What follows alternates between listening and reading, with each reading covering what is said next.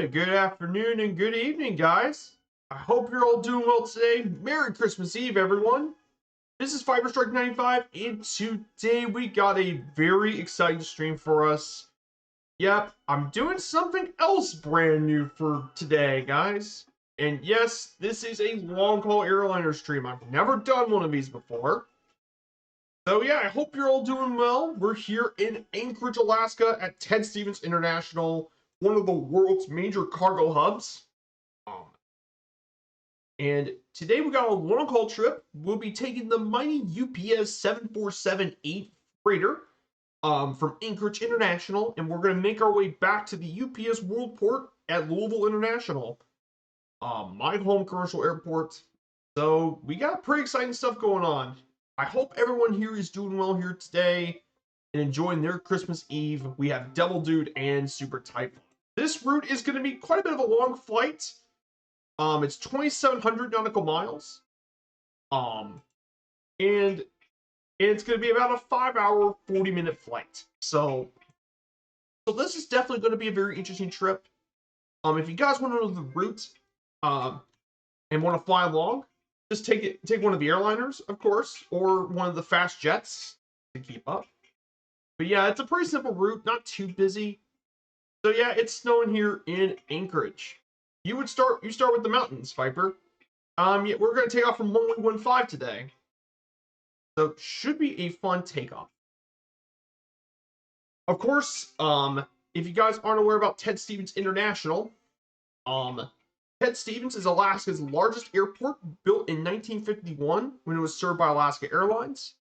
During the Cold War era, the airport's nickname became the Crossroads of the World due to it being a stopover for passengers flying between Europe and East Asia, because at the time, Chinese, Soviet, and Eastern Bloc airspace were off limits, and the jets and wide-bodies didn't have enough range to fly non-stop, so many carriers made their way to the Pacific, including Scandinavian Airlines, Japan Airlines, Air France, Lufthansa, and even Korean Air have used it too.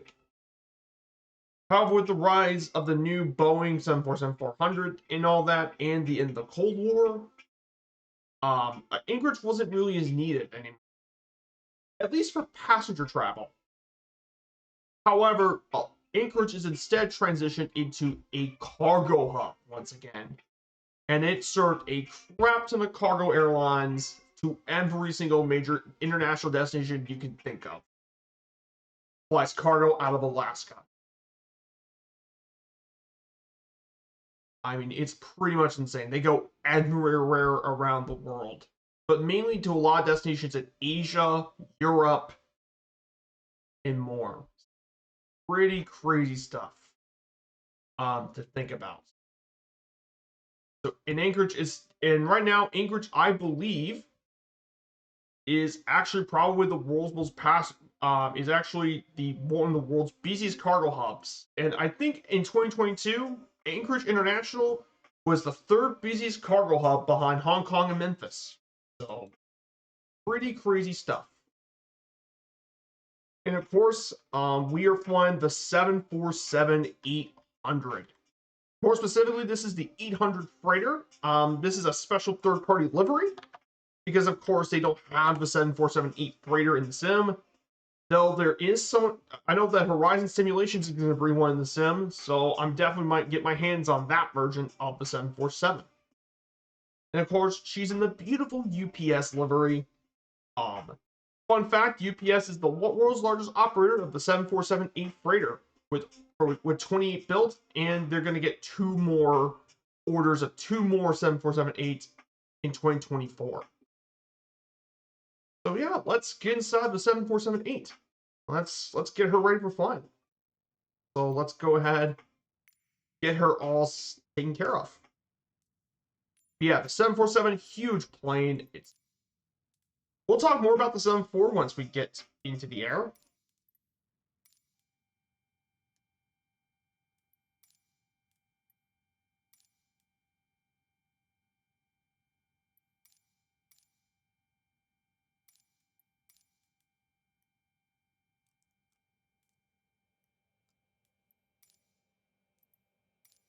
Let's go ahead and do all the pre-checks.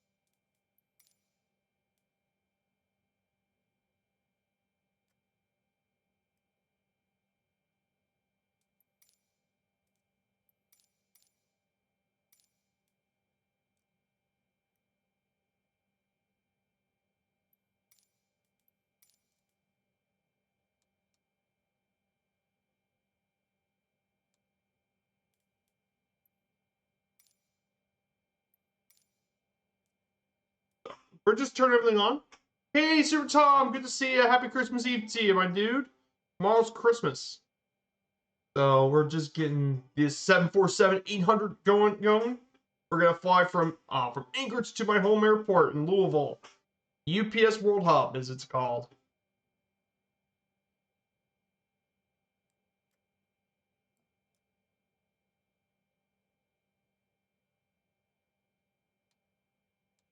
Okay, she's already on. Hydraulic command switches is off.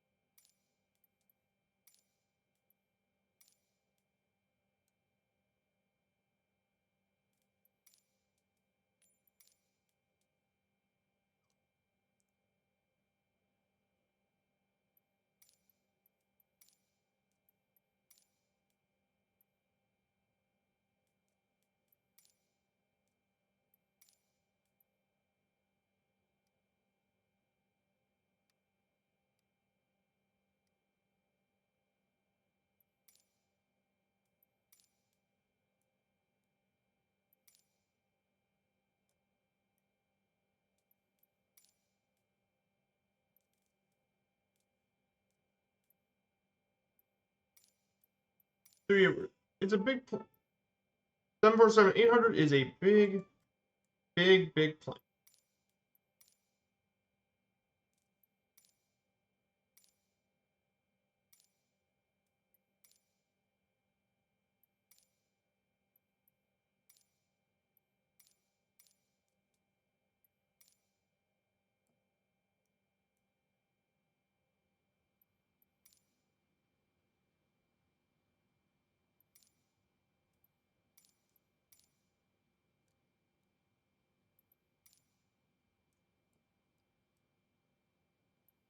So we're just getting everything set up. Like I said, she does take a little bit of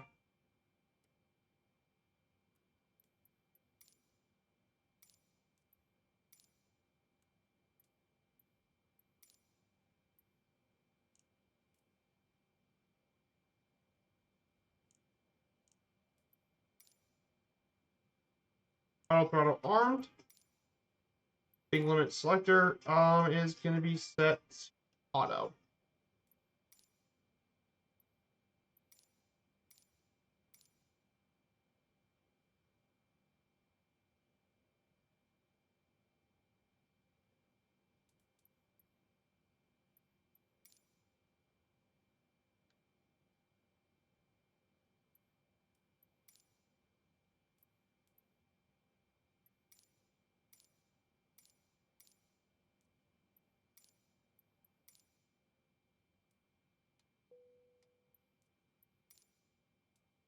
And TCAS is standard.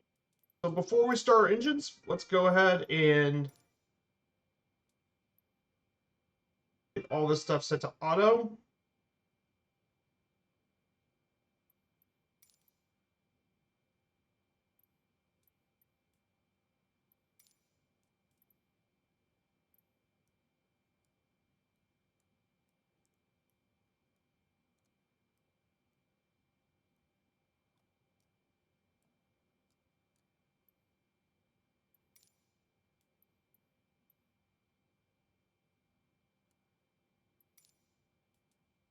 And then before we get everything started and get ready to get going,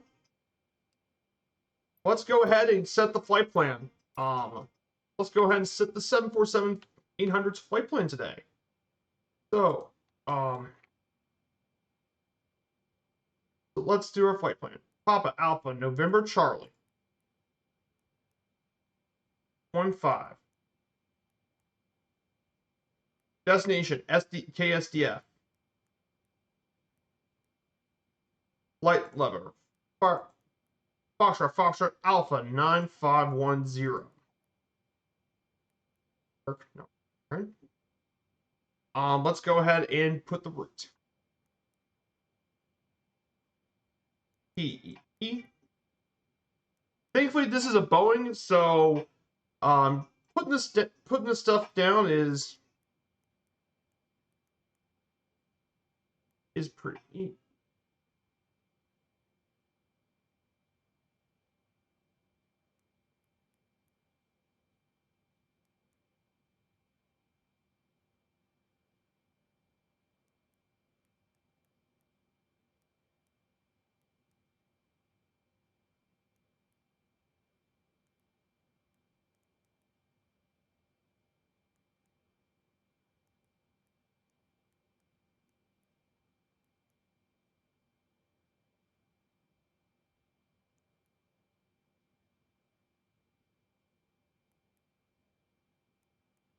Make sure everything works.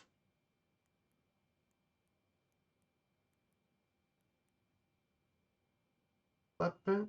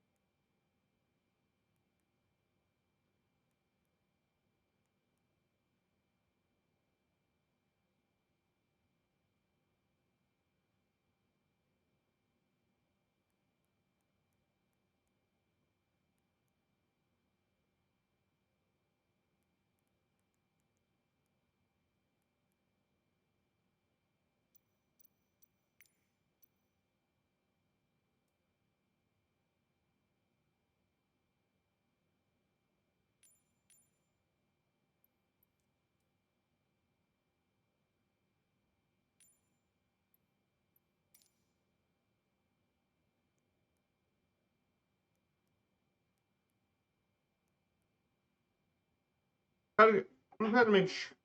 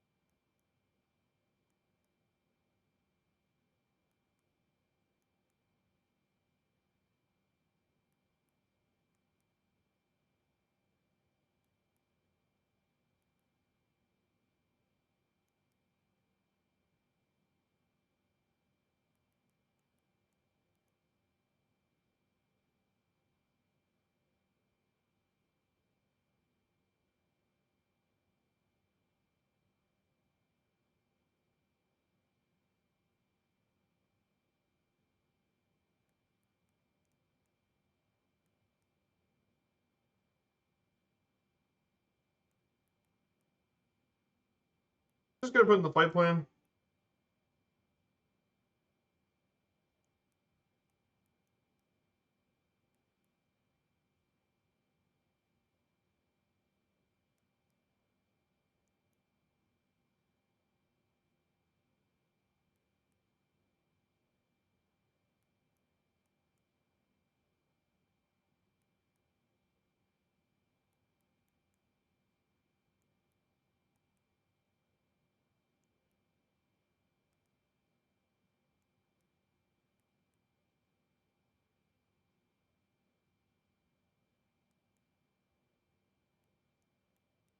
Okay.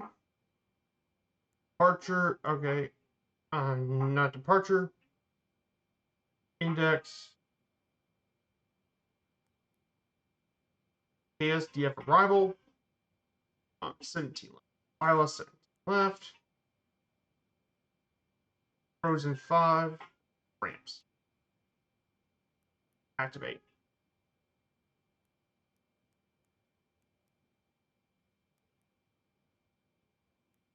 Yep. Okay. Here's your reference.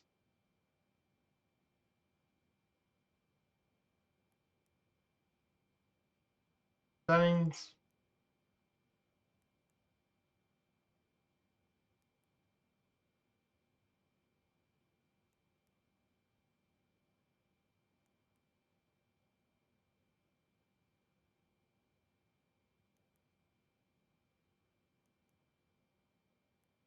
Guess I can go back.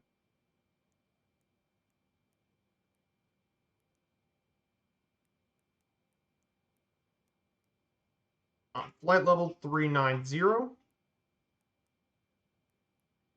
Cost index 3. 20.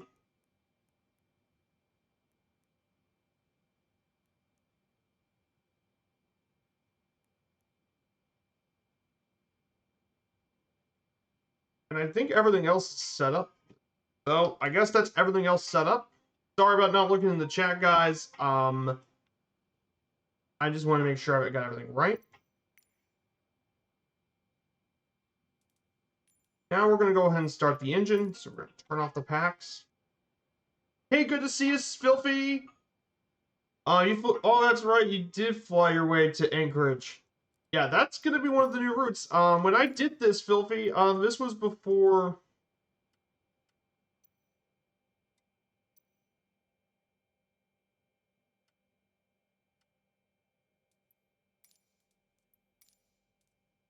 Oh, switch.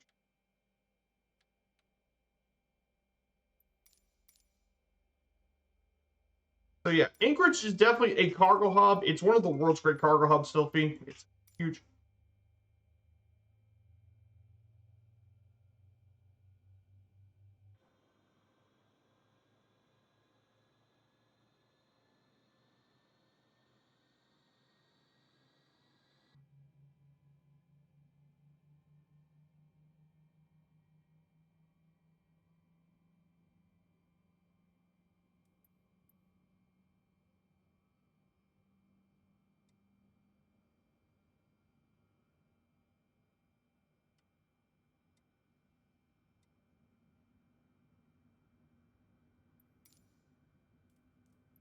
So we're just gonna get everything started.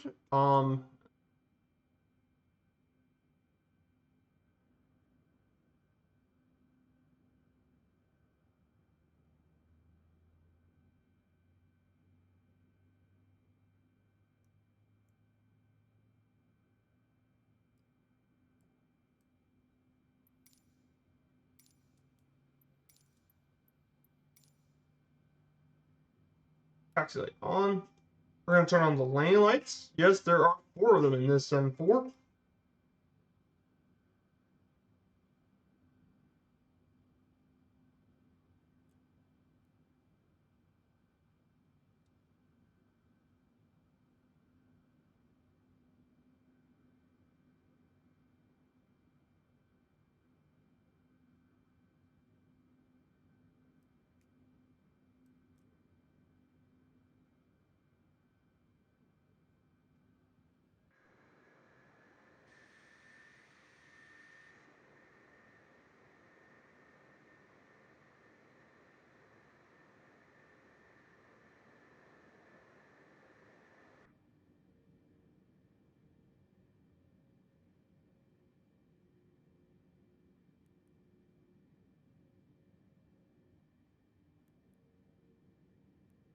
Takeoff is gonna be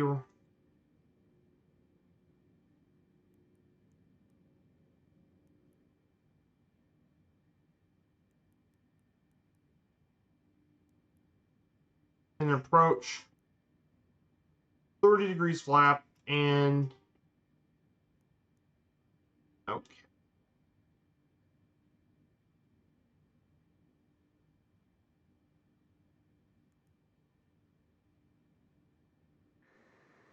So guys, let's go ahead and get her taxied.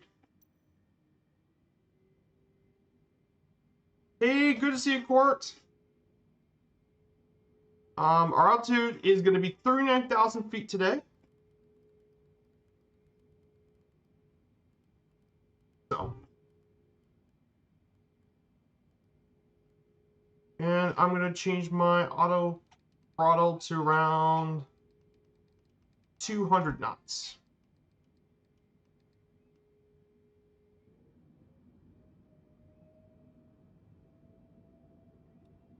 Nav, LNAV, and VNAV. Arm them both.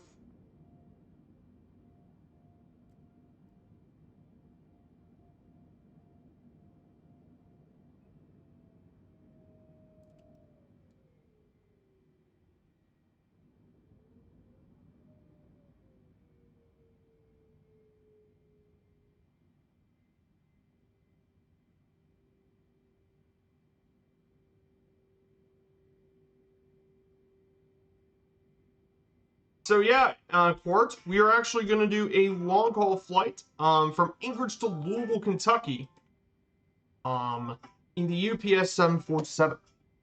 So let's go ahead and get this ready to take off.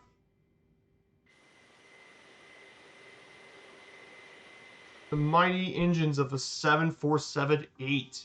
Absolutely.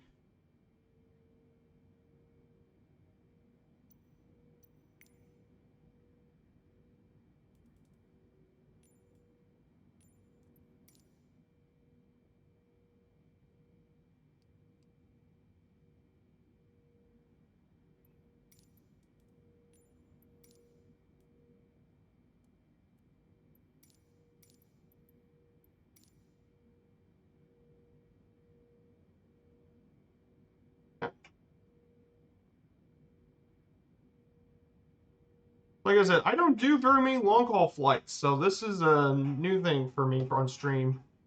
Like, I've done long flights before, but haven't done so in the 747. So.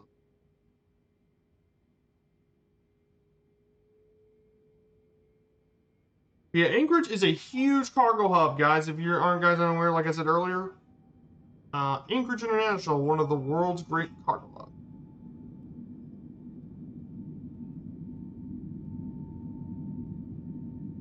Toga, full power. We'll start rotating around 150.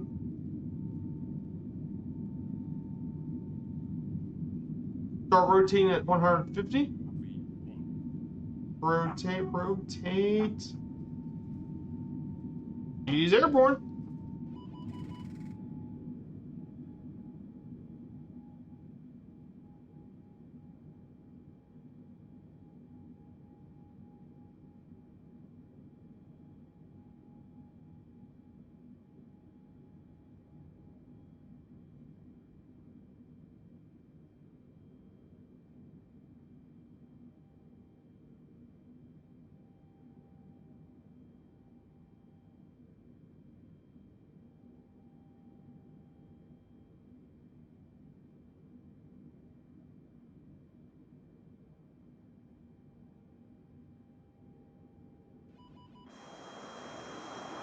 And she's airborne. The 7-4's.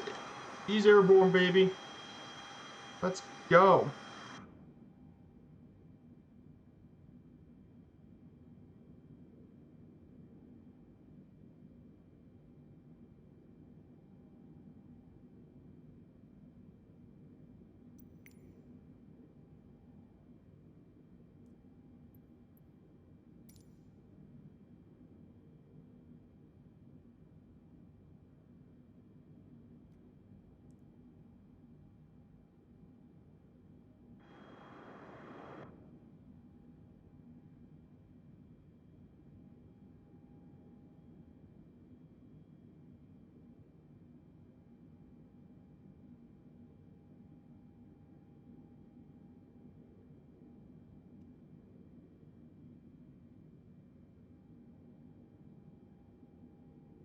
So yeah, we made our way over to out of Anchorage.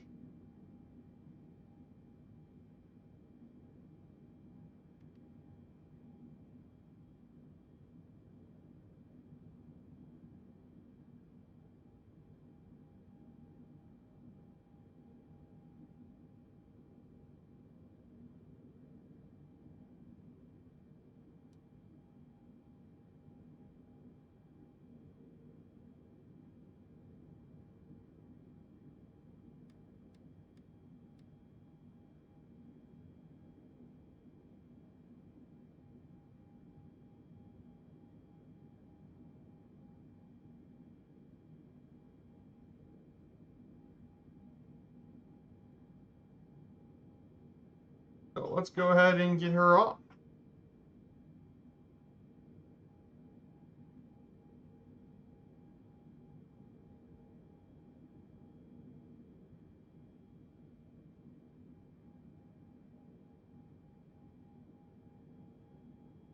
So yeah, we're just gonna wait until we get into the air with the.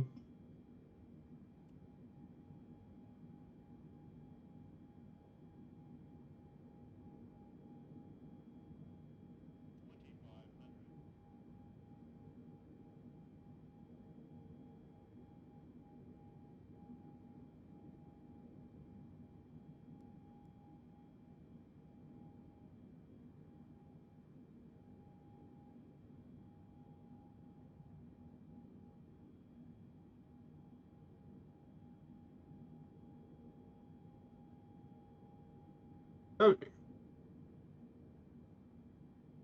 The engine generator isn't flicking for some reason. I think they're...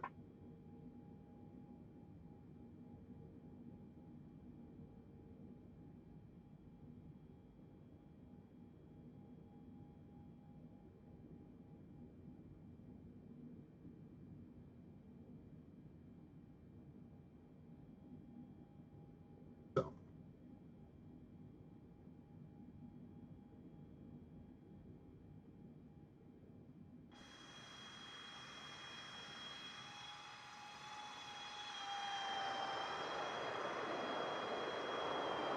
The beautiful 747-800 livery. Oh man, isn't the 747 a mighty bird? Yeah, so don't get to do this all as often, you know. Find in a plane as mighty as this thing.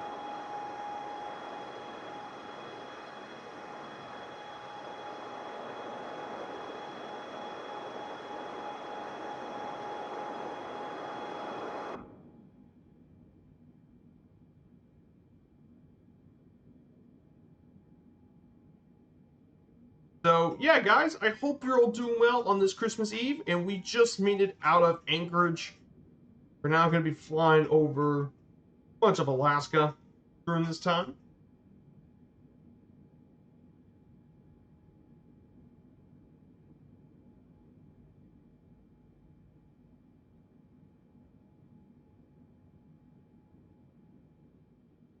And I mean, look at the landscape. Holy moly, the landscape here is just absolutely stunning. Here in beautiful Alaska. Stunning area of the world.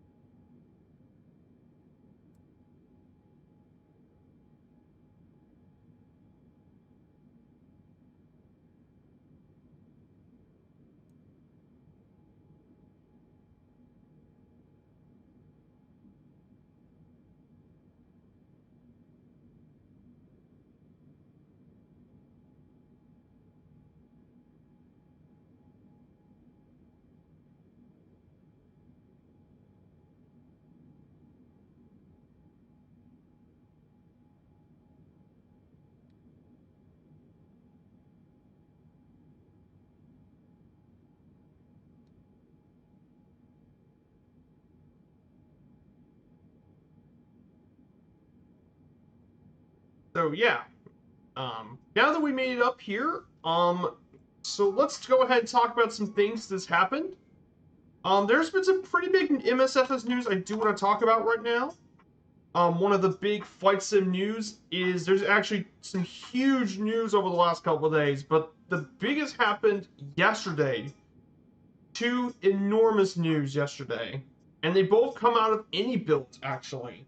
First is that AnyBuild has announced the development of the Airbus A350, which is Airbus's newest airliner, set to release in 2024. They're going to build both the 900 and 1000 variants of the A350,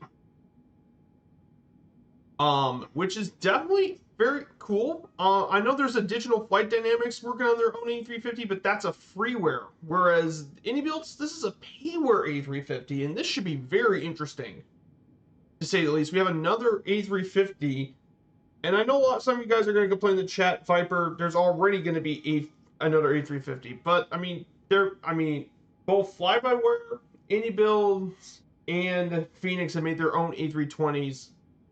And Latin VFR, like if they can make all those A320s, there's no reason we couldn't have multiple A350s. But it's going to be a very, very exciting release. So if you guys like the more modern Airbuses, should be very exciting. They're also going to bring out the scenery for Abu Dhabi and Lee Bradford's. And coming in December 26th, the Airbus 300-600R is going to be released. So this is going to be some very exciting time if you're a fan of Airbuses. And the last bit of AnyBuilds news this week is that the AnyBuilds A380 project is going to be rebuilt from scratch and be released exclusively for Microsoft Flight Sim in 2024 as well. So yeah, they're going to create their own A380 as well.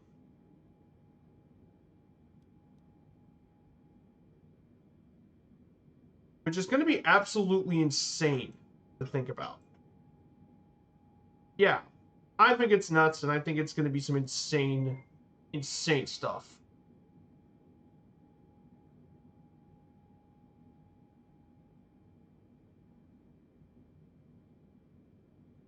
Just insane bit of news.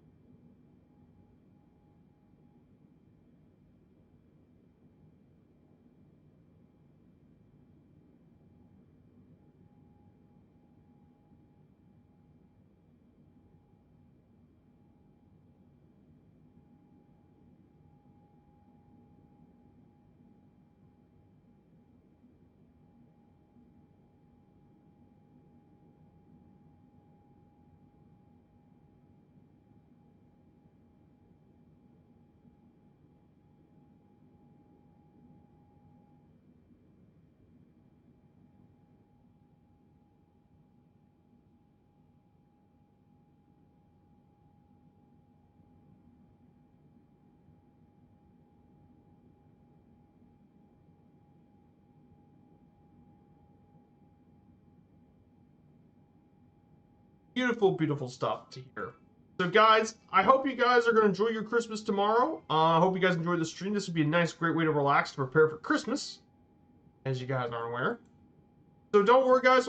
I'll have something to do during this time. We'll have plenty of games and stuff as well. We'll be playing trivia and maybe a few games like Wordle, GeoGuessr. We'll play plenty of those games along the way with us for this 5-hour, 40-minute flight.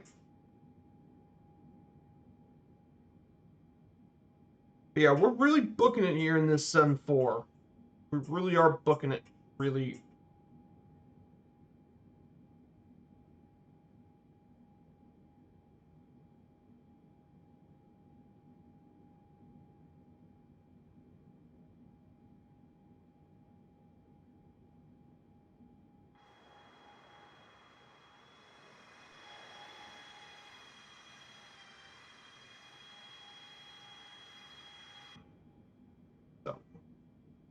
So of course we don't know about Alaska. Alaska is the largest state in the United States in terms of land area.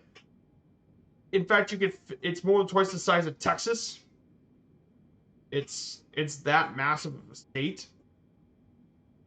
Um, it's got more land in total area than Texas, California, Montana put together. It's the third least populous U.S. state and the most sparsely populated U.S. state with 736,000 people. Most of the populous territory is located north of the 60th parallel. The state capital is in Juneau, which is the second largest city in the U.S. by land area.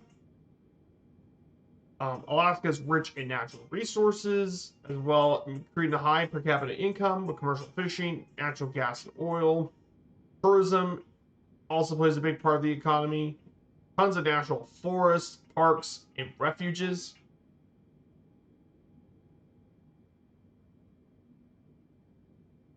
So Alaska, definitely a very cool state to live. I got to visit Alaska last year, and I'm going to be visiting again next year. Beautiful state. Highly, if you love nature, do definitely check it out.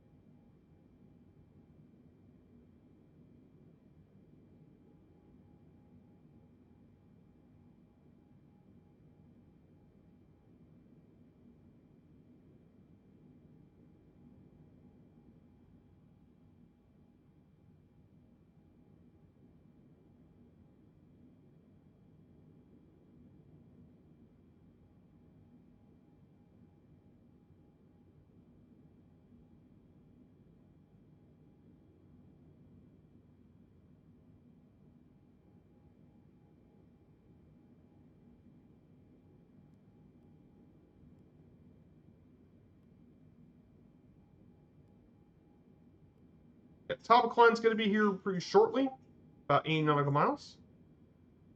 So yeah, we got some pretty cool stuff coming up for our flight plan. So I do have some important announcements for next week's streams. So next week is going to be an important time for our streaming stuff. So on next Wednesday, I'll post it here. So next Wednesday, this week is going to be the last week of our traditional schedule. So on Wednesday, we will be on Firefly Air. We'll be checking out our new hub here in Pittsburgh.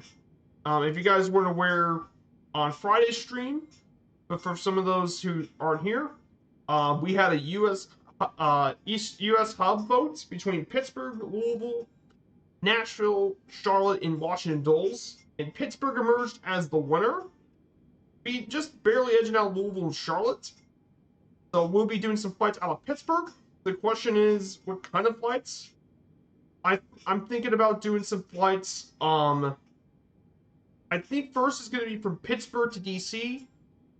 Then from Washington Reagan National back to Pittsburgh, and then finally for one last flight, I'm going to do Pittsburgh over to Detroit. So I'm going to be doing 3 flights today, 3 flights, and then on Friday will be the last G8 stream for as of right now, because we got the World Tour set up. So that Friday is going to be turned into one of the World Tour dates. We'll be flying from Pittsburgh once again, our new hub, and we'll make our way to Philadelphia. We'll be checking out State College, Pennsylvania, the capital city of Harrisburg, and of course over the historic city of Philadelphia. And that way you guys can enjoy some beautiful, beautiful stuff. And of course, Sunday next week, the start of our Around the World tour. We'll be flying from my home airport at Kilo Juliet Victor Yankee in the CJ4. We'll make our way down to beautiful West Palm Beach. We'll be making our way down to Florida, so we can set up for a 2-stream trip to the Bahamas. And that will take 2 streams, but we'll check out a lot of the islands of the Bahamas, but mainly the major islands, including San Salvador Island, where Christopher Columbus actually set foot in during his trip down to the Americas. He actually stepped foot in the Bahamas. So it will be a 2-stream trip. We'll check out most of the islands in the Bahamas. So yeah, that's next week's streams, guys. And if you guys want to check that out, that will be on the Discord, if you guys are so interested. And it's just like.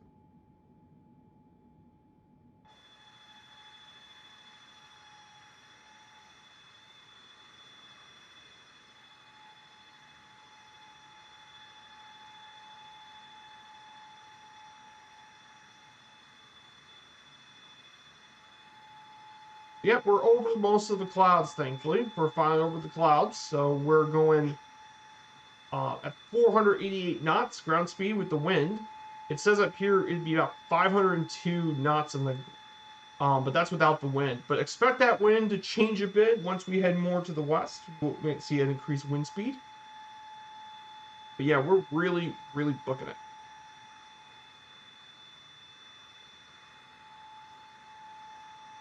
All of a sudden, Ford and her mighty engines, they just go really impressively.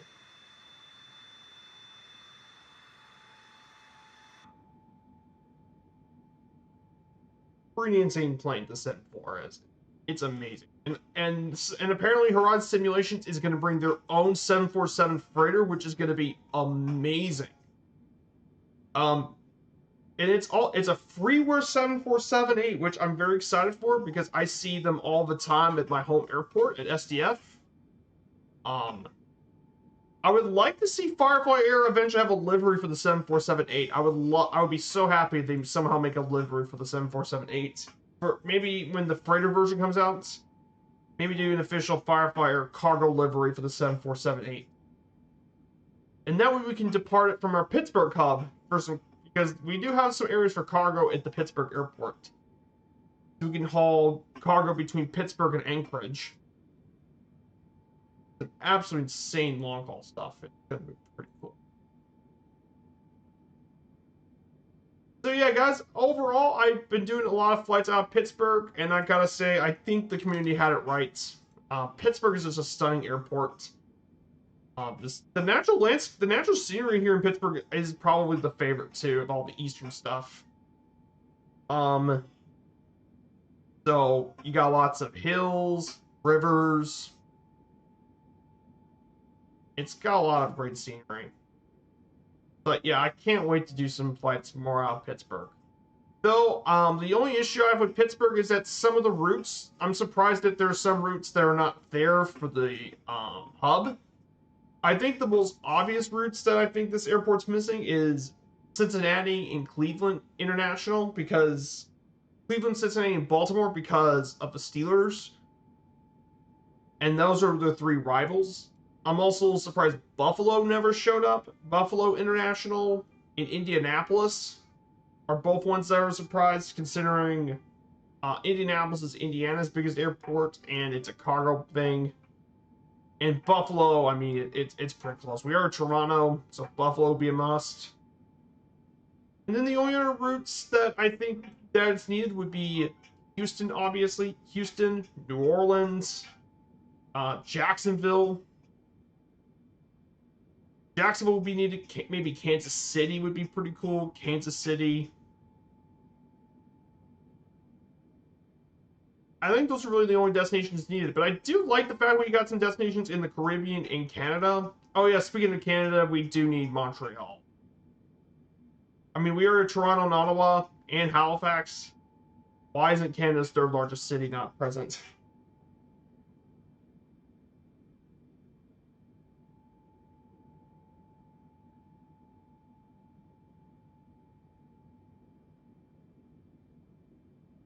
The ground speed 504 knots. They're still blasting so quickly. So guys, let's go ahead and try. Let's see if we can find some games we can play. Let's go with GeoGuessr. Haven't done one of these yet.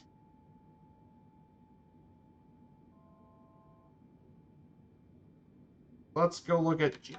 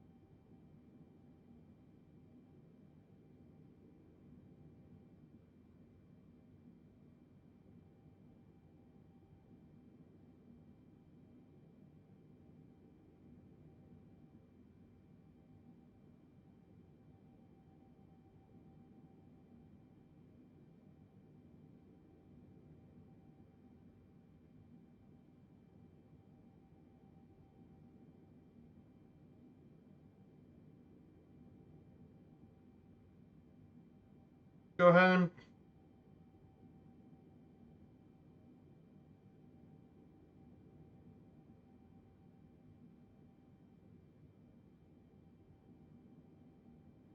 There we go. Let's play some game.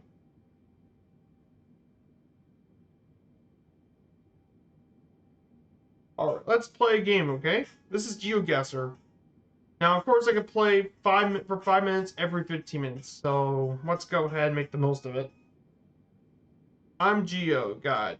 Travel, you need money, earn money by guessing where you are.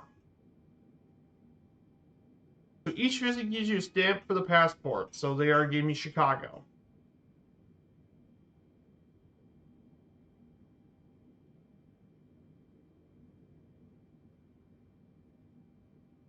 Level 1.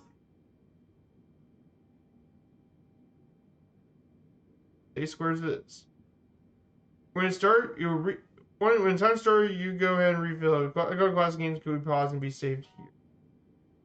C squares.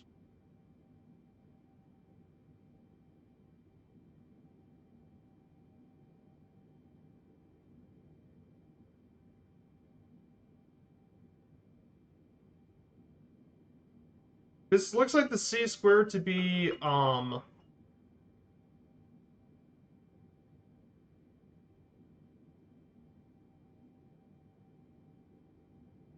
this doesn't look like Rome. It may be Naples. Let's see.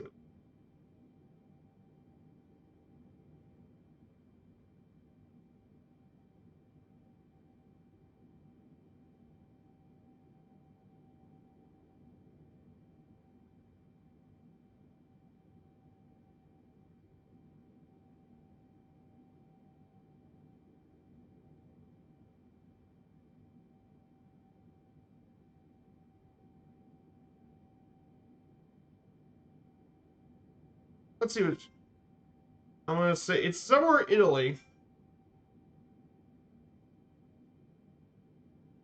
I'm gonna say. Oh, I think it may be somewhere.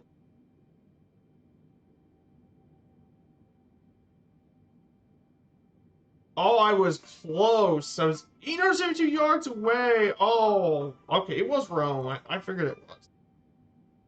I figured it was. It was Rome. I figured it was.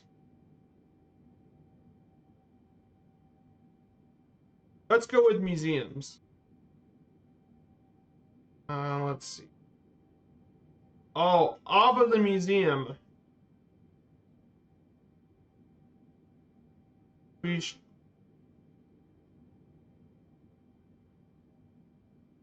I think that's somewhere in Stockholm.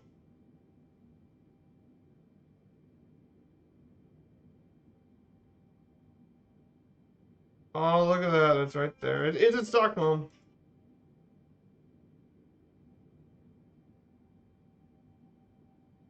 It's in Stockholm. Let's go with stadiums. Something I know very well.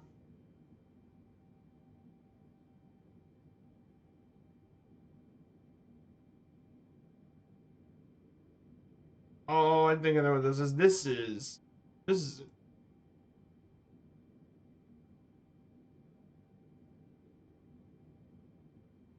San Siro. I think that's in Milan, I believe. Or is that?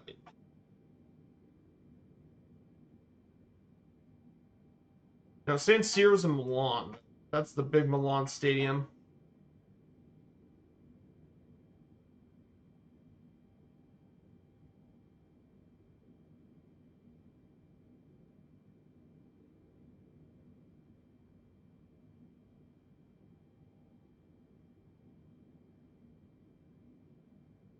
Yeah, San Siro. That's in Milan. Towers or beaches? Towers. Oh, that's easy. That's the Space Needle in Seattle.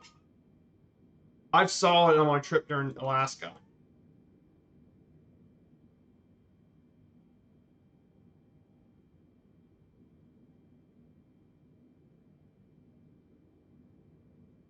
And bridges, finally.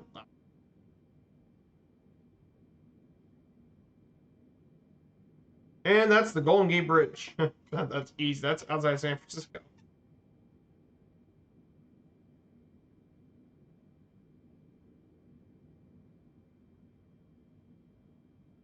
At 4 points.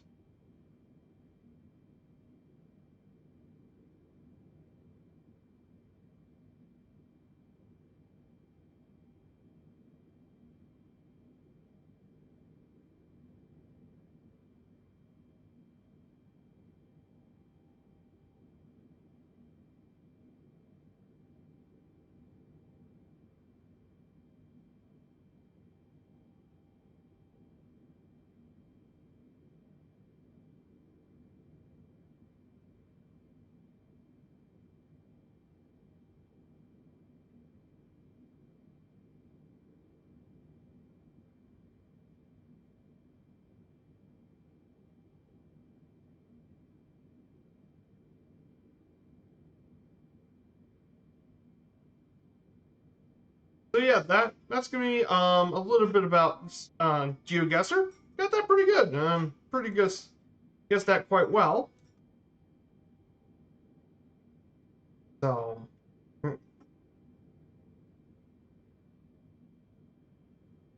so as of right now, we just cleared over the scenery. So let's check outside of our beautiful 74700. Oh my, wow, look at the scenery, guys. Over the beautiful landscape of Alaska.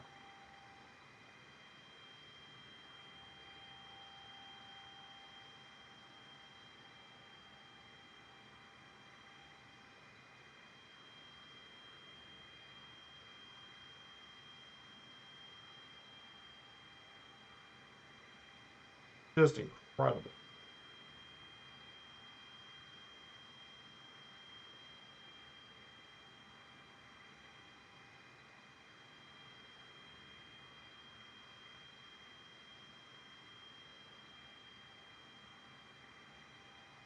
Just stunning. I mean, the scenery here is amazing. Just holy moly, this sim.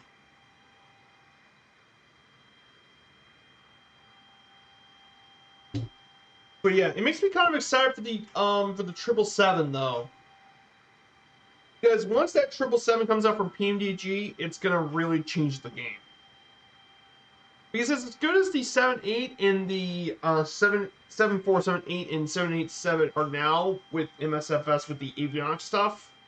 Oh man, when the 777 comes out, or the A350, A380, oh, it's gonna change the game for Boeing fans.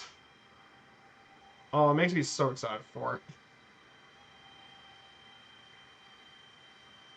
So, pretty big deal, obviously.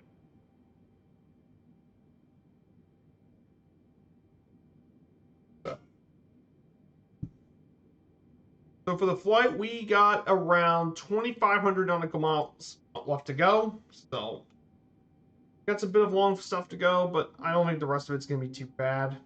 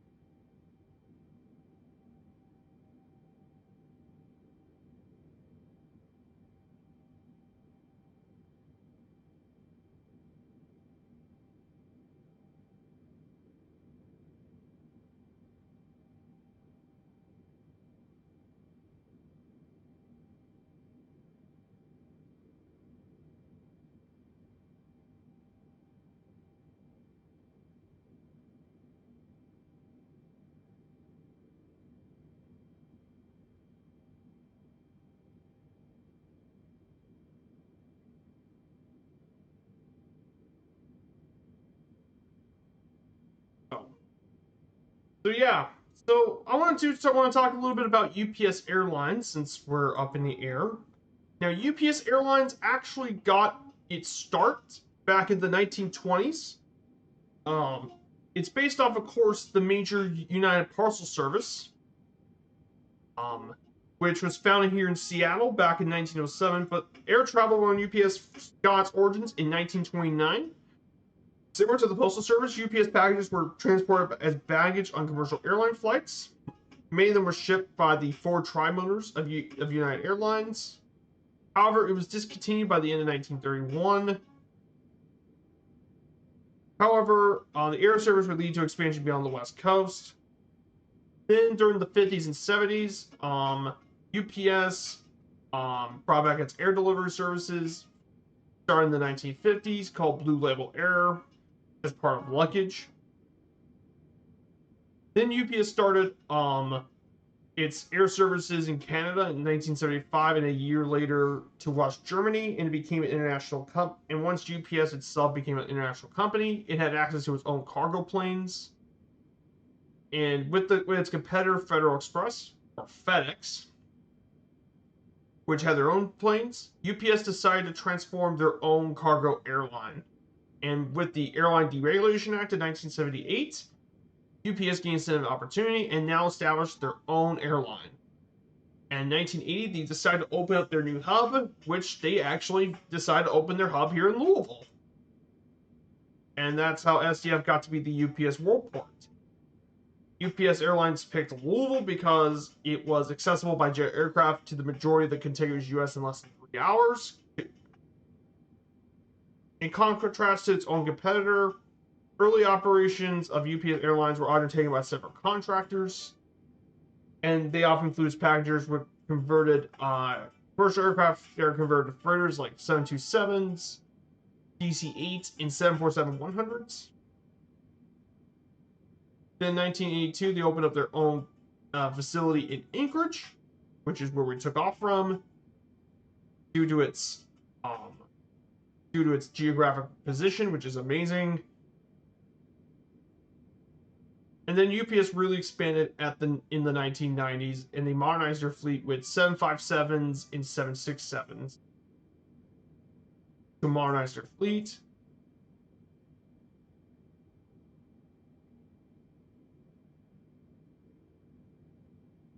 And then they could do then they did cargo flights out of, well, Cologne, and expanded their network to more hubs around the country, like Rockford, Philadelphia, Dallas, Columbia, South Carolina, and Ontario, California.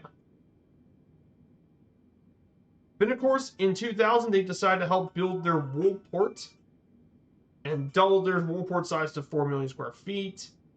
And then they also acquired more services around the world, and doing several around the world flights from Louisville to European destinations, Middle East, and Asia, as well as more fleets with Airbus 300s, MD-11s, and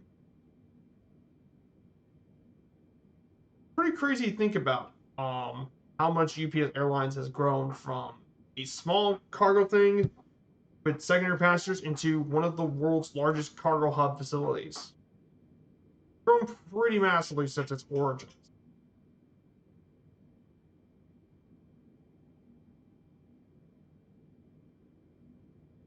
So,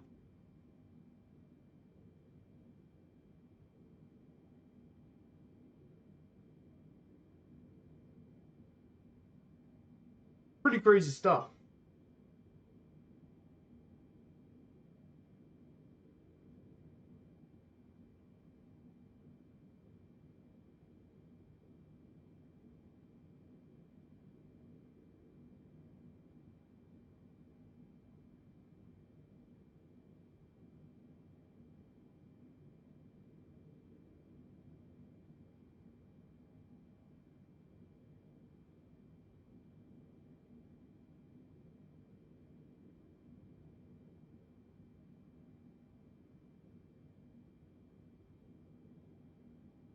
So UPS Airline has had several hubs. Of course, the main hub is Louisville, obvious, is the Worldport.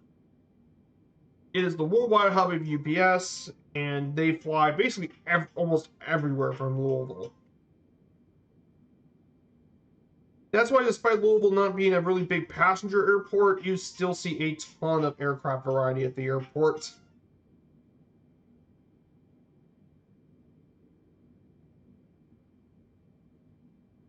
But they got hubs in other places. They got one in Rockford, which is actually the second largest UPS hub by daily planes. Chicago Rockford. They also have one in Columbia, South Carolina, which is mainly for the Southeast. Then they also got one in Dallas for the Southwest United States.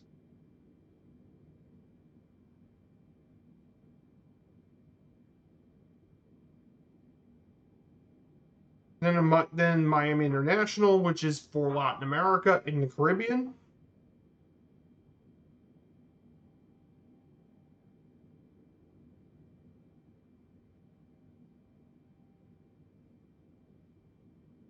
Then Ontario, California, which serves the West Coast.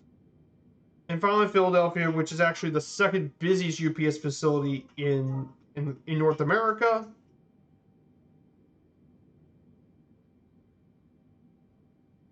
So,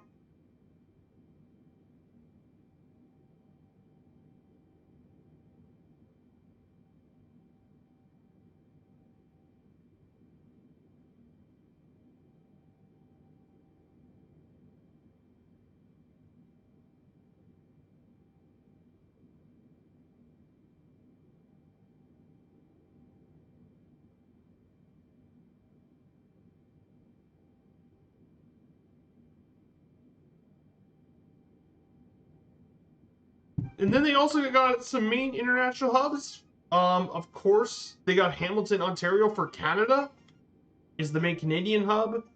They got a hub in Puerto Rico. And then obviously they got their big European hub in Cologne, Bonn, which is now a handcrafted airport of one of the city updates. Then they also got East Midlands in the UK.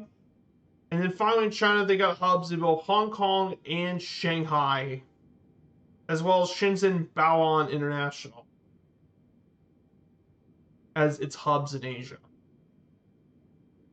Definitely got that to consider. And then finally, UPS Airlines fleet, our all-jet fleet of 290 planes, including 52 E300 600 RF,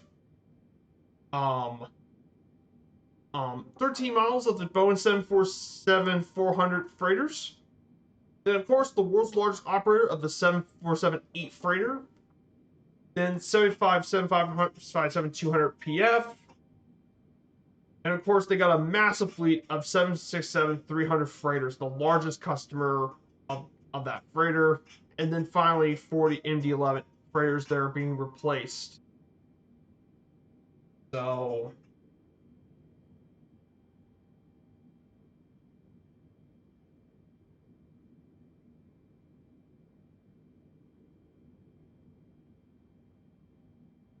yeah, definitely a pretty.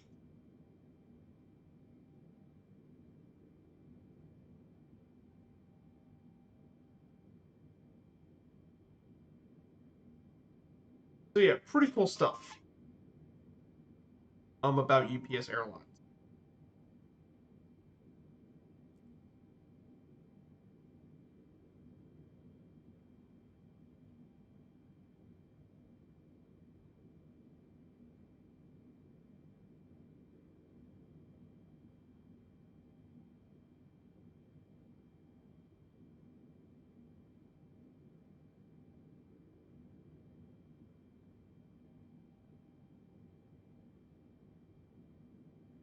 So I wanted to ask you guys in the chat, if you guys have any really cool plans for Christmas.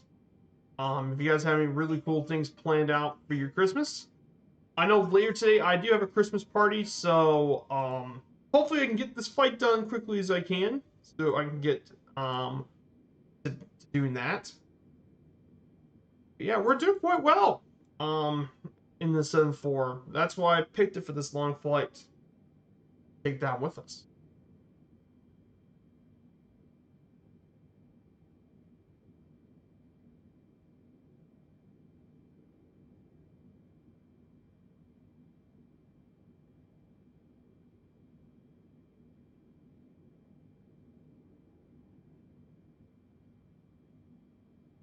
But yeah, they're not the only cargo airline service in the world, obviously. Of course, you have FedEx, which is operated out of Memphis. Memphis International is the world's busiest cargo hub.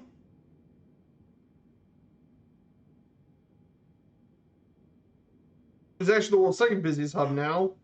Hong Kong has now just surpassed Memphis.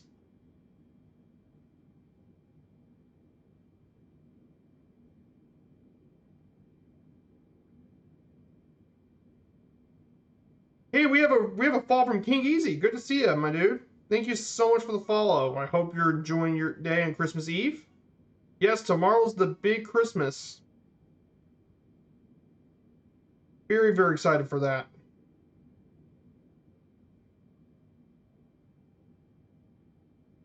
Very, very excited as well. So yeah, we're flying the 747. We're doing a long haul cargo flight from from Anchorage to UPS's Worldport here in Louisville, Kentucky. 2,700 nautical hour flight, 5 hour and 40-minute flight time. So we got a bit of a long haul to do.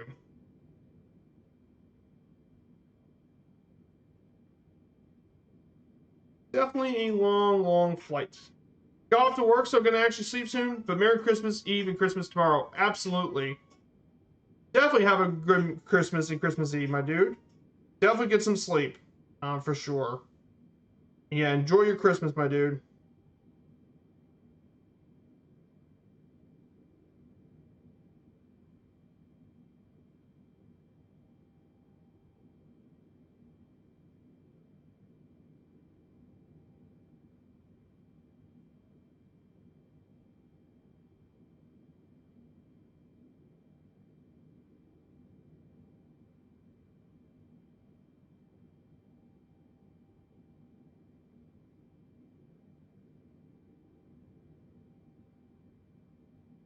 Definitely enjoy your sleep, my dude. Get some rest. So, we're now making our way over to, we just now entered British Columbia, one of Canada's most beautiful provinces, British Columbia.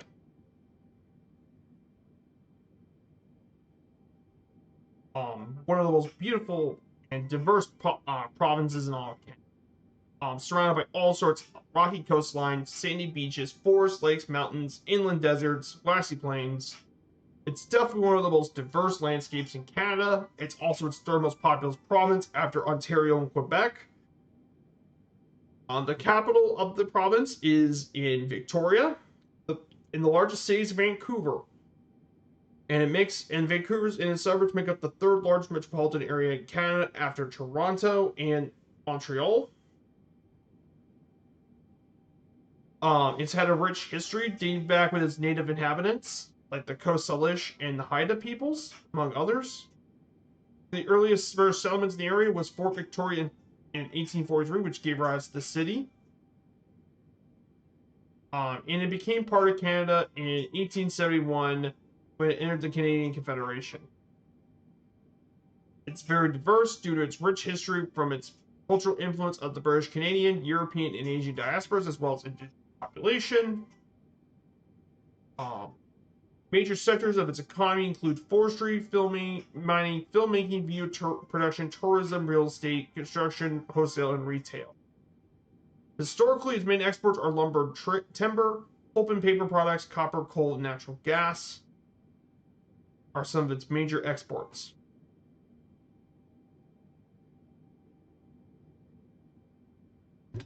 So, definitely British Columbia. It's definitely a really cool place to visit. Ah, nice. Yeah, I flew it over many times in the Sim King Easy. British Columbia is absolutely stunning. It is definitely probably my favorite area in Canada to go fly in the Sim. BC, I mean, you can't go wrong with British Columbia. It's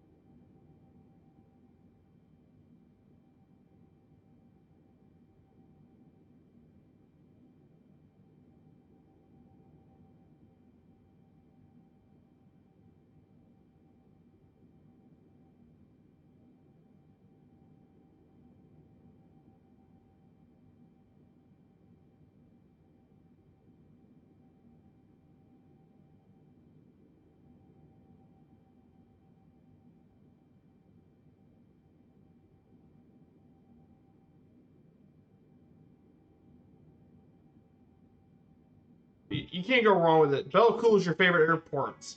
Ah, nice. Yeah, it's definitely nice. So if you're interested in joining on in, King Easy, we got a Discord. I got my Discord set up. I stream here 3 days a week on Wednesdays, Fridays, and Sundays. Here on Twitch. So, on Wednesdays is usually my virtual airline streams, and then as of right now, um, Friday and Sunday are general aviation streams. So that's going to be starting to change next week. Because next Sunday is going to be my next around the world trip. I've already did one earlier in the year, with the Britling DC-3 from Geneva. We went around the world in the DC-3, and now we're going to start on another one next year, which is going to be pretty awesome. So, if you're interested in that sort of stuff, I have my Discord. If you're interested.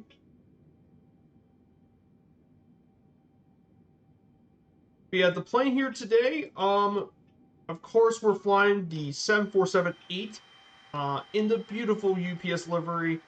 I see plenty of these 747s from my home airport at SDF. I live around the area, I kid you not, so that's why I wanted to do this flight.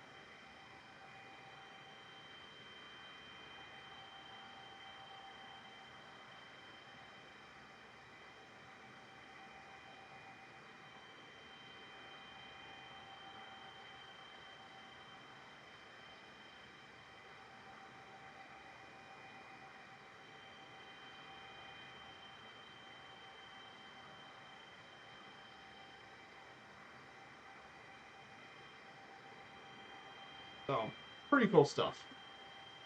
Yes, absolutely. Of course. Yes, it is indeed open for multiplayer. Of course. That's a great question. Yes, it is indeed. It is definitely going to get open for multiplayer. Yes, it is going to be a group flight. It will be open for multiplayer. We're going to be doing group flights. We'll be flying in all sorts of planes for this next one. And it's not just giving limited GA. We'll be flying sometimes military jets. Sometimes I may whip out the airliner or two. Mainly the 7.3s, the 7.5, in the ATR, just because. But because there are going to be some places that would be much more enjoyable with an airliner, so we can get more focused on that. I mean, looking at you, Oceania. Looking at you, my dude.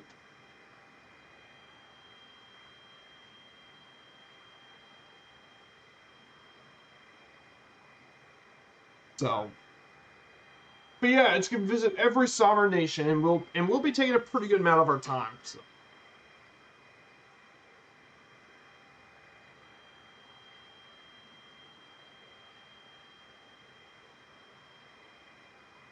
What day do you think that'd be? Well, it's gonna be next Sunday, my dude. King Easy, it would be on next Sunday, actually. It's one of the events on the Discord.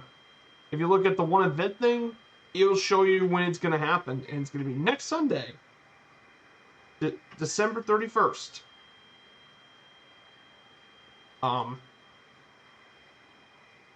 It's going to be New Year's Eve, actually. So it's going to happen that day. No worries, my dude. I'm happy to help. If you have any questions about what goes on, just let me know, okay? I'd be more than happy to do my best to answer all your questions. Don't worry too much.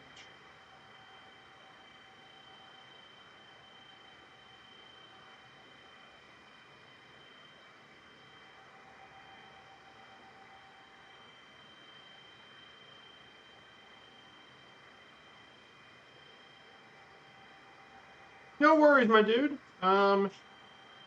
Yeah, if you have the time to make it, make it. If you don't feel like you can make it, don't worry about it. Just like I said, I'm very chill, and I always take my time with it, so don't worry about yourself too much.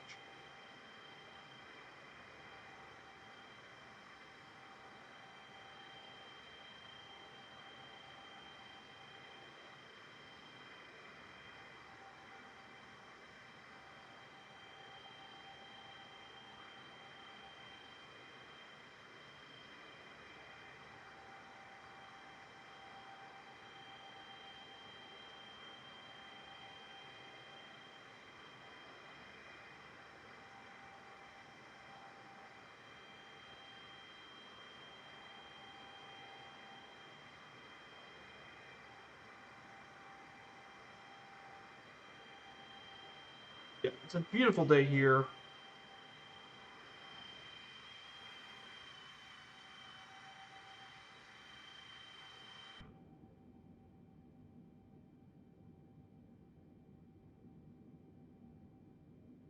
Yeah, this is going to be a long flight, by the way.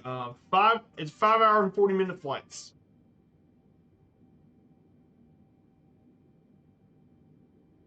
But yeah, UPS does a lot. And by the way, guys, if you're not aware, on Flight Radar, they do a lot of these flights between Anchorage and Louisville. Like they do tons of these flights every day, not just in the 7.4s, but the 7.5, but in the 7.6s as well. They do tons of flights to Anchorage to Louisville. It's one of the most common routes.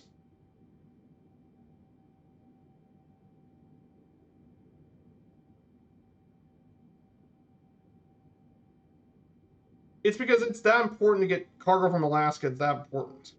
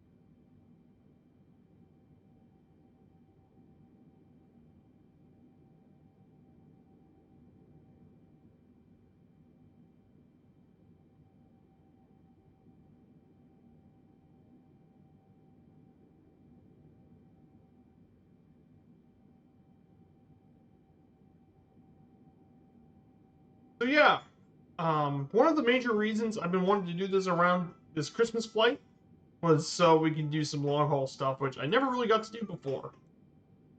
Some of these are going to be quite important to take in part. So, British Columbia, for one, is one of the most geographically interesting regions in Canada. It is Canada's third largest province after Quebec. Quebec is actually the largest province, followed by, I believe, the Northwest Territories are the two largest provinces.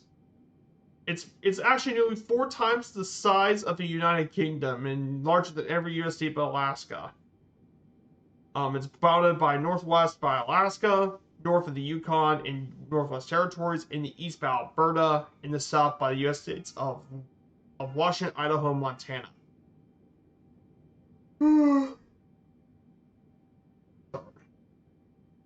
The physical geography of the place is divided by 3 areas: the interior, coast, and lower mainland. They are broken up by a loose and often overlapping system of regions,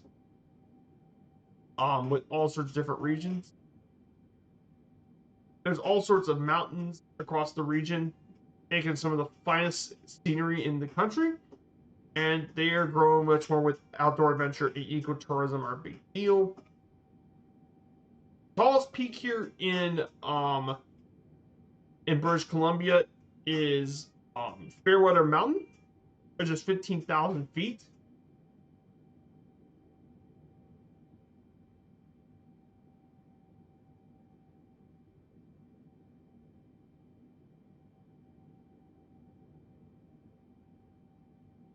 Also, apparently, a lot of people don't know this, but British Columbia is actually home to a huge area of volcanoes. It's part of the Pacific Ring of Fire. But most of the mountains are dormant, so they don't worry about volcanoes near as much. But do be aware that they're actually still part of the Ring of Fire. High amounts of volcanic activity.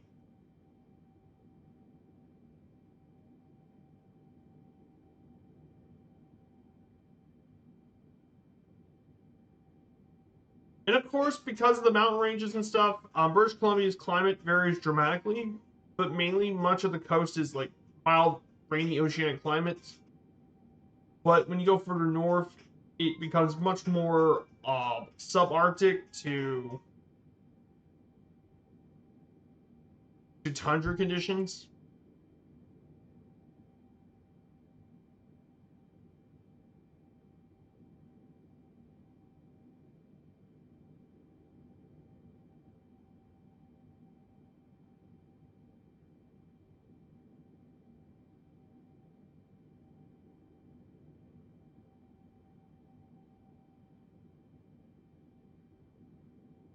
So do keep that in mind in British Columbia.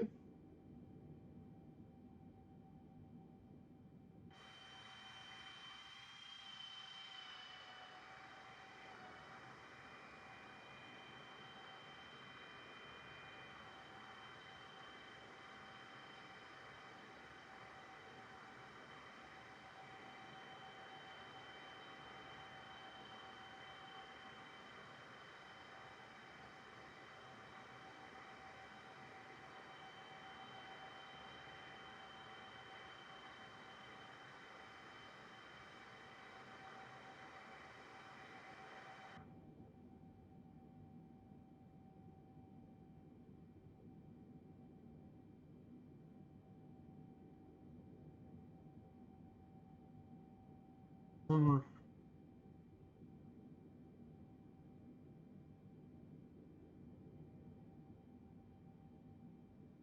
Beautiful, beautiful landscapes today.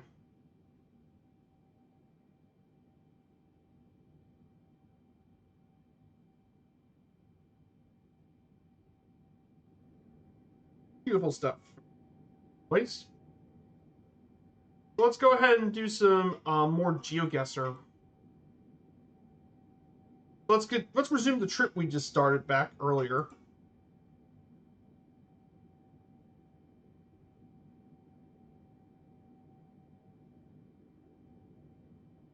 Let's go level 2. Let's go historical buildings.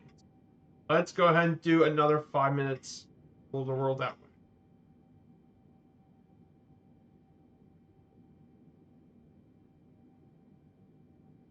This is Alcatraz. This is in San Francisco. If you guys never been to Alcatraz.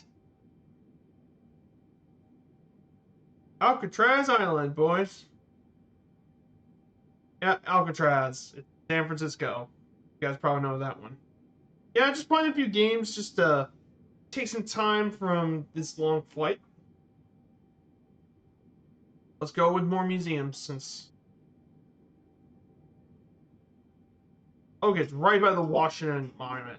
So I believe this is the Washington Monument.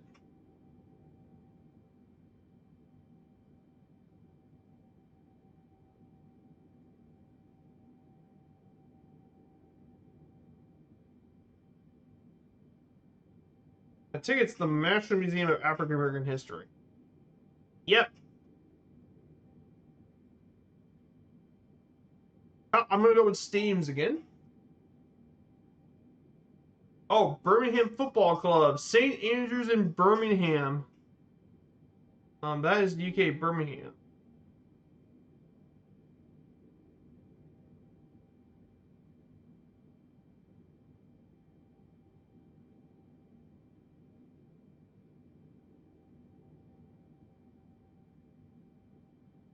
The legendary field of St. Andrews, right next, 36 yards away. Castles. I'm gonna go with Steams again. Let's see. I'm gonna. This here is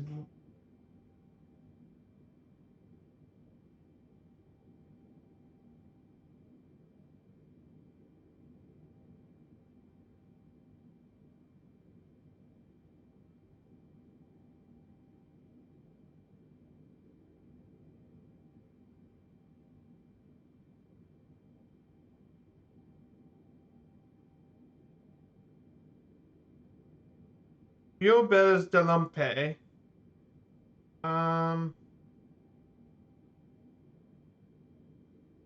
think it's. I might actually get this one wrong.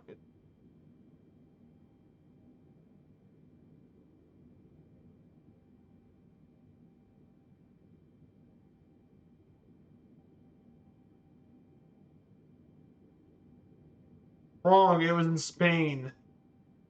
It's Seville. No, I got one. Let's go museums again. Let's see if I know it.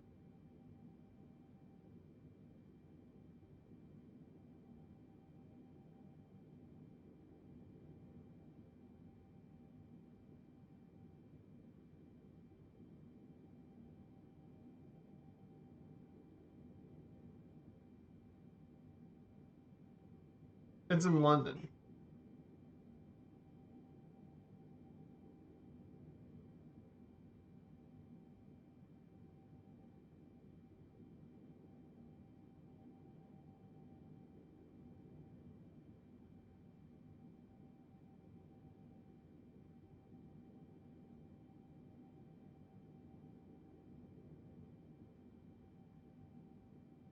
Okay. Oh, 2.3 miles. Oh.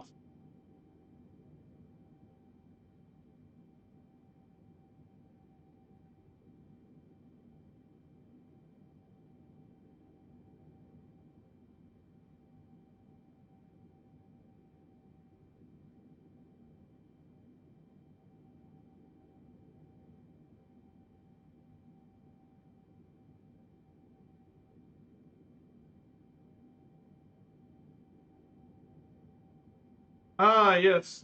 Oh, you drive past all the time. Hey, good to see you. RC3, RC3, RC3. Good to see you. Uh, I'll boost. No worries. I didn't see the chat. I'm sorry. I've been focused on playing that, and I forgot to read the chat. Good to see you. I'm really sorry I didn't look at it. I was just busy with the thing. I didn't check. I apologize. I'm really sorry, my dude. So we're actually flying the 747-800 from Anchorage to Louisville, Kentucky. We're doing a real life cargo haul. And no, it's a just trying to let it in. No worries, my dude. I just didn't read the chat. That's why I apologize. Yep, cargo haul, baby. We're heading to Louisville. In the UPS. If you guys aren't aware, SDF is not only my local home airports, it's also UPS's world hub. So we're doing some long haul stuff. That's what we're doing today. We're just about 2,200 nautical miles away from my home. We're just gonna continue on the long haul.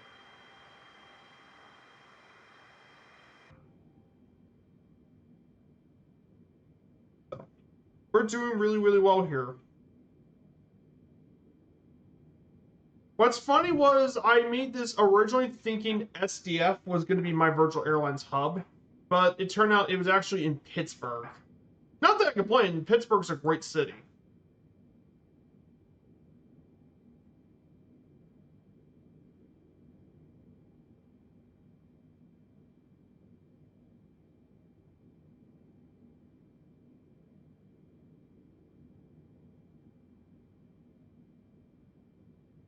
But yeah, there's been a lot of VA flights today on Firefly. Top three things about Pittsburgh. Okay, the top three things about Pittsburgh.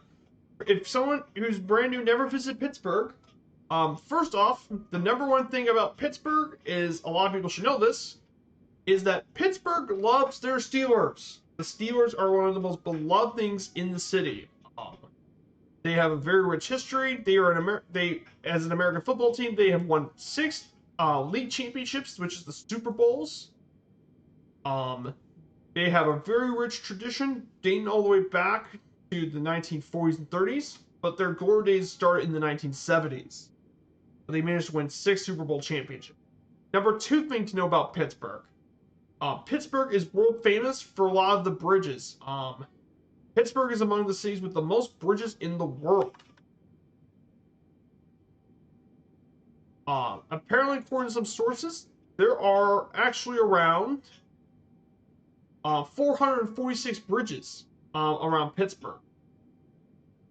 And they need all those bridges because the main city is separated by both the Ohio, between the Allegheny River and the Monongahela River, and it's where they meet the Ohio River. So yeah, you're going to need a lot of bridges to connect to all the destinations.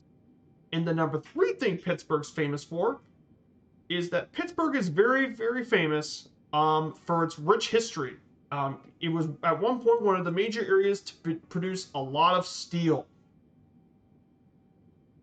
Due to its unique position around the Ohio, Allegheny, and Monongahela rivers and its rich resources, Pittsburgh really grew with the iron and steel industry. And that's how Andrew Carnegie began his start as one of America's great industrialists. So do keep that in mind. Oh yeah, they definitely had a great run in the 90s and early 2000s. Yeah, the Steelers had did that too, under Bill Cowher, who is in the Hall of Fame. Very good coach, and that's why I was happy to see Cowher win the championship back in 05, even though I didn't really like the Steelers beating the Colts. I mean, I was happy for Cowher. He had such a long, decorated career. So good for Cowher. But yeah, their metalwork history is just rich, and that's why Pittsburgh got the name the Steelers. Also, almost all their sports teams are black and gold, which is the color of Pittsburgh. So, no, I'm not reading this off Chat GDP. I actually did research beforehand, but I'm very well aware of it. No, I'm not reading off Chat GDP. I know that Pittsburgh has a lot of bridges and stuff, I believe, but um, but no, I've been doing research with this area, so I already know what Pittsburgh has already got. I've already done plenty of research on that street. So no, I'm not reading. Yeah, it makes sense. Pittsburgh city cars are black and gold, and that's all. I mean, all their sports teams are black and gold. The Steelers are black and gold. The Pirates are black and gold. And of course, even the NHL team, the Penguins, have black and gold. It's literally their colors.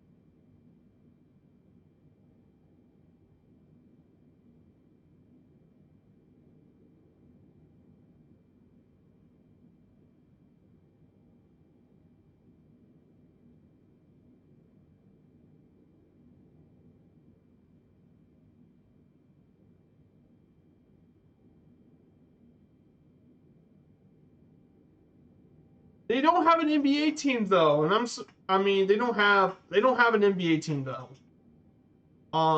Which is kind of surprising. I mean they already have a hockey team, pro football, and pro baseball team. That they don't have a basketball team, which I mean Pittsburgh's metropolitan area is one of the largest in the country.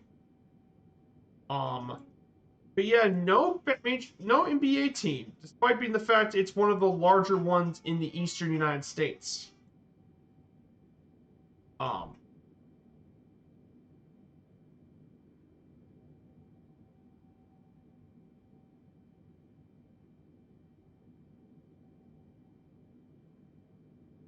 Also, another thing too about Pittsburgh is I know a lot of people think pro sports are a big deal in Pittsburgh, but college sports are a pretty big deal here too in the city, particularly with the University of Pittsburgh. And University of Pittsburgh has been extremely successful um in college football. Historically, Pitt football is one of the most successful programs in college football history.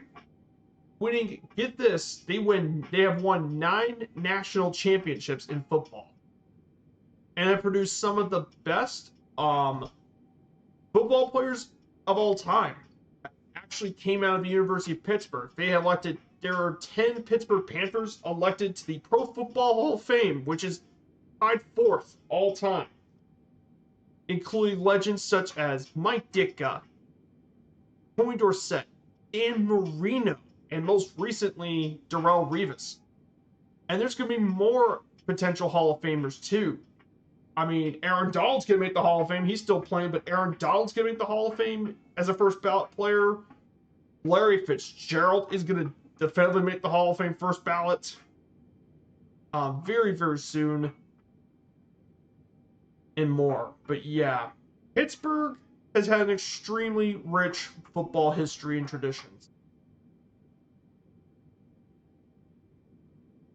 How about them Colts? Oh my goodness, yeah, the Colts this season, man. I mean, guys, if you guys were expecting the Colts to make to be near first place without Anthony Richardson, I would be calling you crazy that the Colts are not only are just they're just tied with the Panthers and Titans. If the Colts win this week, if the Colts win and the Jaguars end up losing and the Texans both lose, um, the Colts could get first place in the South. I mean, all of this despite the fact that Anthony Richardson isn't even playing, which the Colts used their fourth pick on him. I mean, they're winning games with Gardner Minshew. I don't get it with this Colts team. I don't get it. I just don't get it with the Colts. I don't get it. I mean, the Colts this year had some really nice wins, beating the Ravens, knocking out the Steelers. I mean, it's not unrealistic to say the Colts not make the playoffs this year. They could definitely compete for it. They could definitely take the division title. Jacksonville's already lost 3 straight, so I mean, it's pretty insane. Oh, hey, Particle Flight, good to see you. You're flying from Hong Kong to Auckland. Ah, cool. Well, I'm on another long haul flight myself. Anchorage to Louisville, 2,700 nautical mile flight, 5-hour, 40-minute total flight time. So we're making our way over to. We're just in British Columbia right now. The scenery here looks amazing here today. The scenery is absolutely stunning, guys.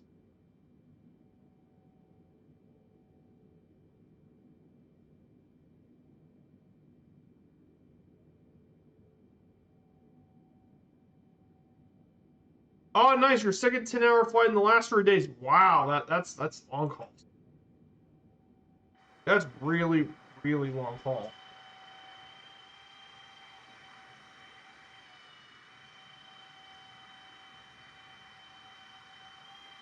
Just incredible. Just incredible, guys, with all the long haul stuff. But yeah, from here on out, though, if I do any more flights to Anchorage, it'll be from Pittsburgh, which is our VA's new East US hub. But yeah, that's going to be next Wednesday. We'll be doing some VA flights out of Pittsburgh. Should be a really fun airport. As, yeah, I do need to try VATSIM at some point, but I need to take it nice and slow. I already know how it works because Two-Tone Murphy's already done a VATSIM series. I definitely want to try VATSIM at some point, but I want to wait until I get better at this sort of stuff first. Before I can try on VATSIM again. Like, I still need to do it. I would like to do it, and would be interested in the future, just not now.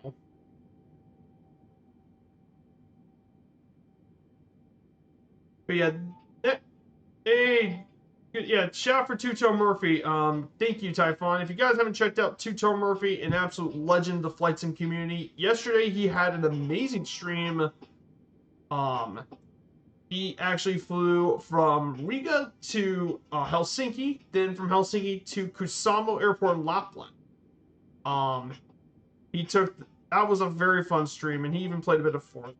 Two-Tone Murphy's a legend. He streams 3 days a week here on Twitch.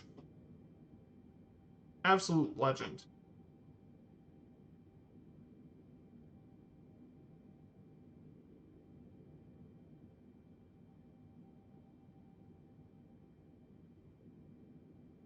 But absolutely incredible sort of stuff. Incredible dude.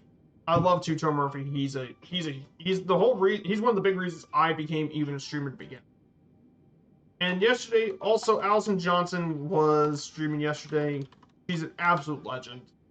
Check out Allison. She's done around the world trips. She's done Emilia Hurt around the world twice. She's done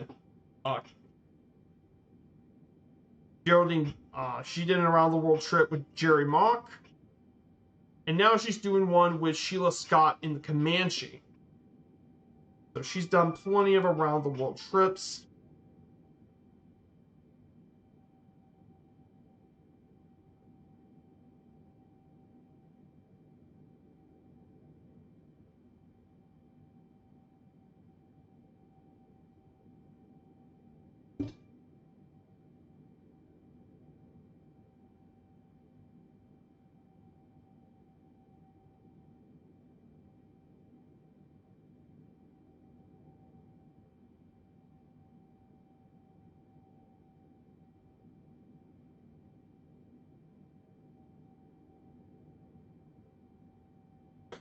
So we'll be making our way down here pretty soon.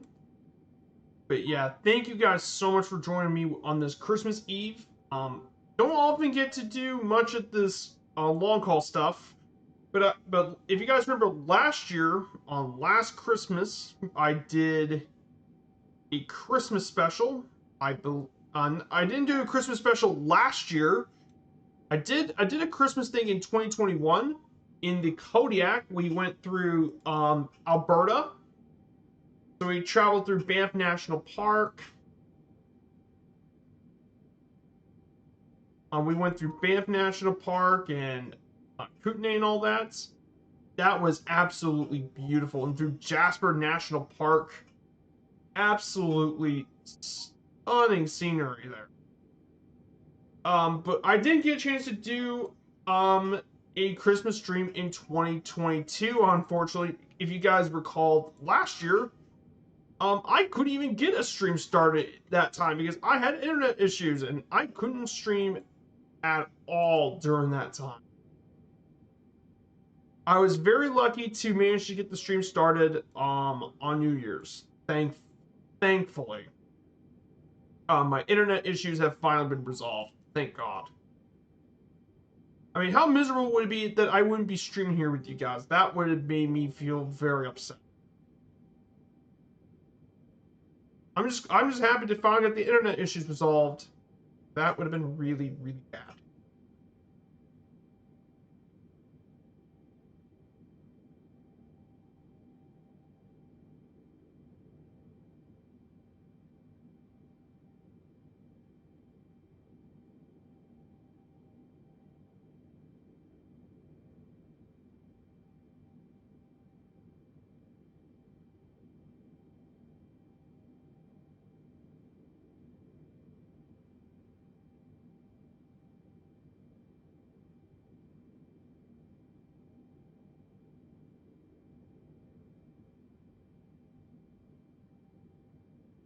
But yeah, I mean, I didn't stream from the 18th to 31st, so.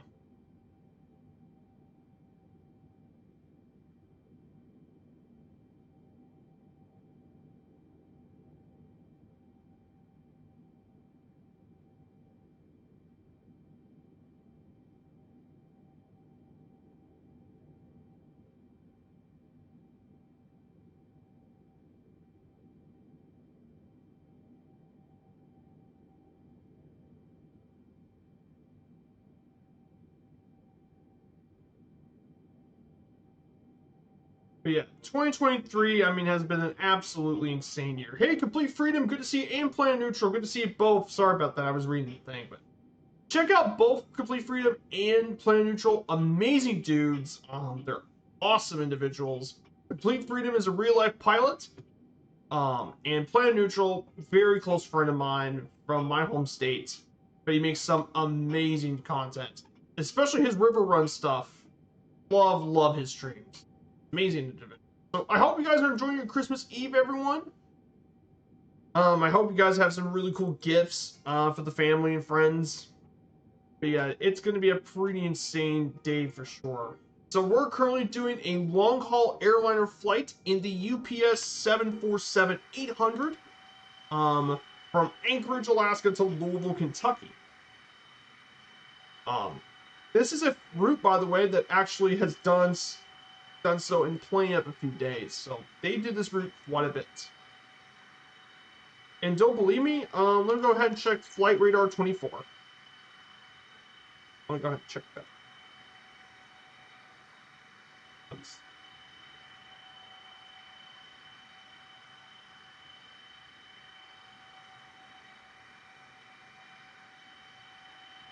Oh, look.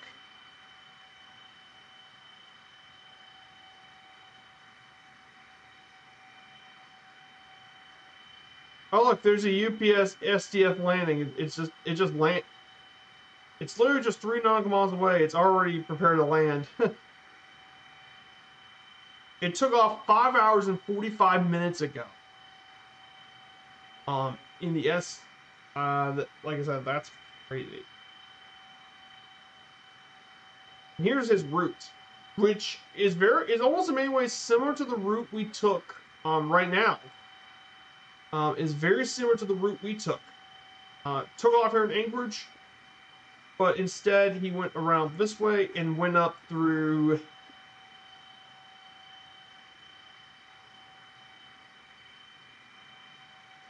that way. But yeah, that is Anchorage to Louisville. They do, and this is not the only um, route. There have also been a lot of scheduled flights. These are recent or scheduled flights, and you can see all the flights that go between Anchorage and Louisville on UPS. Look at that. Look how many routes there are that actually fly between these two airports.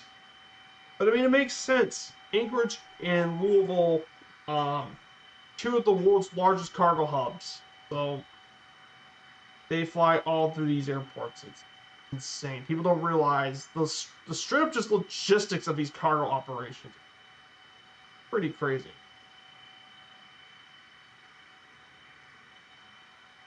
So I'm going to go ahead and play some more GeoGuessr. I'm going to return back to my trip. Resume. Let's go with level 3. Restaurants, towers, or religious places. I'm going to go with towers. So 5 minutes. I don't have pro, so I'm going to stick to the 5 minutes.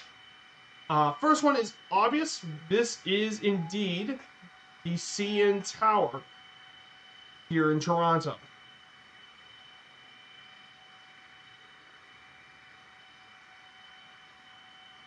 CN Tower is a very obvious. I think we're right near Rogers. Okay, we're on the other side, but I mean, 269 yards. That is indeed close enough. City squares or bridges? We're gonna go with bridges.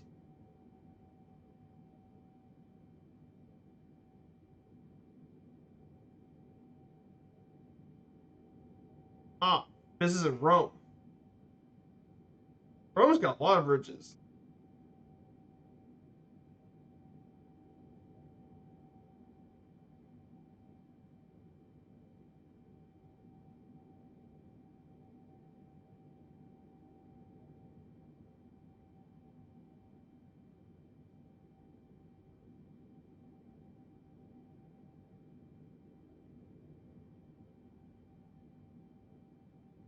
Okay, it was just a little off. About 1,200 yards. So, very, very close. Towers, religious places, or historical buildings? I'm going to go with historical buildings. Let's see which one I'm going to.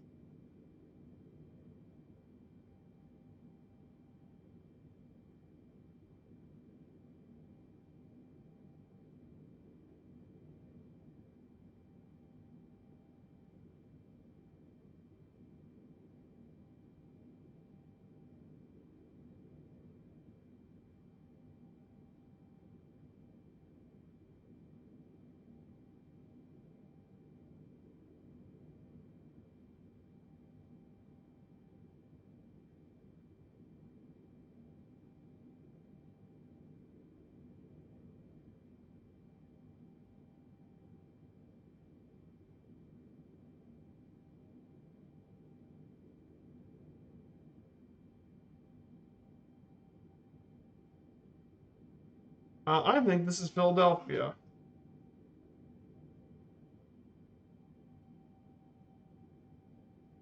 Right around Independence and Memorial Park. Yeah, Independence Square.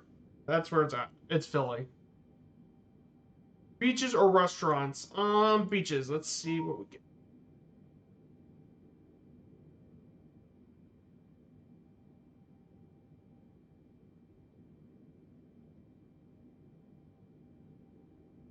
Tantani. This looks like either to be France.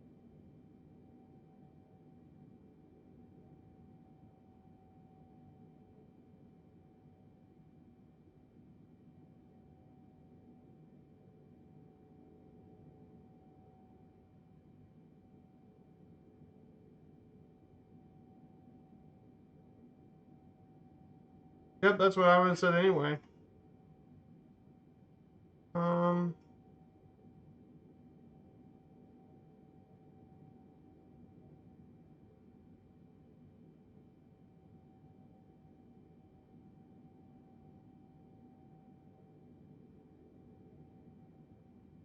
honest?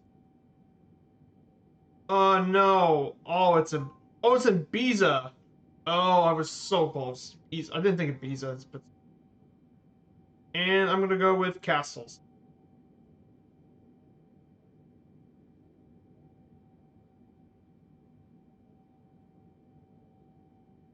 Oh, I think I know what this city is.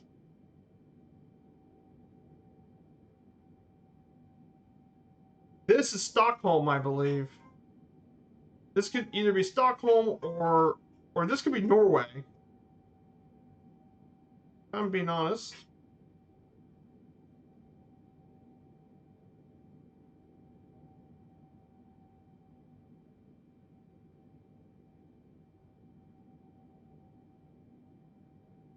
Well, Conan Carl.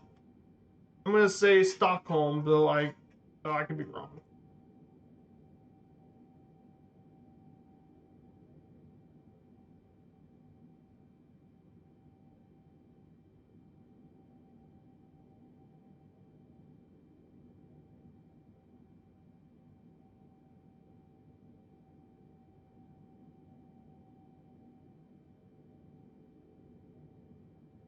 It is indeed Stockholm. Nice.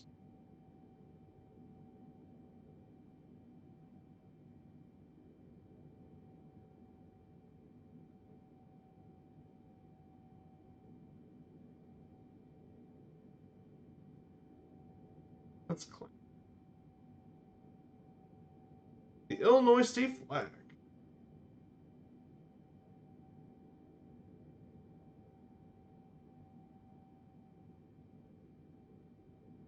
So yeah, they're pretty good.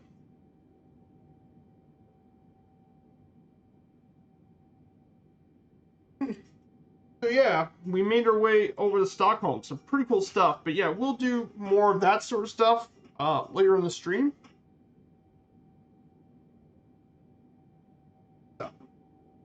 So after we cross the border, we're going to be a little bit before we cross the border to Alberta. So we'll talk more about Alberta once we get there. But yeah, the scenery here is just stunning. Here, British Columbia.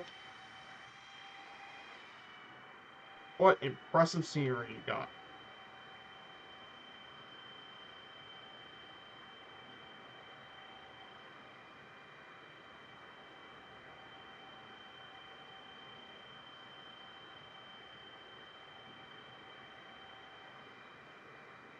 Yeah, we're right near the provincial park and mountain ranges of the Northern Rockies.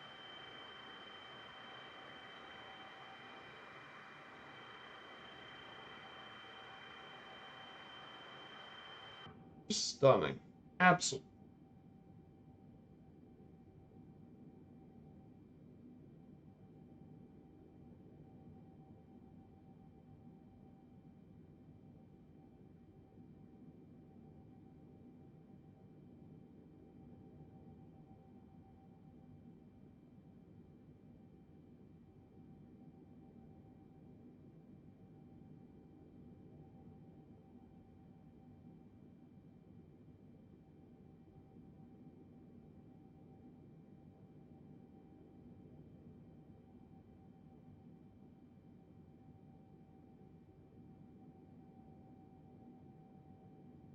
definitely some important stuff, as always.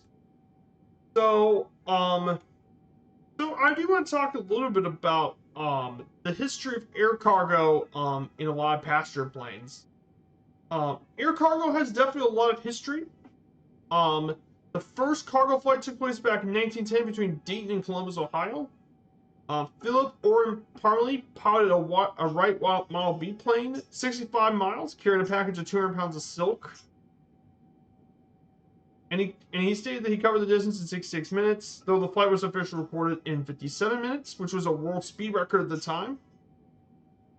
And it was the world's first cargo-only flight. Though the world's first official airmail flight took place in 1911 at a large exhibition in British India, the organizer of the display, Walter Wyndham, was able to secure permission from the postmaster to operate an airmail service to generate publicity. And it was powered by Henry Piquet. He was a 23-year-old Frenchman at the time. He flew 6,500 letters, a distance of 8 miles, from Allahabad to Nani. And it was a Humber Sommer biplane with 50 horsepower, made the journey in 13 minutes. Then the first UK airmail postal service took place in the London suburb of Heaton on September 9th, 1911. But it really grew mostly even more during the 20s due to numerous enterprisers realized that aircraft can move high value and low volume consignments faster than railroads and shipping companies.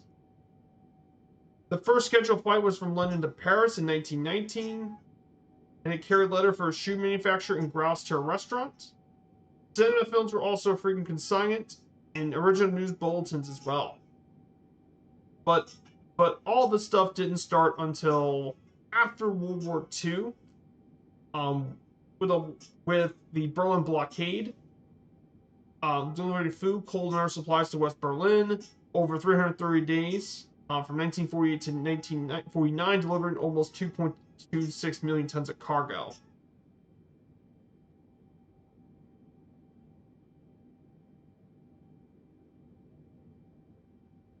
And of course, the modern cargo thing that forever changed was the launch of the 747 in 1968.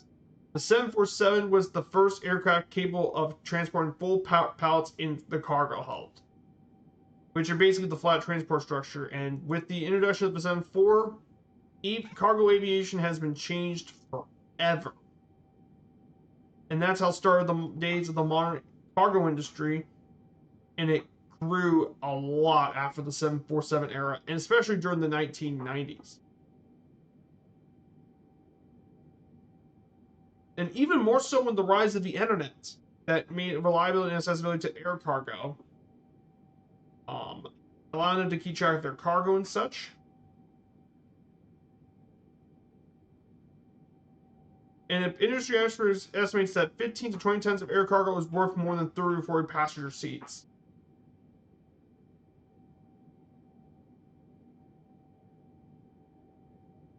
And they're continuing to grow even more so nowadays. So, and basically, there are different cargo will be transported by different aircraft. For example, on passenger planes, they often use the spare volume of the airplane's baggage hold. That's not used for passenger luggage, and that's used by a lot of passenger airlines. Then there's, of course, the dedicated cargo planes, like the one you see from UPS or from FedEx, use cargo aircraft that are specifically done for the job. I know there's not one right now in the sim, but there's going to be one coming out next by Horizon Simulations that's going to bring a 747 freighter into the sim. And of course, the combi aircraft can carry cargo any part of the main deck, before or after the passenger section, with side loading in the belly, and it's a combi. And that's used as a combination.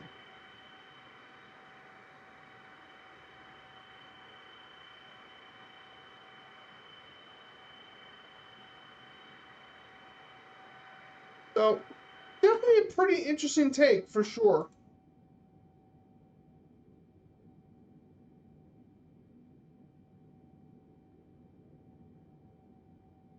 So, But yeah, air cargo stuff has been increasing over the past years. Hey, happy go lucky 6. Good to see you. Happy Merry Christmas Eve to you too, my friend.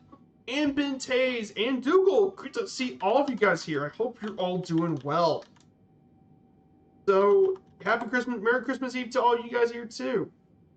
So happy go lucky. I hope you're doing well. First time in chat. It's great to see you here. I will always like to see new faces. So we're flying here from Anchorage, Alaska. We started in Anchorage a while back. And we're making our way over to my home airport and UPS World Hub, Louisville International Standiford. So now I did plan this before Pittsburgh ever became a hub. So if we ever do a long haul from Anchorage again, it would probably be to Pittsburgh, just because Pittsburgh International's my VA's hub. So, but I still wanted to do a cargo flight to Anchorage from here.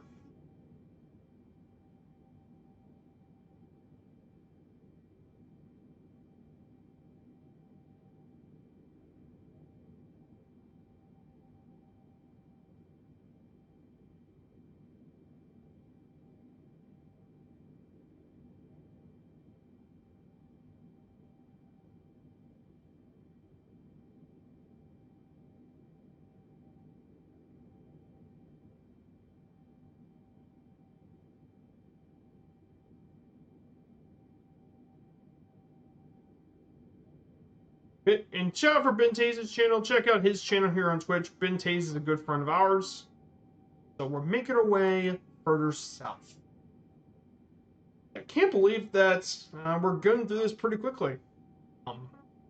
Didn't feel as long as it needed to, but really been enjoying the flight. We're flying over British Columbia. The scenery here looks really, really nice with the mountain ranges. But we're definitely going to get to be more of a flat area once we reach Alberta.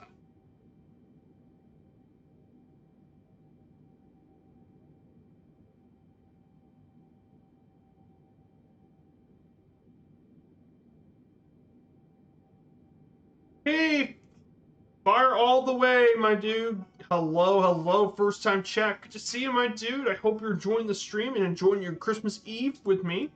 I really do appreciate you showing up. So we're making our way over to Louisville, Kentucky. Yeah, I was just briefly talking about the history of air cargo, and it actually has a long history, but it didn't really grow until the rise of the post-war era and, of course, the 747 as well. Now, of course, if we talk about the cargo planes, the dedicated cargo aircraft, in the 747-8 is a dedicated cargo plane that's designed for cargo. Freighters may be operated by cargo airlines or private individuals, and they usually have finger. And one of the main features that distinguish them from the conventional aircraft is a wide fuselage cross section and a high wing to allow cargo to sit near the ground. And cargo aircraft have had a long history since the airmail days. Then there's also different aircraft for freight, mainly the Vickers Vernon as the first dedicated troop plane. But of course, there are also a lot of other cargo aircraft built. The Ariado AR-232, the first purpose-built cargo plane, which was a German design to supplant the Ju-52. But of course, most other forces in the World War II used further versions of airliners, most notably the C-47, which is, of course, the DC-3, which is one of my favorite planes in the sim.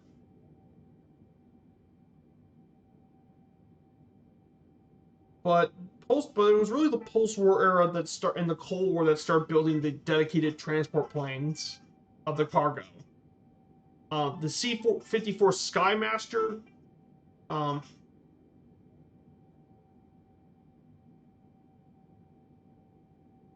which is basically their version of the DC-4.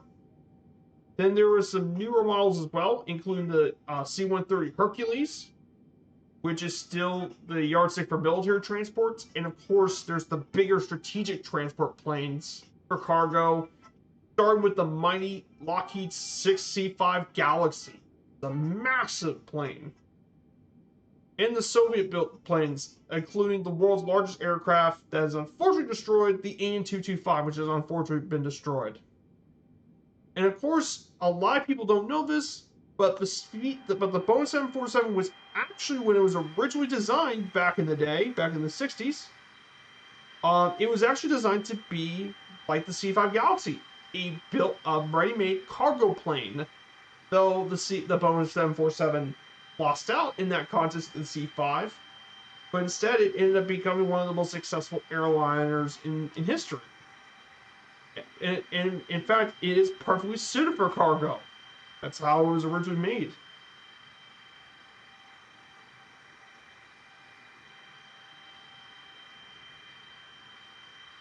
And apparently, the A380, which we all know is the large airliner,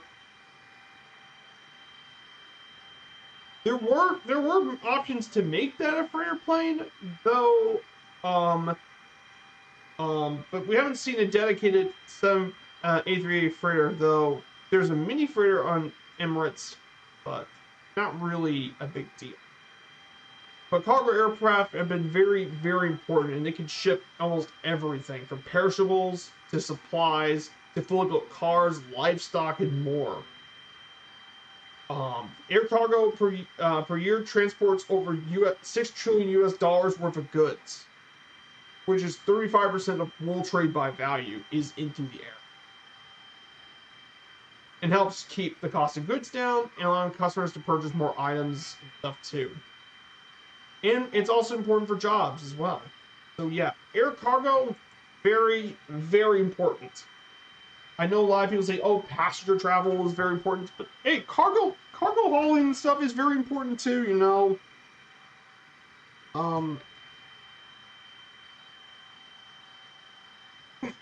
And I mean, there's all sorts of cargo aircraft. Some of them are converted from the airliners to freighters by installing a main deck cargo door, removing passenger equipment and furnishings.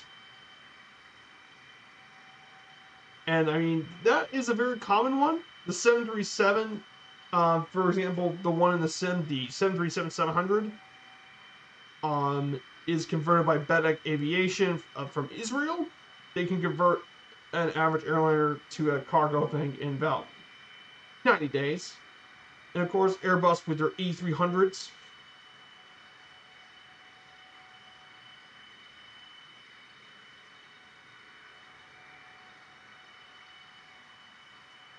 However, then there's also dedicated civilian cargo planes, which is like Boeing 74 and all that.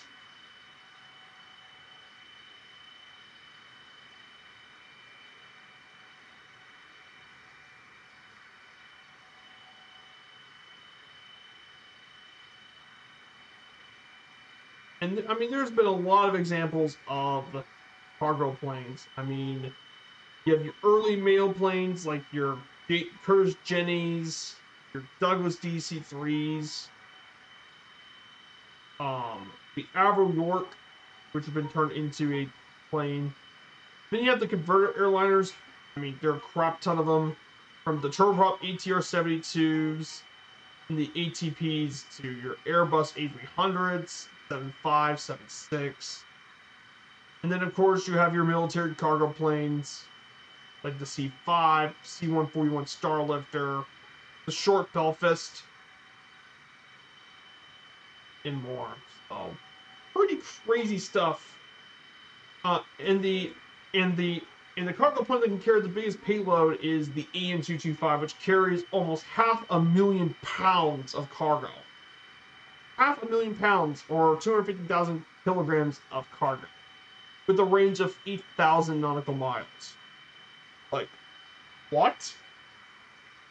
That's insane. That's almost twice as much as a Boeing 747-8. So yeah, cargo planes are pretty amazing too. They should get just as much love as the passenger stuff. That's right. I've been on a C-130 myself. Do go back in high school on a field trip. I got to be the lucky enough position to fly in a C-130.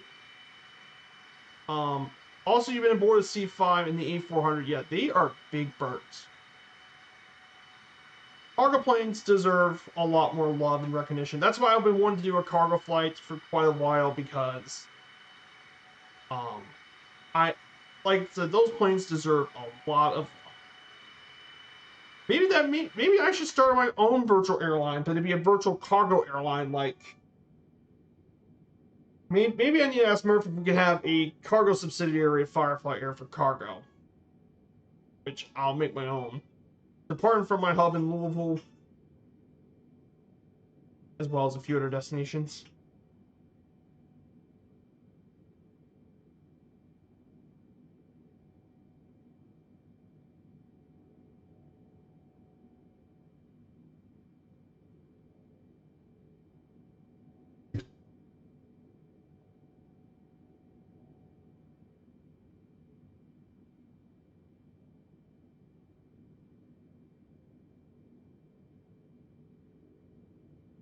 Pretty cool.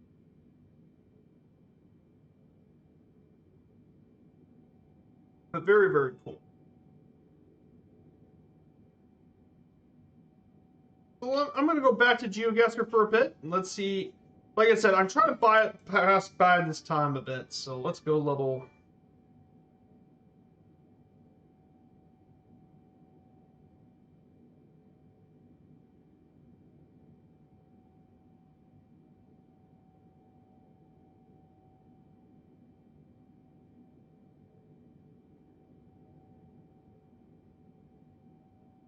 All right, let's go to Atlanta. Chicago to Atlanta, that's a very popular travel route, by the way, in real life.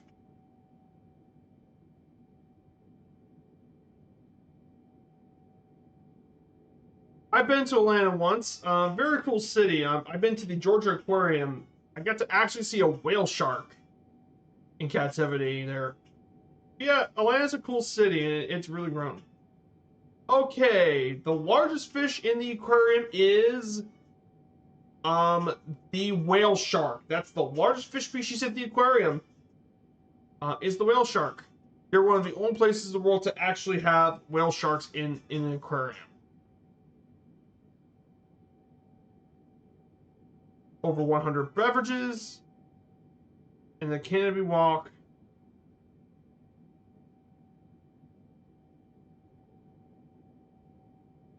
And it's hanging above the ground. 3 out of 3 correct answers in Atlanta. So Atlanta, definitely a very cool place. Let's go with beaches. Let's go play for the 5 minutes. So. All right, Restaurant El Moro. This is definitely in Mexico. This is definitely a beach in Mexico. The question is which one.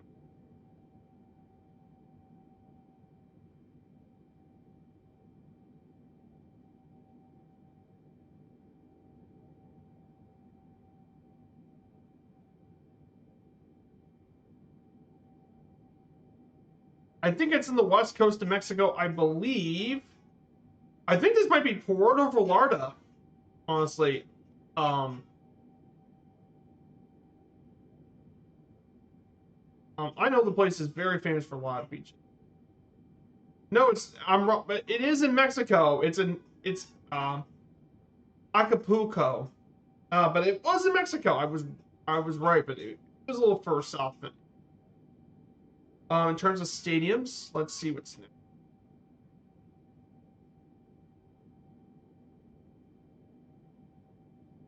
HSV supporters club. HSV. Oh, okay, Barclays Arena. That's in Germany. Perfect.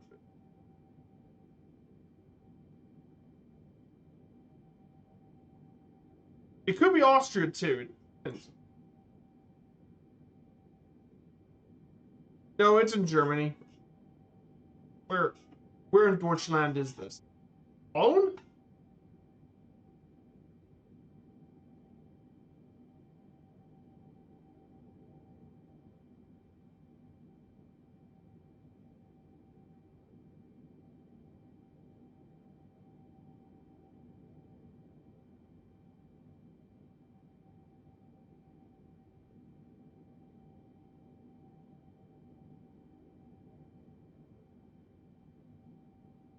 I think it's in Frankfurt.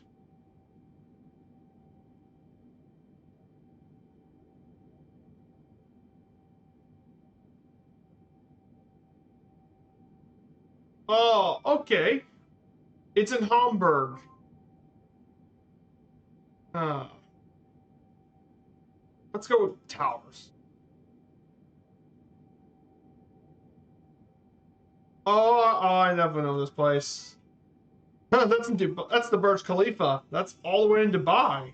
The world's tallest structure.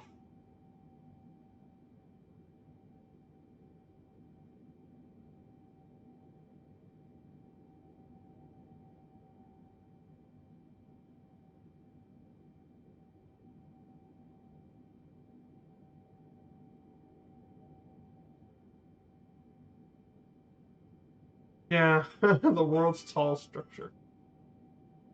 Let's go to historical buildings. Let's see if I can pick this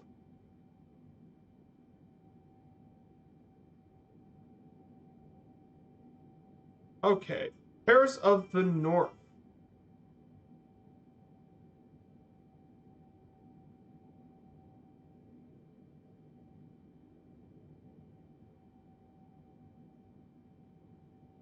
I I believe that's in Copenhagen.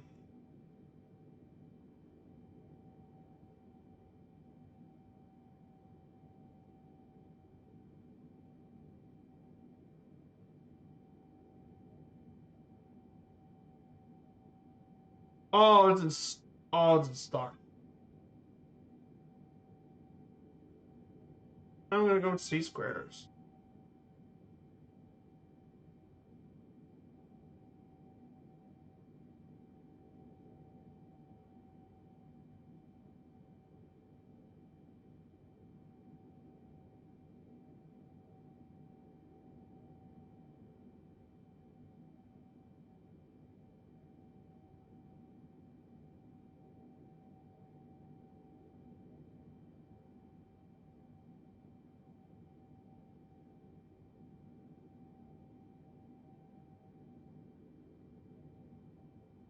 I think that's in Budapest.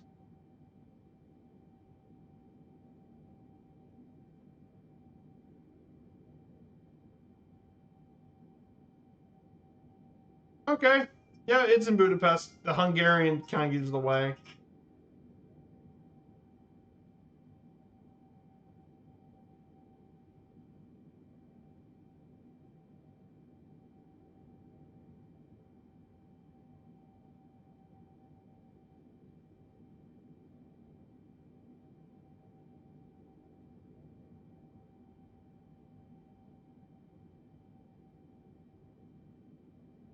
So yeah.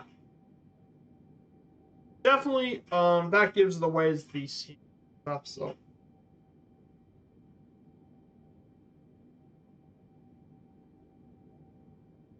definitely pretty.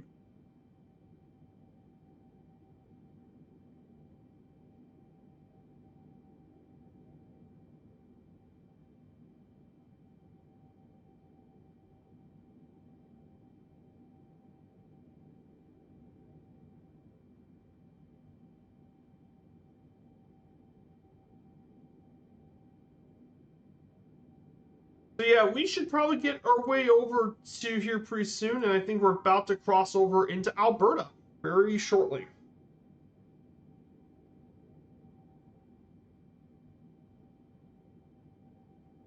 We should get to Alberta. Like people don't realize just how big these Canadian provinces are. It may not be 50 states, but Canada has a lot of provinces that are absolutely huge. Like you could fit many U.S. states into some of Canada's provinces.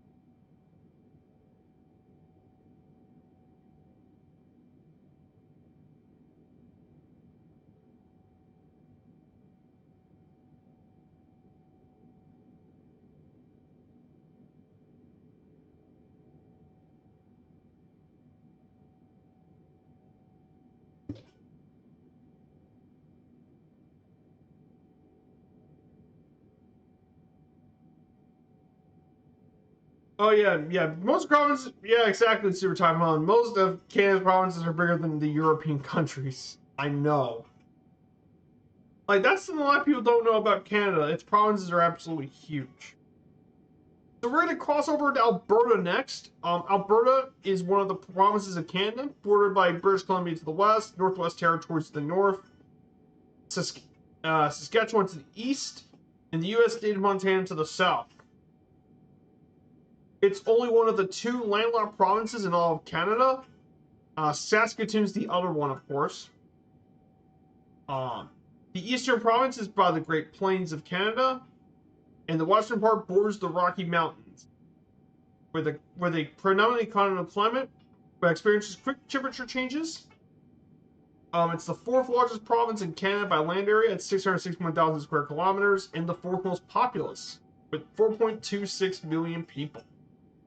Its capital is in Edmonton, while Calgary is the largest city in the province, and more than half live in either of those two cities. Economically, it's based off hydrocarbon, petrochemical industries, livestock, and agriculture, with mainly the oil and gas industry being the number one since 1947. Also, fun fact a lot of people don't know about Alberta. Um, Alberta is rat-free. Yes, I'm not kidding. Alberta is the only province in Canada and one of the few places where Norwegian rats, no longer living there. And it's been that way since the early 1950s.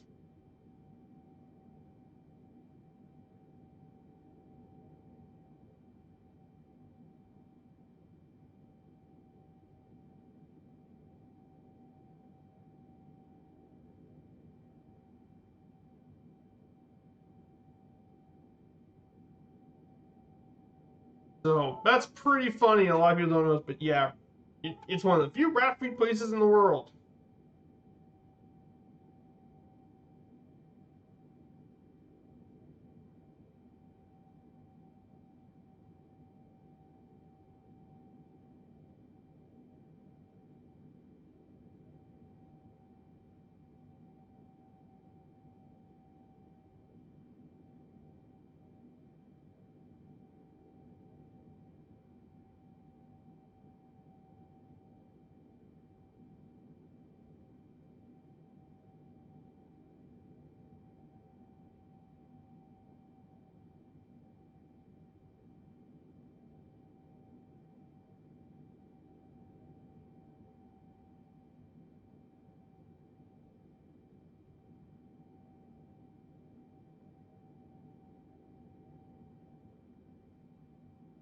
Oh yeah, yeah, that's right. Your phone is from Alberta. Oh, nice, Devil Dude.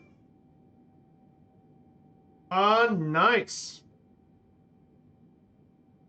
Congratulations, you got your challenge done, Devil Dude. Nice. That is one of the new daily challenges. That is for the long haul flight. I might, depending on how long this flight could take, I could probably do this flight. But more likely, I'm just gonna do the meme haul stuff.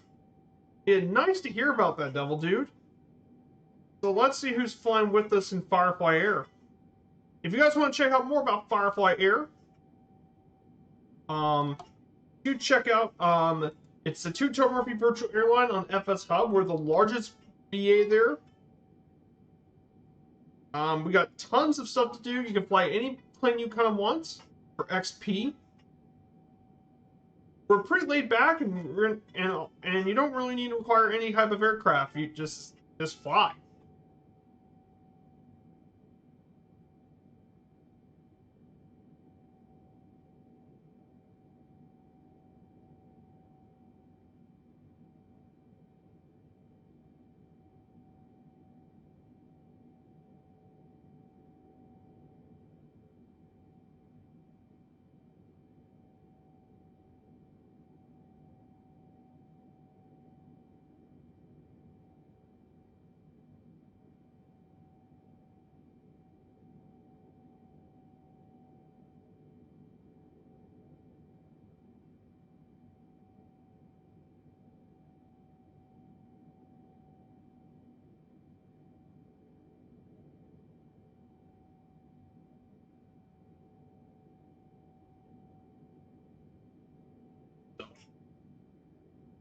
Yeah, beautiful flight here. And now we're in Alberta.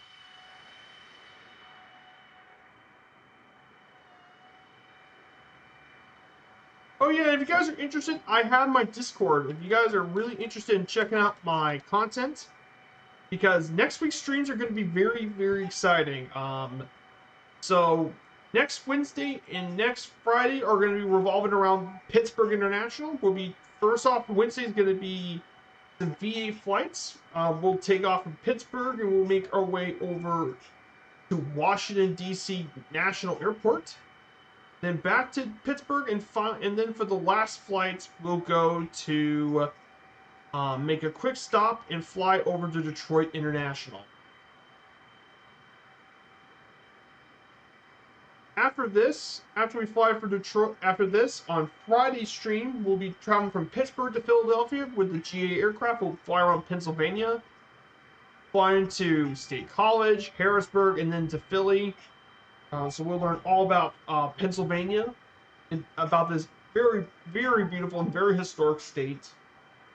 And then, of course, guys, on Sunday, our first our first day of the around the world trip, day one of our journey, we'll be starting from my home airport at Kilo Juliet Victor Yankee, and we'll make our way south to Palm Beach, in the CJ4. And the reason I wanted to get to Palm Beach is because, well, we can get to the Bahamas really quickly and explore that, so we have more times for the Bahamas. Like I said, I'm not afraid to take something faster if I need to. So that is what I'm going to be doing. Yeah, long haul flight should take me 4 hours. Absolutely, it probably should, but I don't know when I'm going to be done with this. So plus, I got some duty schedule stuff to do as well.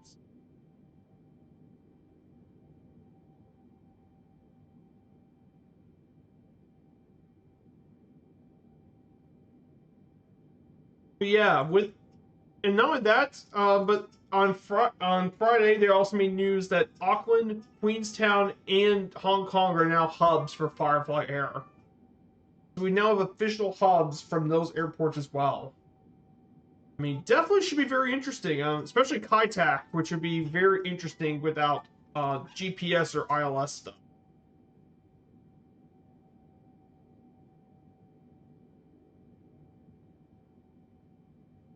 So yeah, I guess with now the Eastern US hub, I guess the only places left for Firefly Air to expand to, if we ever do need to expand, is the Middle East and Africa. Middle East, Africa, South and Southeast Asia. Those are the only places left. We only got 4 areas we can expand to. So yeah, for the Middle East, I would definitely see either Doha or Muscat, just because they both have really great freeware sceneries. I guess some people think Dubai, but Dubai is already a really popular area. So I would say either Doha or Muscat for the Middle East. Um, for Africa, I mean, there's some really interesting options, but I think the most interesting option, I think the top 3 most interesting places in Africa we could expand is either Addis Ababa in Ethiopia, Nairobi, Kenya, and and probably either Cape Town, South Africa, Cape Town, or actually in Zambia. There's Lusaka International.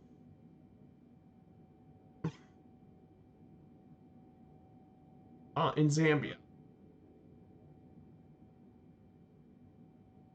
Um, those would be the most interesting places we might have a hub in Africa. Yeah, if you notice, most of them are in the South, in East Africa, and that's because that is where the scenery gets to be the most interesting. And then for South Asia, I mean, there's a few options for South Asia.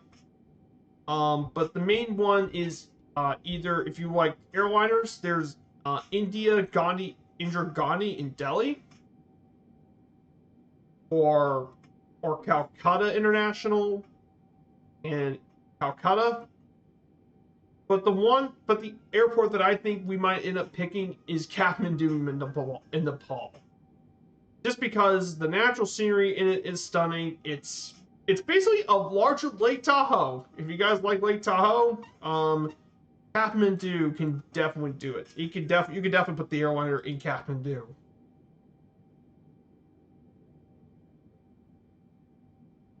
I mean, you could definitely put the airliners in Kathmandu. You could definitely do it there. And I mean, the natural scenery in Nepal is amazing. And then Southeast Asia, if we ever did think about that, I mean, you have your Ho Chi Minh City, Bangkok, Kuala Lumpur. How about a very underrated option, Vientiane in Laos? Not the largest hub, but it would definitely be the most interesting location. I know technically we've got a hub in Hong Kong. Maybe that covers Southeast Asia, but we don't really know that. Oh yeah, in Northern Europe. I guess Northern Europe. I guess, I guess Stockholm maybe the hub. But I mean, there's already a lot of hubs in Stockholm.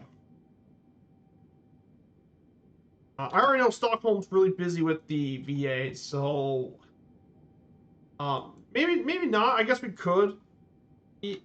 Let's see, Helsinki, Vanta.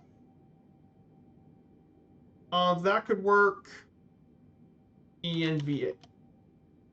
Um, ENVA. Varnas? No, Varnas is busy. Oh, nice. I'll look. Nairobi is an amazing place to work with. Yeah, yeah. Nairobi is such a good place, and I think it would be perfect for a hub, honestly. I mean, between the natural landmarks of Kenya, all the different natural landmarks in the area. It's not as big as Ethiopia is. It's much smaller, so you can get to a lot of the places a lot easier. But yeah, I like Nairobi. Nairobi or Addis Ababa would be my two favorites from East Africa because I did a whole night Ethiopia stream Friday, and Ethiopia was fantastic to fly over.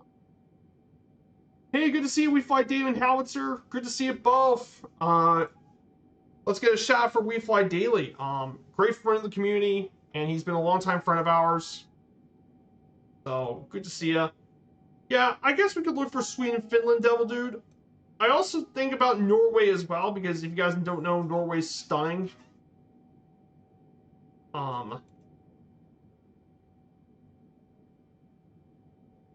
um, I would like to have that too, but yeah, the issue is trying to find the right place. But um, I guess I guess maybe we could try Gothenburg. Could Gothenburg make sense as a hub? Oh, oh, we can make uh, Gothenburg actually a hub. We can do that.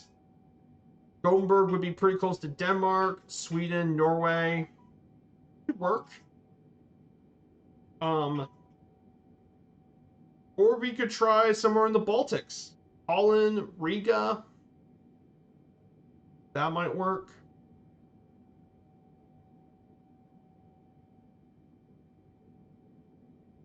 Yeah, yeah. Northern Europe would be difficult. We already got 3 European hubs. I would say Africa or the Middle East or South Asia would be where I think we need to go next. But I think Africa should be the place we need to expand next. Or the Caribbean. The other option is one last North America hub, and that's probably the Caribbean. Because we already have 2 U.S. hubs, we already have 2 Latin America hubs. So I think we need something to bridge between the 2 South America hubs and the 2 U.S. hubs. So we need to. Hey, Sergeant Staff, we got raid. Sergeant Staff, bud, what's up? If you guys haven't known, I'm Viper Strike 95. I've been streaming here since 2021. And today we are on a long haul trip in the 7478 in the beautiful UPS livery. We're flying our way over from Anchorage, Alaska to Louisville, Kentucky. Good to see you guys. I hope you're all doing well. Um, yeah, I mean the brown and gold looks amazing together in this livery. So we're just around 1,600 nautical miles from Louisville, Kentucky. Should be taking around another 3 hours or so, potentially. So, here's a shout out for Sergeant Staff, a very close friend of mine in the community. And of course, there's also a shout out for DH Paradox, another close friend of ours as well. Guys, thank you so much. I hope you had a great stream, Sergeant Staff. No worries about raiding and running. I don't blame you. You got a busy life, my dude. But thank you so much for bringing you and your raiders here. So.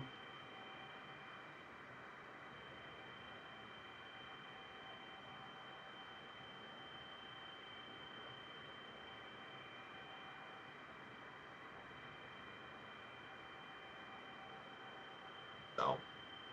Yeah, we're not far off. We were just talking about places for our virtual airline for just a bit. So, for a VA, I think, Northern Europe would definitely be an interesting place to expand. But yeah, there isn't too many airports. That's the issue. And whatever airports take it, like Stockholm, Oslo, Copenhagen, and Helsinki, already got virtual airlines already taken. So, which is a real issue. So I don't think if we ever did get a European hub, it might have to be somewhere in the Mediterranean. I know technically we already have Zurich, which already gets to a lot of those areas, but maybe like an area like Naples, or Sofia, or somewhere in Northern Africa like Tunisia. That could be the Mediterranean. But I say the most likely though would be Africa, Middle East, South, and Southeast Asia, only places pretty much new to expand. Also, from Six Knots' news on Friday, he did mention some of the routes are getting adjusted. So we're getting some major routes readjusted and looked over, and that means Lake Tahoe is getting a massive amount of routes cut. So I need to talk to more with Six on see which ones we need to keep. I'm hoping that if we end up decluttering Tahoe, I want them to keep all the major California airports: Sacramento, San Francisco, Oakland, San Jose, Los Angeles, LA, Ontario International, San Diego, Palm Springs. Keep those airports because I felt that they're very important for California, because they're going to be an important part of our short haul network. We need to have all those California airports. Also, that includes Fresno, Stockton, Modesto, and Bakersfield as well. Just so we can have a short haul network set up. The other guideline I told him was get rid of all the GA airports that are under 100 nautical miles and remove a lot of the ones in Southern Cal. So Kern Valley can keep those and be more of a SoCal hub, whereas Tahoe GA stuff's from NorCal. And then the last guideline I said was for Tahoe, either make the medium long haul stuff either major cities like Salt Lake, Denver, Albuquerque, Phoenix, Seattle, Portland, Boise, or keep them in national parks like Jackson, Bozeman, Glacier Point, Grand Canyon. Keep them within national parks and all that. That way, a lot of people like to visit those areas as well to check the sightseeing. So that way we can enjoy the great scenery and stuff, and make Tahoe a bit more of a commercial hub, while still keeping a lot of really great general aviation areas. Because I think if they did that, I think it would make Tahoe really great, and I would definitely do plenty of flying out of Tahoe, especially with the airliners. So, and I think the major issue though with Tahoe is, well, it's just not as good with the airliners as. You can definitely get an airliner out of Tahoe, and I've done so plenty of times in the past. So it's just, that's why I think having the Pittsburgh hub is just nice for the Gignas.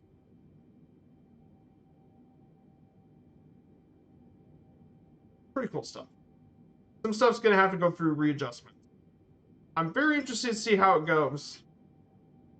And then for Japan, I think Japan's going to end up also going through a few hub changes. We might have to change some of the routes around Asia, limit the number of Chinese airports we go to, just keep the most important Chinese airports. And for much of the medium long haul stuff, just keep the airports to the major cities in Asia. I guess that's how it works, but definitely some planning for sure.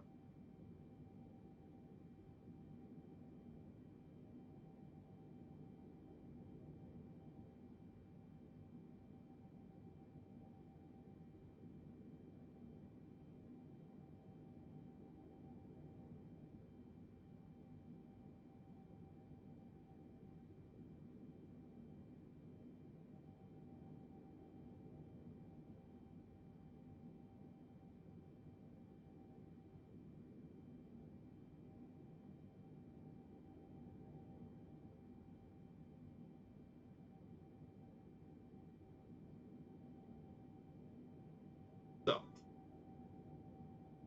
we'll continue on forward through Alberta. I think we should be near Edmonton pretty soon.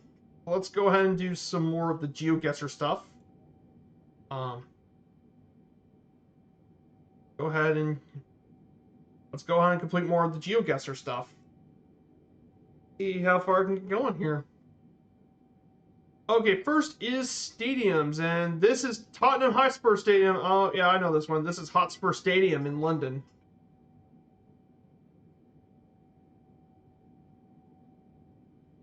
Yep, it's in Tottenham. That's where it's at. It's the Tottenham Hotspur Stadium.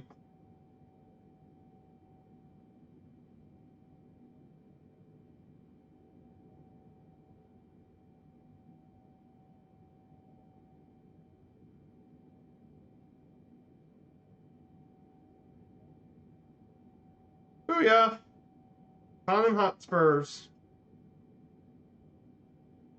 That was an easy one. I know that stadium. Historical buildings it is. So this historical landmark. Oh, we're back in London.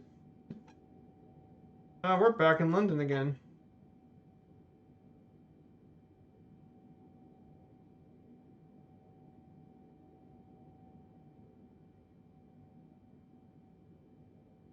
Look at that. We're just 9 yards. Let's go with towers.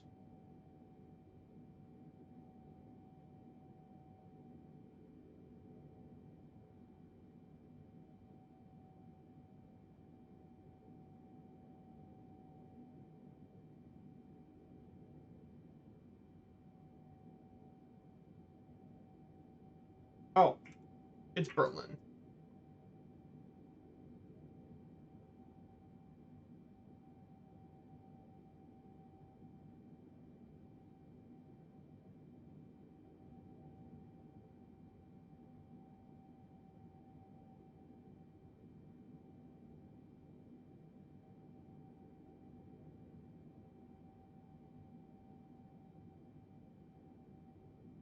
Okay, pretty close. 653 yards.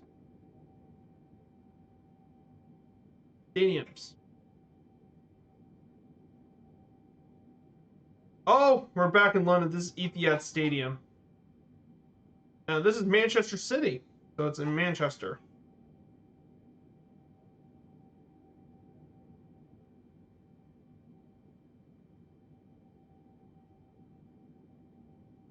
And, and the last one. Stadiums again. Boa Vista Football Cube in Brazil.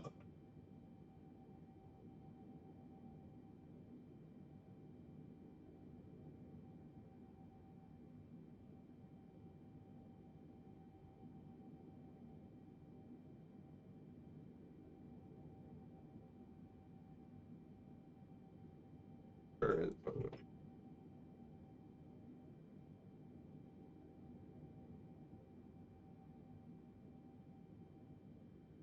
Where is Bo and Beast?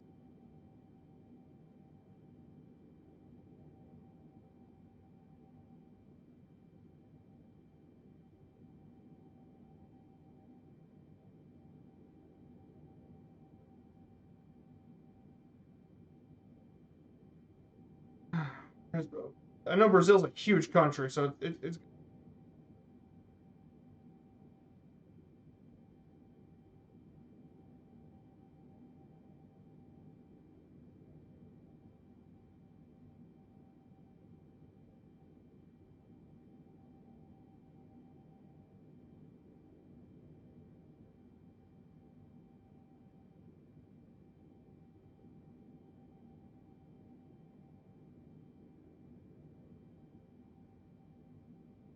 really all the way in Portugal.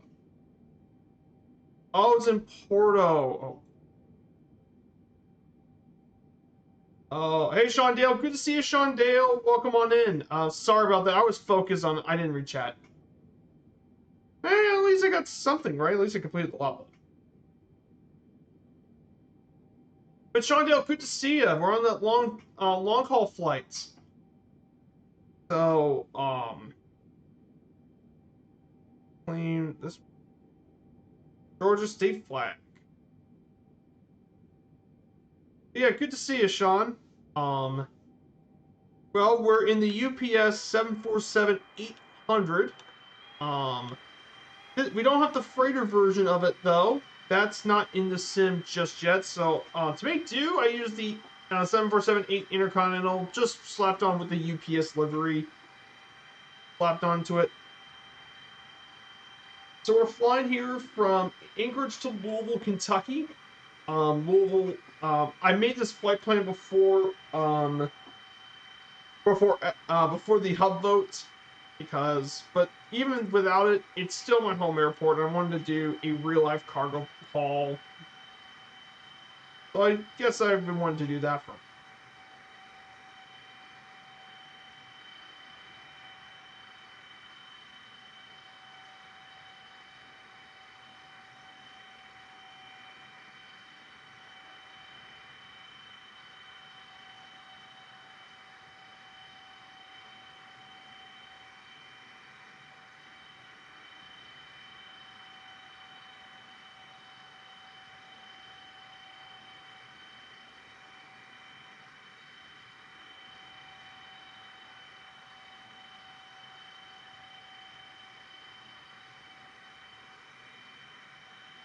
Beautiful timing on here. Absolutely sunny location here. So we're here in Alberta. We're just about 1,500 nautical miles away, and I think we're right next to the city of Edmonton. So Edmonton's coming up. If you guys aren't aware, Edmonton's actually the capital city of Alberta. Um, this city has a population of 1.01 million people and the metropolitan area of 1.4 million, making it Canada's fifth largest city. It's the northernmost city in North America to have a population over 1 million. A resident of the city is known as an Edmontonian. Originally established by some of the First Nation people, though the first Europeans to come around this area was in 1882.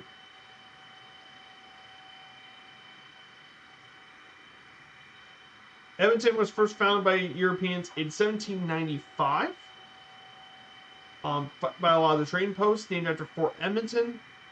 It remained sparse until Canada acquired Rupert's Land in 1870, and with the Canadian Pacific Railway in 1891, it became a city in 1904.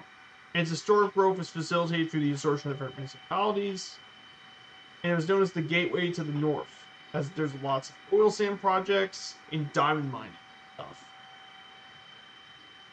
Edmonton's also home to the largest mall in the country, the West Edmonton Mall. It was at one point the world's largest mall, and it features Canada's largest living history museum, Fort Edmonton Park, here in Edmonton. One of Edmonton's most iconic places are sports. Sports are a big part. Their major league teams include the Edmonton Elks, used to be for a long time called the Edmonton Eskimos, but they changed their name to the Elks. just recently.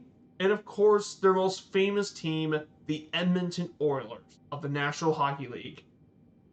A lot of people know about the Oilers being where Wayne Gretzky played for most of his career.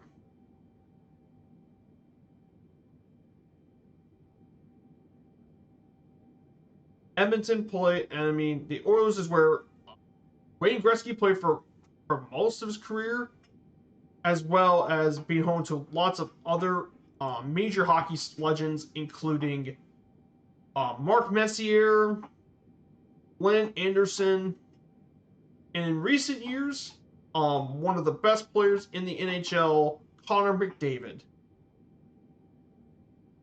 who has absolutely have been a superstar since day one.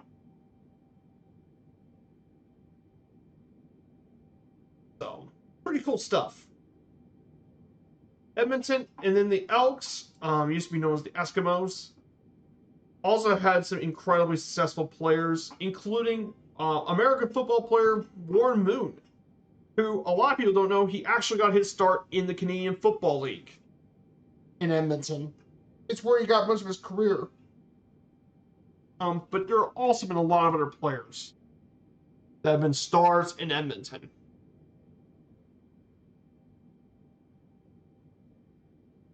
Frank Anderson, Ron Cunup, Oscar Kruger, Sean Fleming, and more.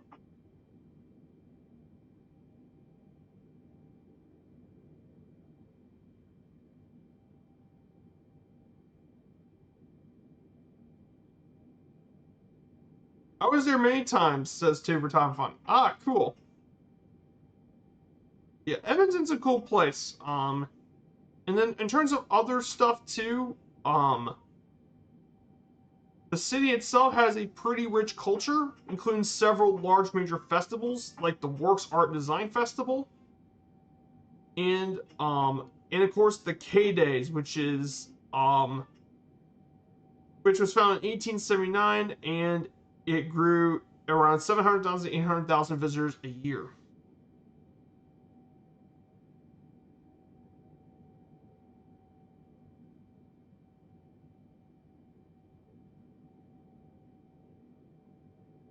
Yeah, Edmonton definitely a cool city as well in Canada.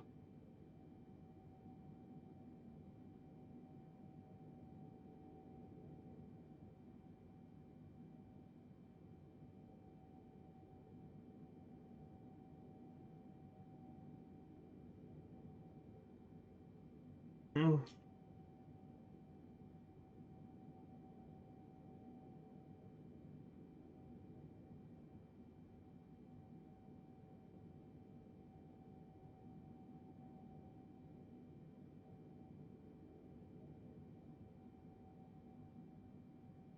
Yeah, the Canadian World Update was probably the worst. I agree with you. Let's pretend the Canadian World Update did not happen. Like they really need to redo that up. I agree. It was the worst one.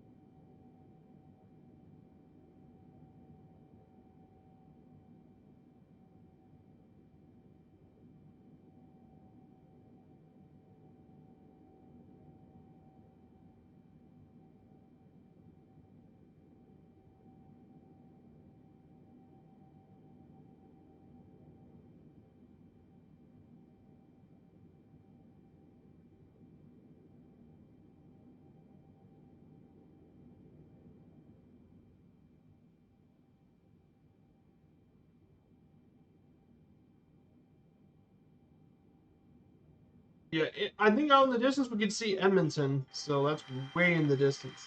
City of Edmonton. But yeah, after we cross over to our next waypoint, we should cross over the border from Alberta over to Saskatchewan. So I'll talk a little bit about Saskatchewan too while we're on here. We don't really need to rush through all of this. I'm more than happy to talk about facts all day and talk more about that. as well. I'll be more than happy to talk to you guys about facts, information, stuff as we fly. Like I said. But yeah, guys, like I said, I hope you guys enjoyed a wonderful Christmas, as always, from me and my community. I hope you guys have a fantastic Christmas. I can't wait to have Christmas dinner with my family later today. Oh, we have a follow from Northstar 2870. Good to see you. Thank you so much for the follow, my dude. Oh, so good. Thank you so much for the follow. But yeah, we got big things coming up starting next week. It's gonna be pretty amazing.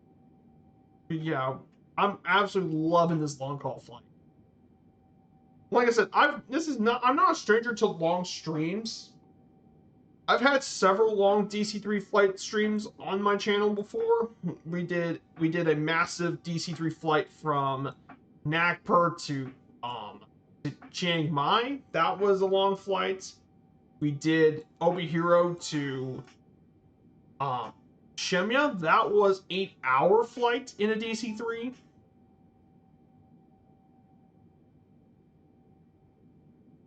I mean, we've done plenty of long flights in the DC3, so in an airliner like this, like, I mean, this would be nothing. So I'm not a stranger to that. So I'm not Allison Johnson. I'm not crazy enough to do long haul stuff. But yeah, one of the things about Alberta that should be very interesting to learn is Alberta has a pretty interesting climate, though it's not as diverse as its British Columbian counterpart. Much of the climate is subarctic, though in the south can become cold semi-arid, and then other areas are around warm summer, humid continental climate.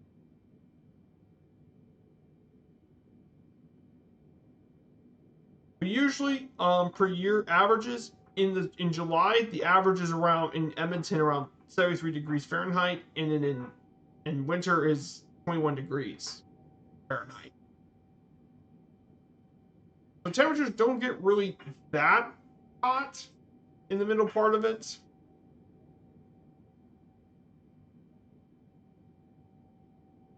But Alberta's home to quite a few animals like moose, mule deer, elk, white-tailed deer, wolves, grizzly bears, black bears, mountain lions, coyotes, bobcats, wolverines. Though the one animal you would not find in the province is rats, because, you know, Alberta's been trying to exterminate them since the 1950s. And of course, Alberta is where you can find lots of dinosaur fossils, mainly from the late Cretaceous era. And you can find all sorts of dinosaur fossils across the area. With animals including the Edmontosaurus, which is actually named after Edmonton, and of course the mighty Tyrannosaurus and Triceratops were found in many of the fossil beds in Alberta. How cool is that?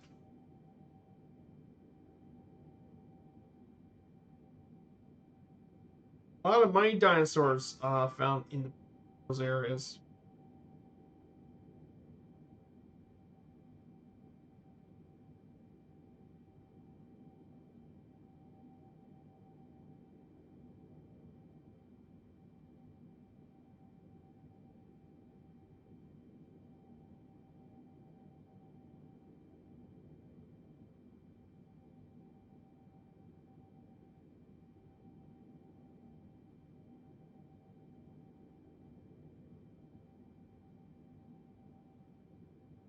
So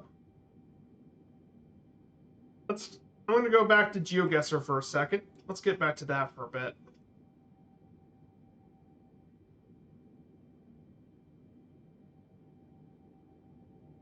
Let's go with bridges. Apologies if I'm not looking at the chat during this time. Oh.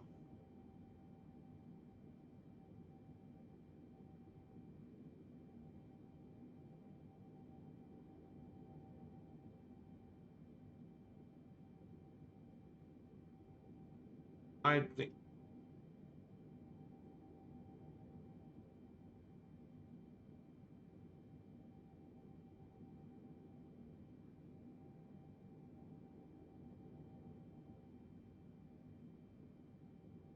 Oh, it was a good guess. It was Helsinki. I didn't think about Helsinki. Religious places. Oh boy. Oh, I know that one. That's Sagrada Familia. That's in Barcelona. That's easy guess. La Sagrada Familia.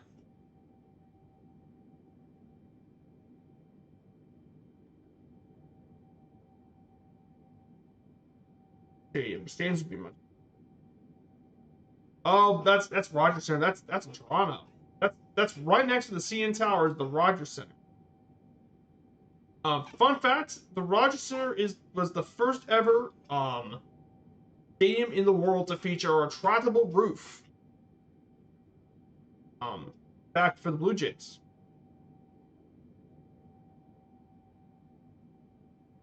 This one.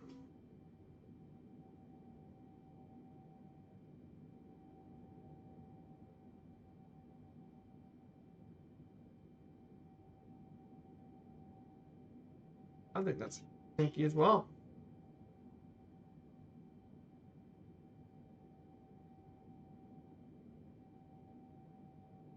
Yep, it was in Helsinki as well. And let's go with historical buildings. Oh, that's Pisa. That's the entire Pisa. That's easy.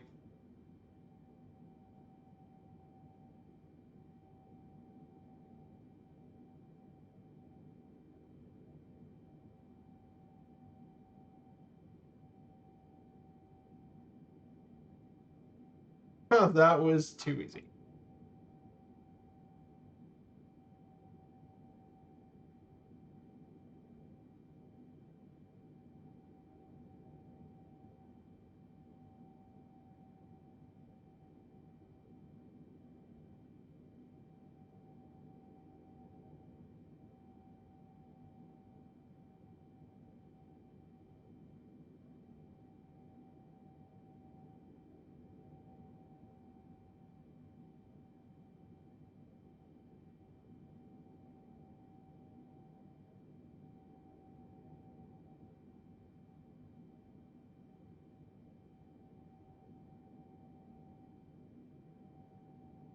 Let's go.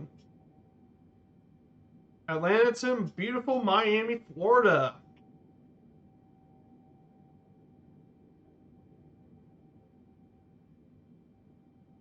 Ooh, welcome to Miami, Florida. Which iconic street is beautiful seat? Sunset Boulevard. Ocean Drive.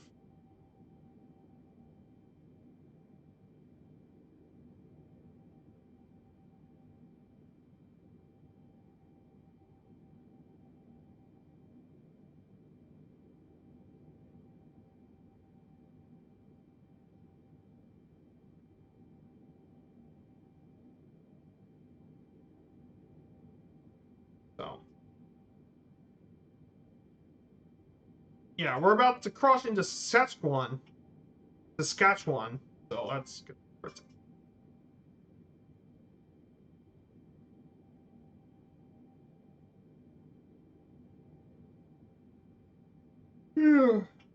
Yeah. Saskatchewan's gonna come up pretty soon.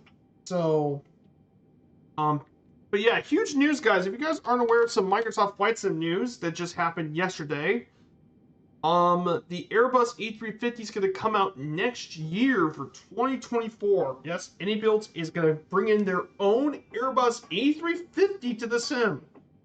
Which, if you guys aren't aware, the A350 is, well, the newest and latest Boeing wide-body airliner built in the 2010s. Um, Over 500 have been built as of 2023. Absolutely incredible plane. In fact, this plane has such great performance too. For example, the A350 900 to ULR miles can go as far as 8,300 nautical miles. And there's even a freighter version that's going to come out in the future that's 5,400 nautical miles, but it can carry a very hefty cargo payload of 245,000 pounds, which is comparable to that of the. It's just slightly less than the 747 freighter. a super capable plane.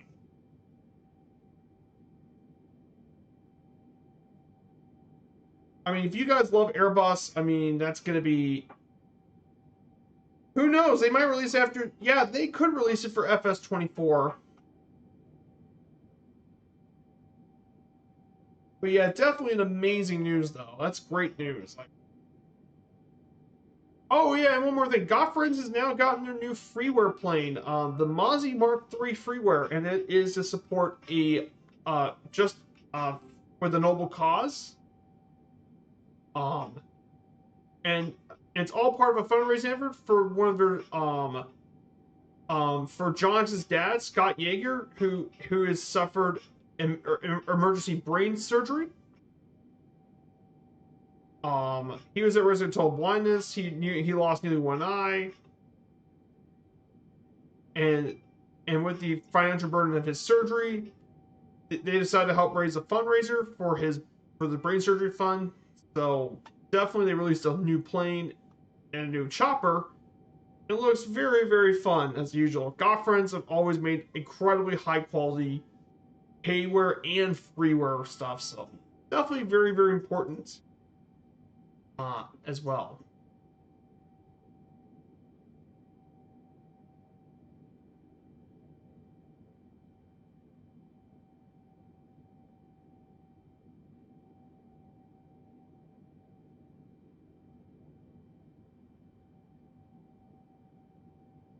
So we're gonna cross into the border to Saskatchewan. Um, so Saskatchewan is located in Western Canada, bordered by Alberta to the west, Northwest Territories to the north, east by Manitoba, northeast by Nunavut, and south by the U.S. states of Montana and North Dakota. Are the main states bordering it.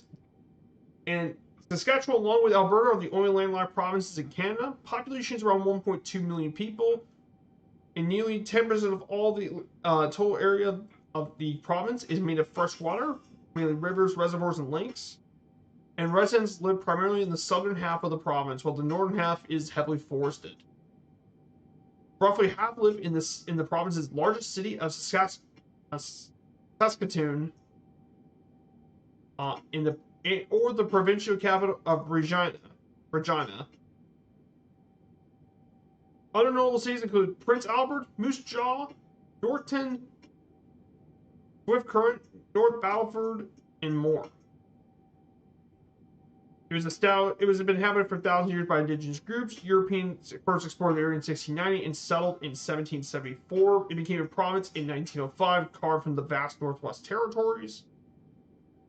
In the early 20th century, it became a foothold for Canadian social democracy, including its first social democratic government in 1944. And its main economy is focused on agriculture, mining, and energy. In fact, one of the more interesting facts about Saskatchewan is it receives more hours of sunshine than any other province in Canada due to the fact it lies far from any significant water body, and with its northern latitude gives it a pretty warm summer. And summers can get pretty hot as Saskatchewan, sometimes even above 100 degrees Fahrenheit. I know that sounds actually pretty insane to think about, but it's true. Also, it's a very tornado-active region, so it's among the worst areas for tornadoes in Canada.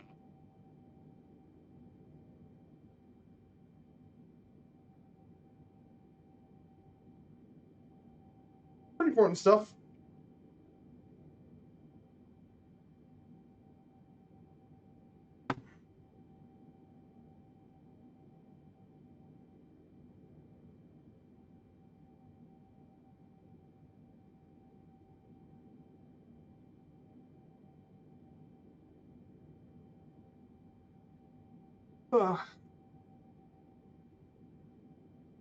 Yeah, I woke up early today, so if I'm yawning a bit, it's just because I'm still a little tired. I woke up really early to prepare for the stream.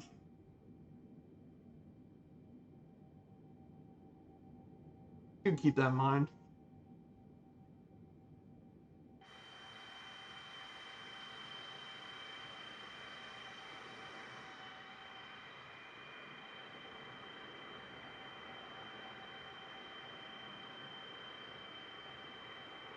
I'm gonna look at the time.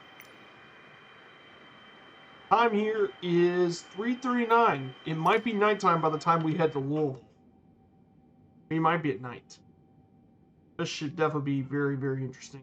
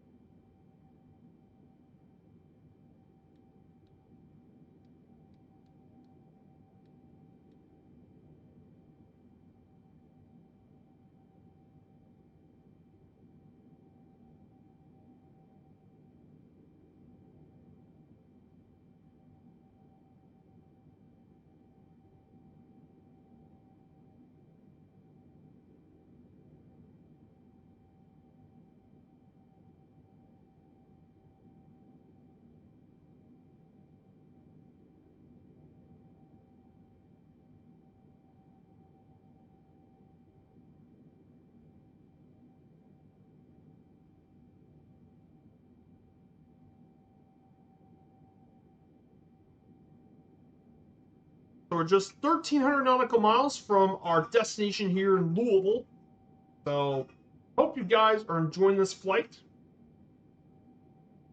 But yeah, like I said, I'm super happy to get to do this long haul, which I don't get to do very much on stream. So I wanted to do something different, and I picked this flight because it represents my home.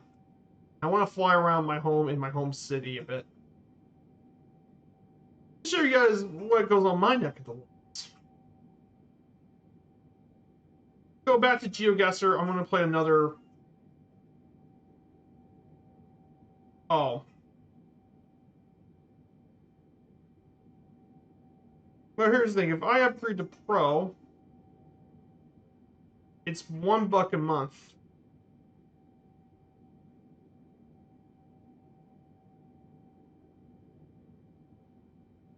I sick up.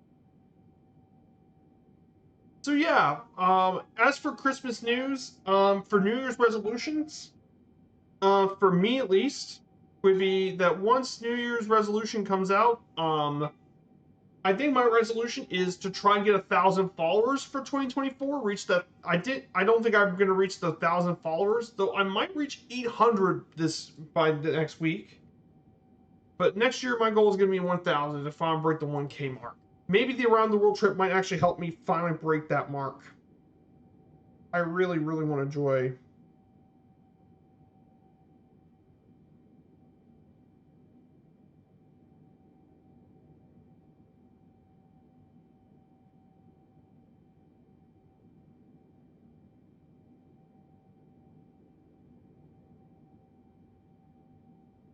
So.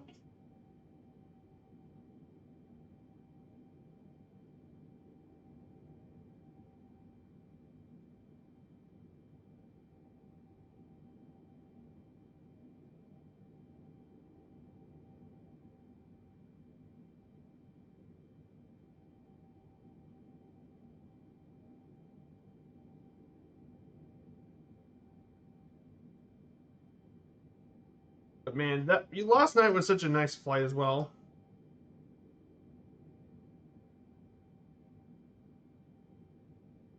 Merry Christmas. Good to see you, King Cobra. Merry Christmas Eve to you from the States. We're heading to Louisville, Kentucky today. King Cobra, we're here to deliver some gifts. I mean, we have to give people their Christmas gifts. SDF. UPS's World Cargo Hub. We gotta deliver gifts to my hometown.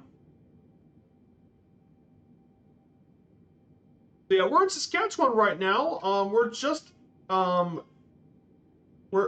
quite a bit out west. We're just about like 50 nautical miles west of. We're about like that from Saskatoon, which is the largest city in the province.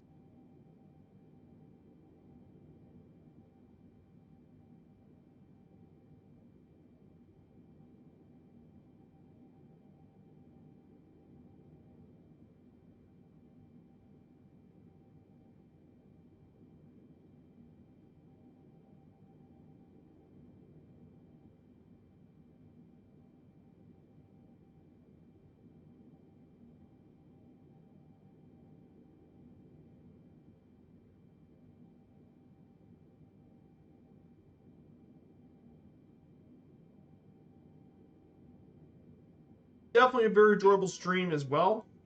Lots of long haul stuff going on. Pretty crazy to be here as always.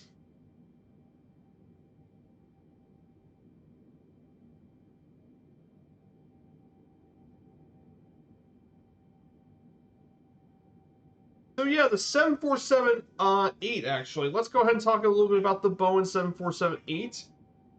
This is the latest series of the large long-range wide-body in the 747 family. This is probably the last 747 model ever built. Um, After the 747-400, which is the most wildly successful version of the airline, they were considered larger alternatives to the series, and eventually it came to be the 747-8 in 2010. So the first model actually wasn't even the main intercontinental. It was actually the freighter that first flew, then the passenger version then afterward. Compared to the 400 version, the 747-8 is 18 feet longer to 250 feet, making it the longest airliner in the Boeing fleet until the 777X. With a thicker, deeper wing that hold more fuel, raised wingtips, and powered by more efficient engines, by a smaller version of the one on the Dreamliner. It's the heaviest Boeing airliner at around just barely under 1,000,000 pounds. The Intercontinental can hold 467 passengers, while the over 7,790 nautical miles. So far, a total of 155 of them have been built, including the final 747-8s delivered to Atlas Air on January 31st, 2023. So yeah, the 747 is, well,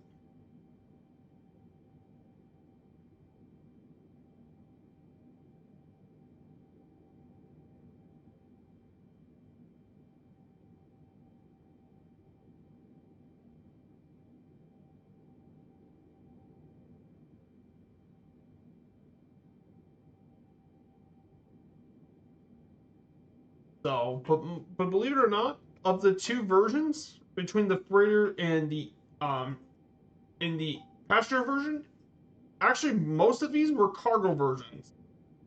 I mean, over half of all um of the total 747-8 orders have been for the freighters, with the largest of those being UPS Airlines at 28. I mean, they're the largest operator of the 747-8 family planes, followed by Lufthansa, then Korean Air, Cargolux, and Atlas Air make the top five. So yeah, this UPS here is, well, is the one that flies the 747-8 the most. Pretty cool fact for a lot of you guys that are interested.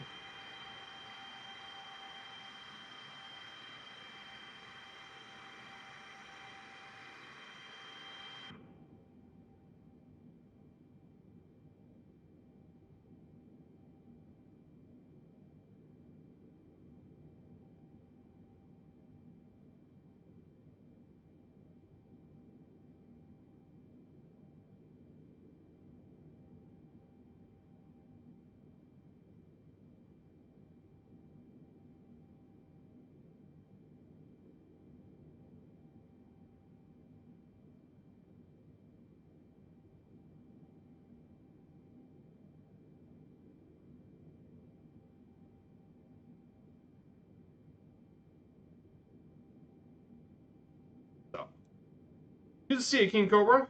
We're gonna make our way through GeoGuessr and stuff. I gotta have something to do for this long flight. I don't want to bore you guys.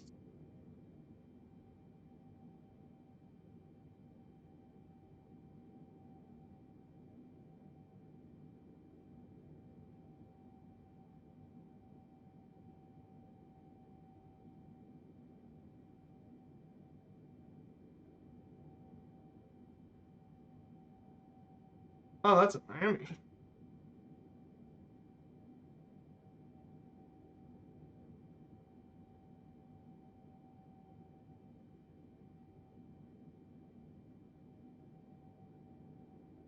Oh my gosh, across the street. Yes, you. The oldest church in South Florida. Let's see. Oh, I know this one. Mexico City. Fun fact, Mexico City was built on a lake.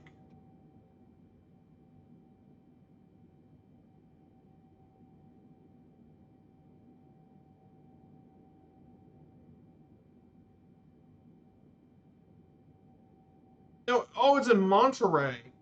Oh. I'm sure you Egypt. Yeah, blizzard in Egypt.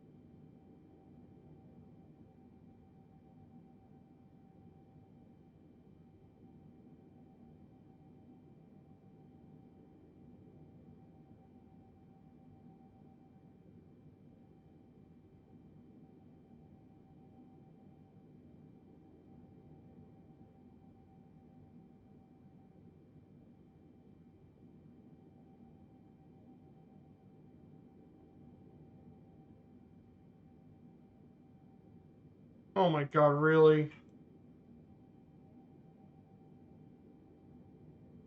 New York?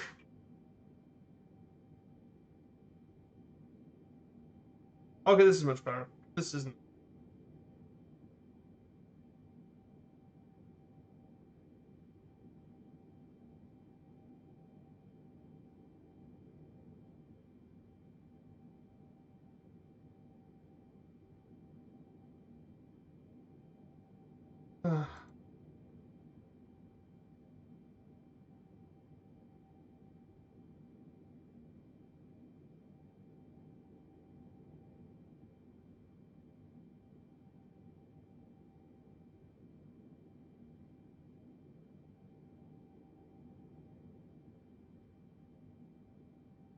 Evan Haas, Spartan.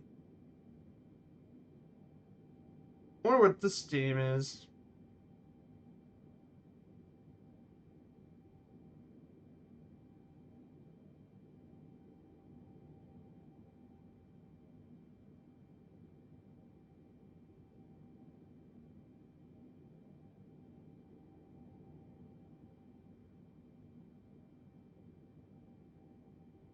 It's somewhere in the Netherlands. Or Brussels.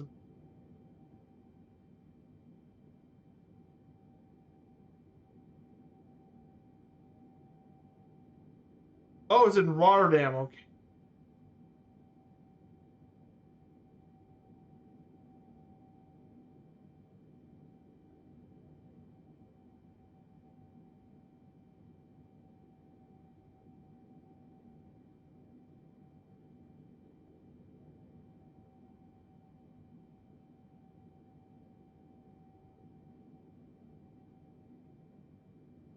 Yeah, that was not easy. Some of this stuff is different.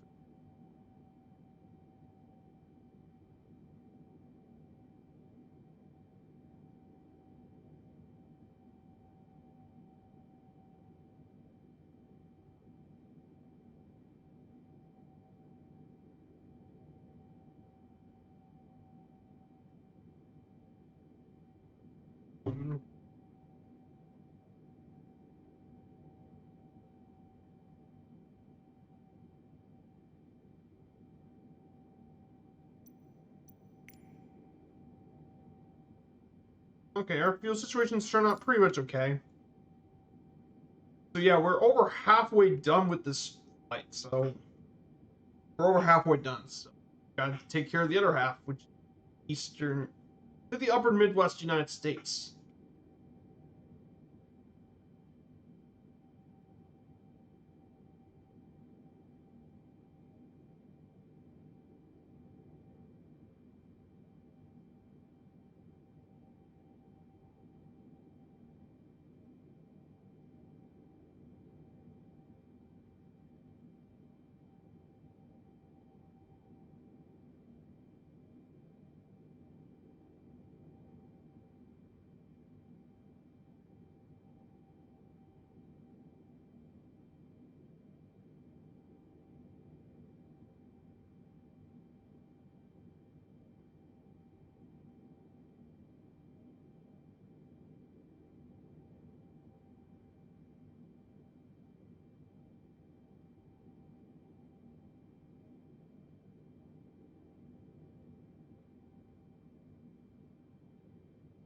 So our next waypoint is just going to be outside of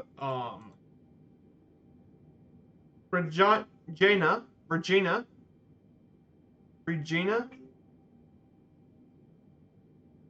Regina.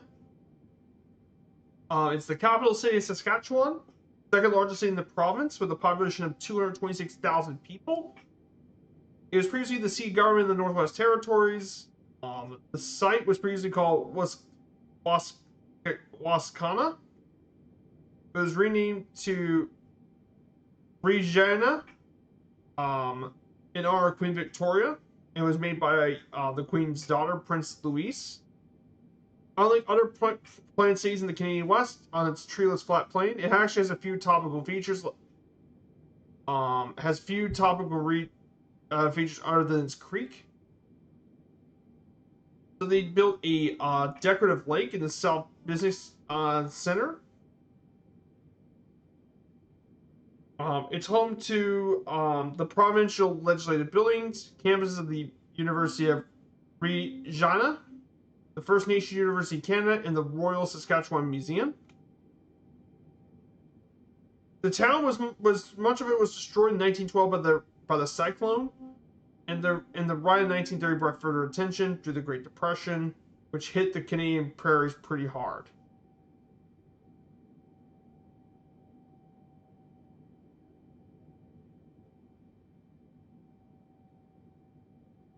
Some of its attractions include Victoria Park in the Central Business District, lots of parks and green spaces, biking paths, cross-country skiing venues, and more.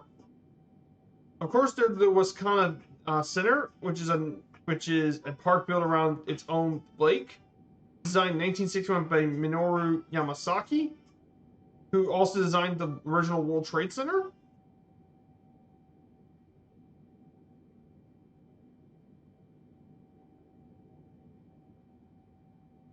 Other attractions include the Royal Saskatchewan Museum of its Natural History, the Government House, where regular tours are available, and of course, one of the most popular attractions in the city is its sports, particularly the Saskatchewan Roughriders, who play their games at Mosaic Stadium in the city.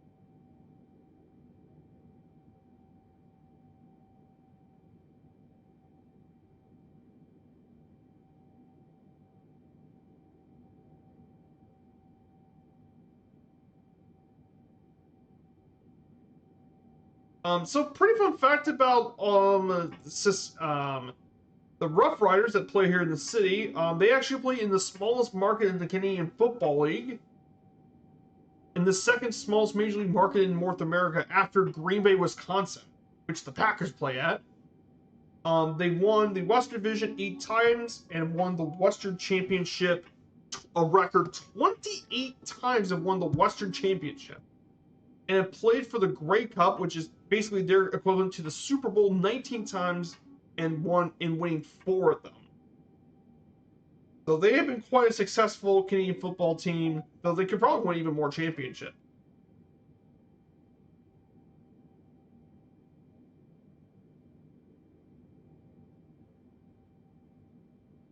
But in fact, the Rough Riders, despite their small market, they are among the most popular teams in the Canadian Football League in terms of fan base. only third behind the Canadiens and Toronto Maple Leafs for Canadian sports team.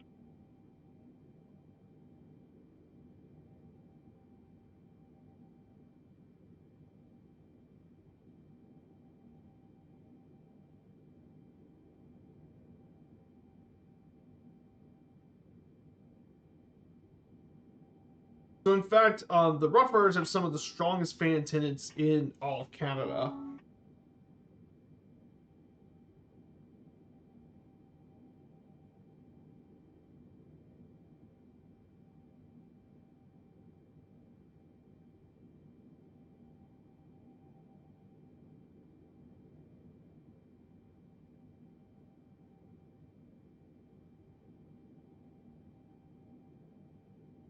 So pretty cool stuff to know about for Canadian football.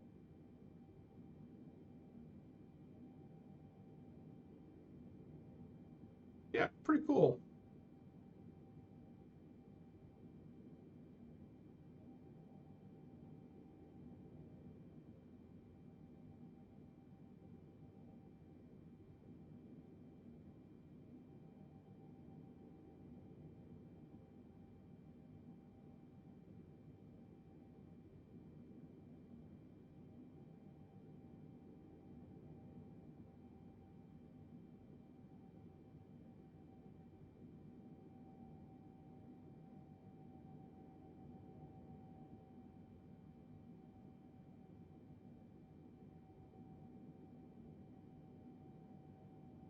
So it's gonna appear to be at nighttime. Very, very soon the sunset.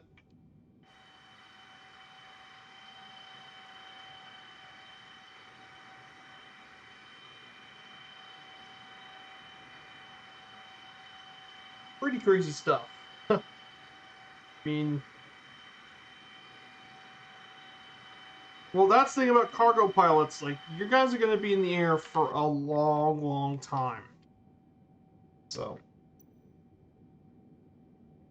at least we're going quite fast.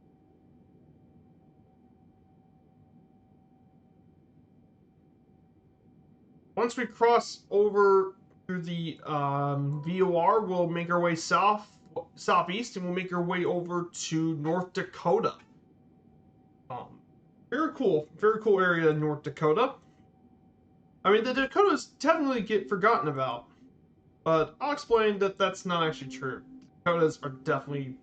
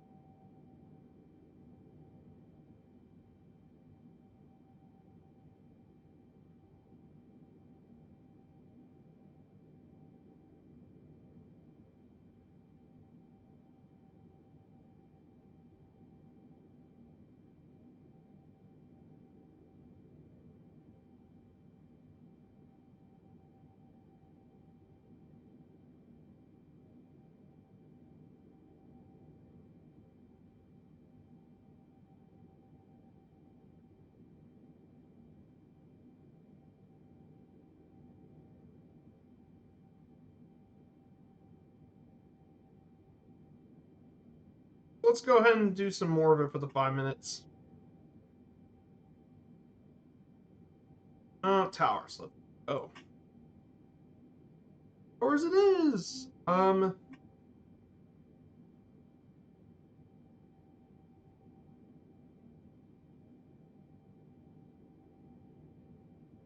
it's Petronas Tower. That's Kuala Lumpur. I'm in Malaysia.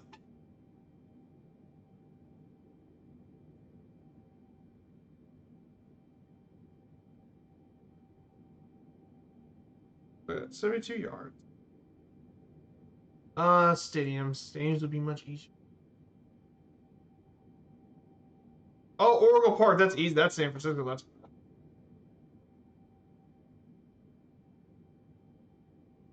Oracle Park. Have you guys never heard of Oracle? Beautiful ballpark. One of my favorites. In the sport, like right field is McCovey Cove, and sometimes home runs when we drop into there. Pretty fun.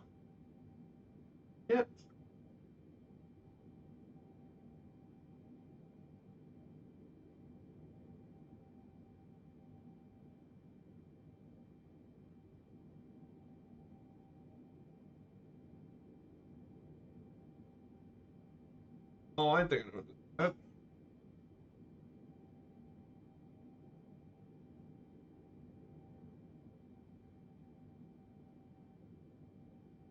I believe that's Quebec. I believe.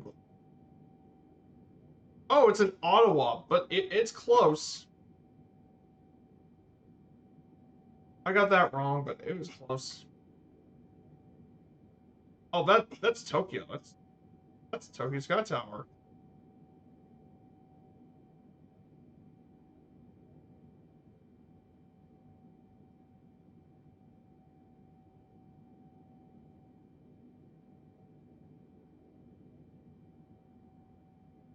Oh, okay. Tokyo Tower. And finally, stadiums. Lions Store. Oh, this is Millhall Lions. Foster. This is Hillwall Football Club. It's somewhere in the United Kingdom. Where is it?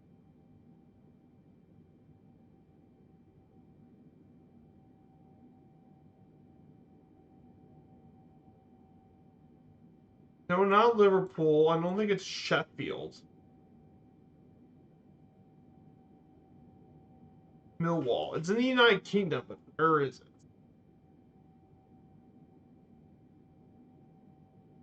No, not really. Not Hull. Where is it? I know it's somewhere in the UK. Just where is it? Leeds? Bradford? I don't think it's near London, is it?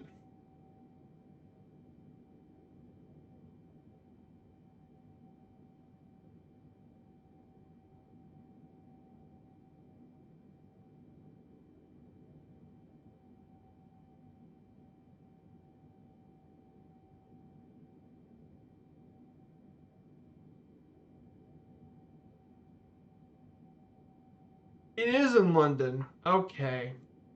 But that wasn't too bad.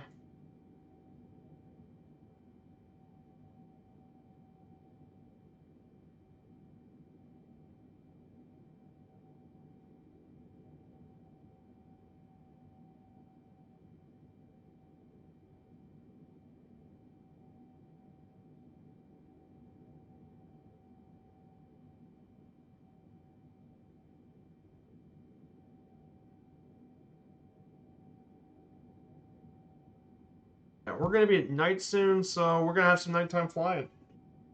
Now I never thought we get to have nighttime flying here in this stream.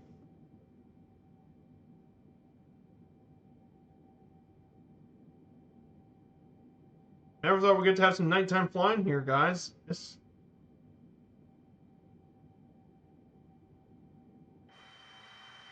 And look what's below us.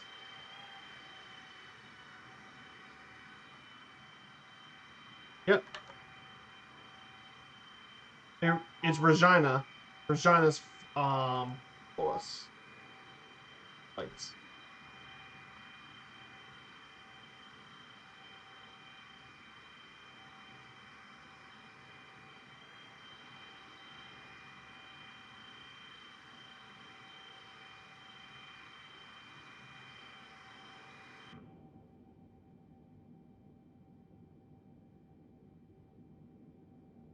Whew.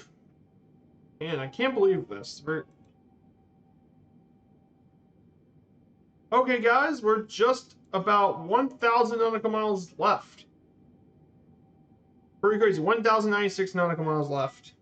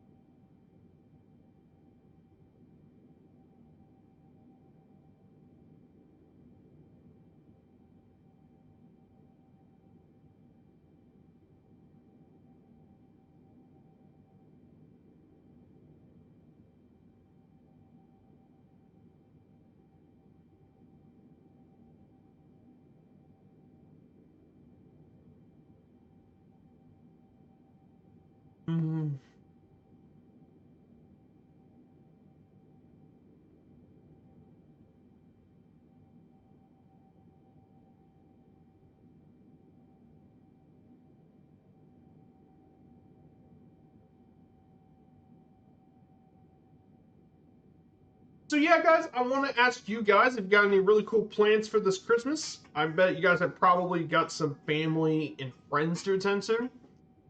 For me, for the rest of today, I got Christmas dinner with family and friends, open gifts and all that. That will be done today.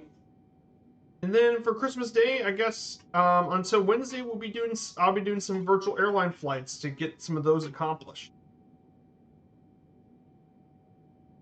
Um, I'd be happy to get those completed and accomplished as well.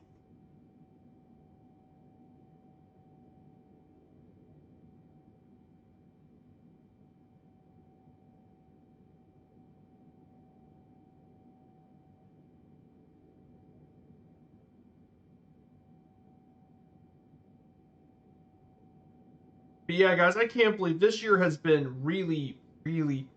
Oh, it's full of low clouds over the new hub. Oh yes. Let me go ahead and check the. Even New York. Oh yeah. Let me go ahead and check.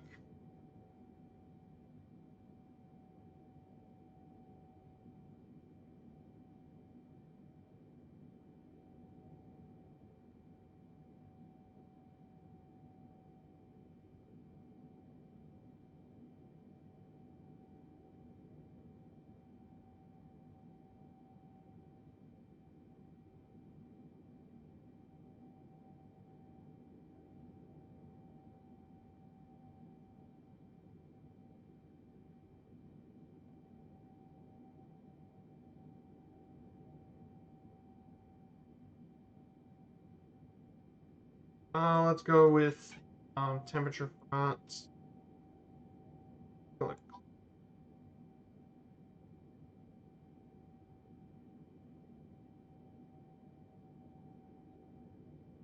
Yeah, I could see. Yeah. Pittsburgh's 100% low cloud cover.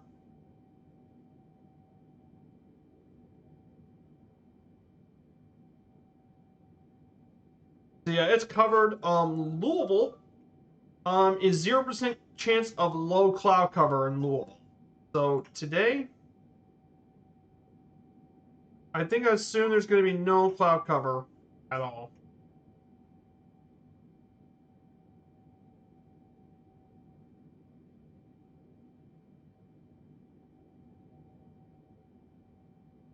In terms of wind speed, let's see.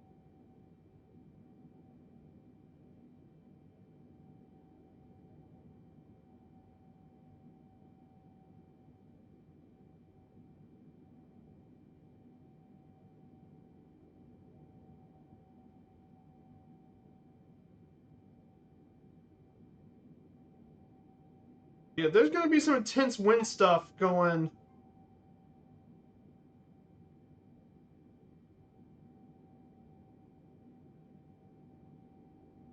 I'm going to look at wind speeds of 12,000 meters, which is 36,000 feet. That'd be it looks like from here, yeah, it's about 21 knots that way. But as soon as we get to more right here in North Dakota, it'll start pushing to really high winds, crazy wind speeds all throughout this area right here.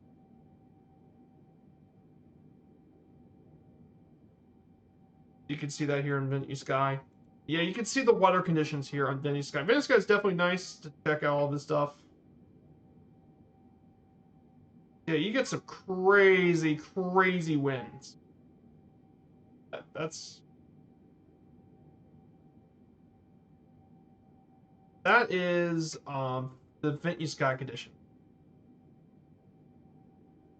Pretty cool stuff I wanted to show you.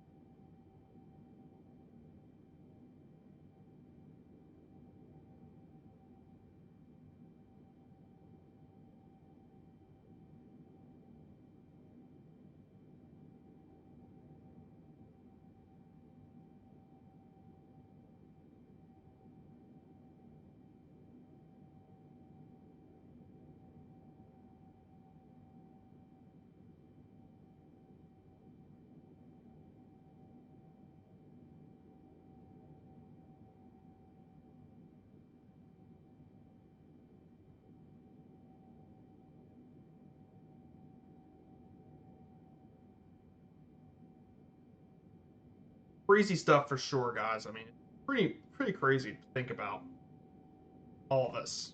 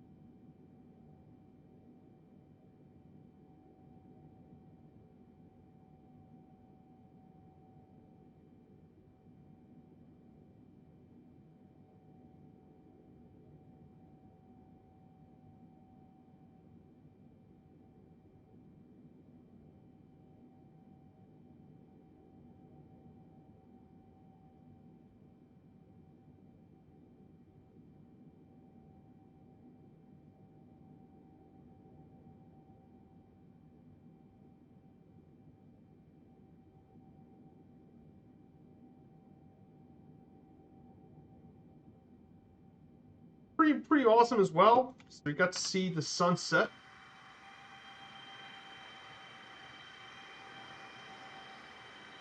This area gets a lot of sunshine and stuff. So.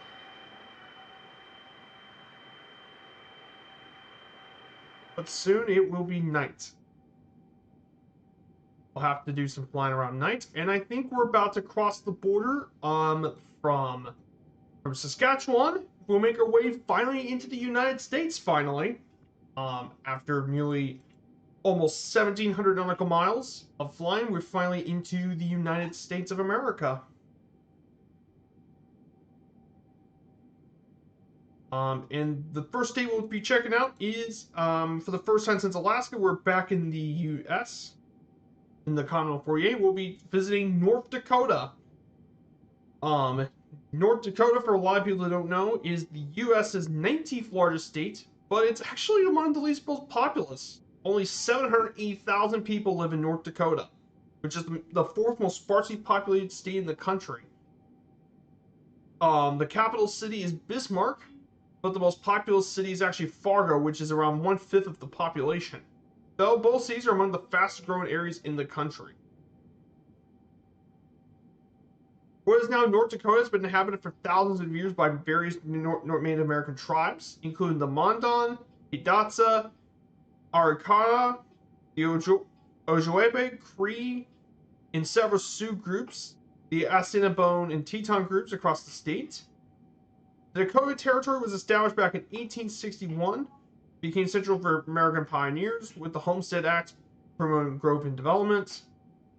The Dakota boom in the 1870s and 80s saw giant farms stretch across the prairies, and it became an economic power, regional power, along with the railway companies to allow easier trade.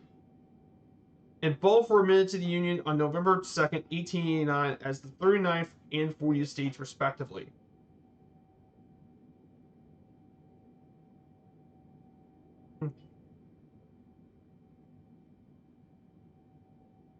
Beginning in the mid-20th century, North Dakota's rich natural resource became even more critical, and in the 21st century, with oil extraction from the Bakken Formation in the Northwest played a role in its prosperity, and led to unprecedented growth with population and reduced unemployment, with the second lowest unemployment rate in the U.S. after Hawaii, as well as ranked relatively well in infrastructure, quality of life, economic opportunity, and public safety. So yeah, North Dakota is actually a pretty cool state. Other things about North Dakota is it's home to, well, that was once the tallest artificial structure in the Western Hemisphere, the KVLY TV mast, which is located in Blanchard, North Dakota. And get this, it was completed back in 1963, and at one point stood over 2,000 feet tall. 2,000 feet for a TV mast. and it stood there until 2019 when the top mount antenna was removed, dropping its height back to 1987 feet. And it succeeded the Warsaw radio mast.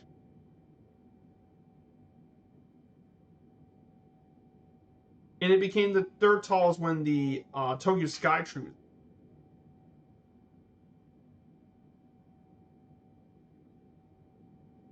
So why did they need this to be this big? Well, the main reason is because it could transmit the broadcast. I kid you not. With this mast, the mast can provide an area of around 9,700 square miles, or 250,000 square kilometers, which is about 55 miles of television cast. That's pretty insane.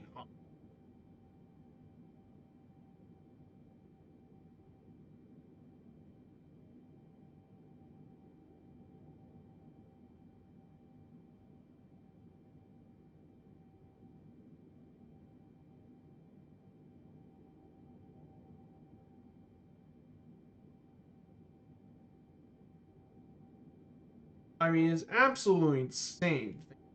You can reach all of that sort of stuff. A television tower. Pretty crazy.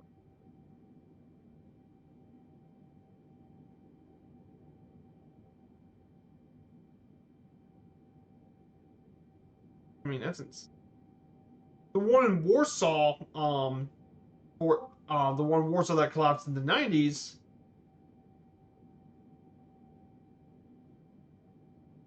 the transmitter can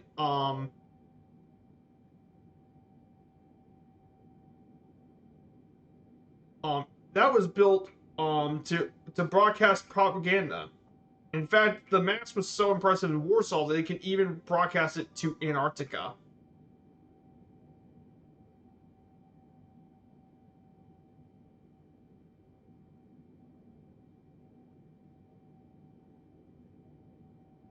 Pretty crazy to think about. That's in North Dakota. Isn't that pretty insane, guys? Hey, good to see you, Dumpy 111. Good to see you. Oh, can you help me with the problem with Engine 3 and 4? Yeah, I guess there is an issue. Live streams are probably not the best place. Discord.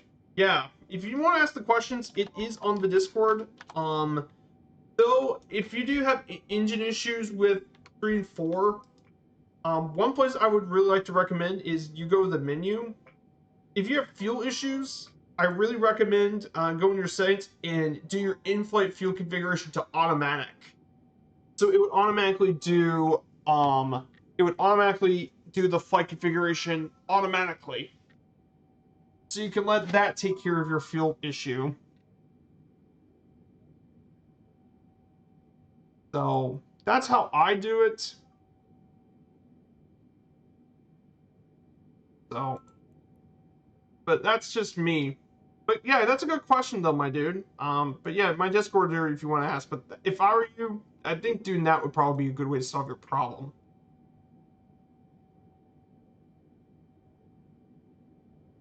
Private Pilot, good to see you. Oi, good to see you, Private Pilot. Welcome on in.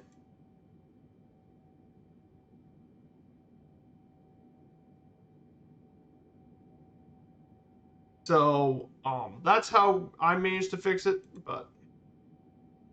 But yeah, we're heading to Louisville International actually, and we're about to approach very shortly the Minnow VOR as well. But yeah, one of the really cool things about North Dakota, it's obviously known for the Great Plains.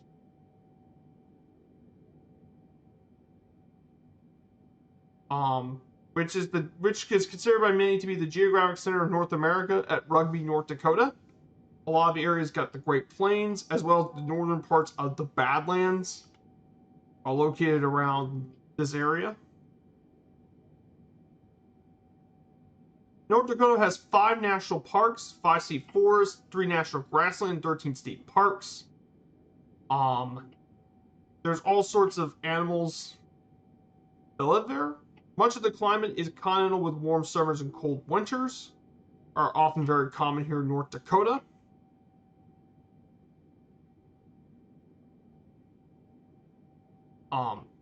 North Dakota's population is pretty small. It's only 779,000, which is among the least populous states in the country, only rivaled by Alaska, Vermont, and Wyoming.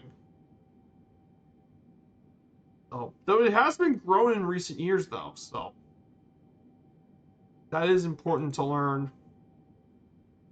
But a big part of modern day North Dakota has been the energy sector. It's been but agriculture is still the largest. North Dakota is a leading state in cereal grains like barley, durum wheat, and oats. Soybeans are increasingly important, as well as sugar beets, lentils, and beans. And of course, in recent years, oil and all that has been growing quite a bit. And wind energy, too.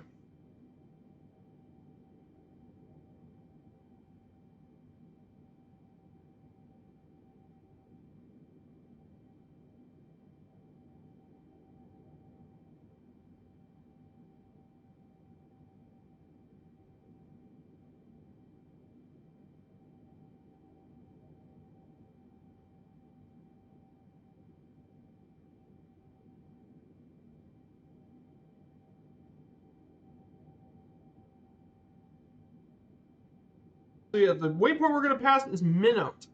Is going to be our next stop. This is North Dakota's fourth most populous city, and it's most widely known for its huge Air Force base, Minot Air Force Base.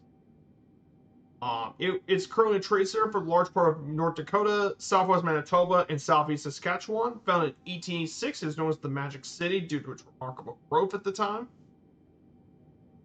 Um,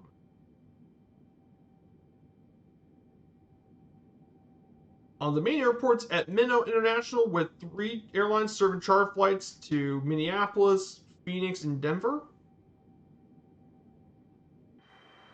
But yeah, the big thing is its Air Force Base. And that should be, well, to our left right here. This is Minot Air Force Base to the left. This big old Air Force Base is the biggest Air Force base in the state.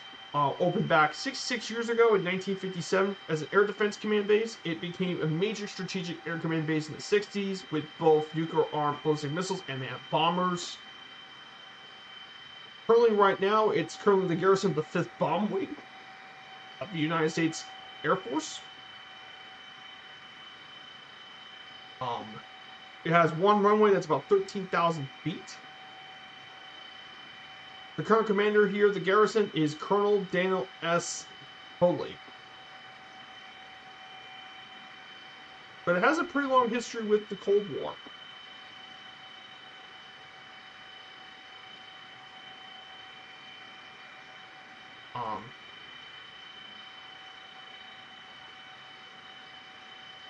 Pretty important stuff. But pretty cool stuff. Like I said, you may never know what to find around here in the sim.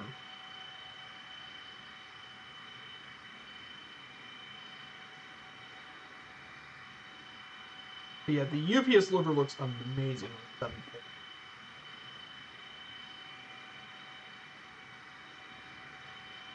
And look at the turnout today, guys. 23 viewers.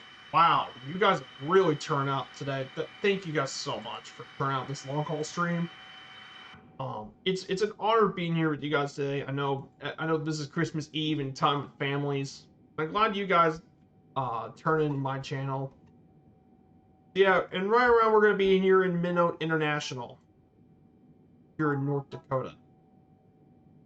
It currently handles destinations to Las Vegas, Minneapolis, Denver, Orlando, and Phoenix are its main destinations. So with the recent growth of the city and all that, there has been growth in its usage over the last couple of years. But yeah, it's mainly the main Dakota airport. So North Dakota's largest airport is, without question, Hector International in Fargo. Um, named after Martin Hector, who leased the land to the city. And that one serves destinations to Las Vegas, Nashville, Phoenix, Chicago, Dallas, Minneapolis, Denver, and Orlando. But Fargo is actually much more well known as a cargo airport and has been used by many cargo airlines. A lot of them go to Fargo. Um, FedEx uses it for their flights across the upper Midwest. UPS uses it for all sorts of places, even from Louisville and more. But yeah, Hector has become a cargo hub, more so than passengers. So, pretty cool stuff.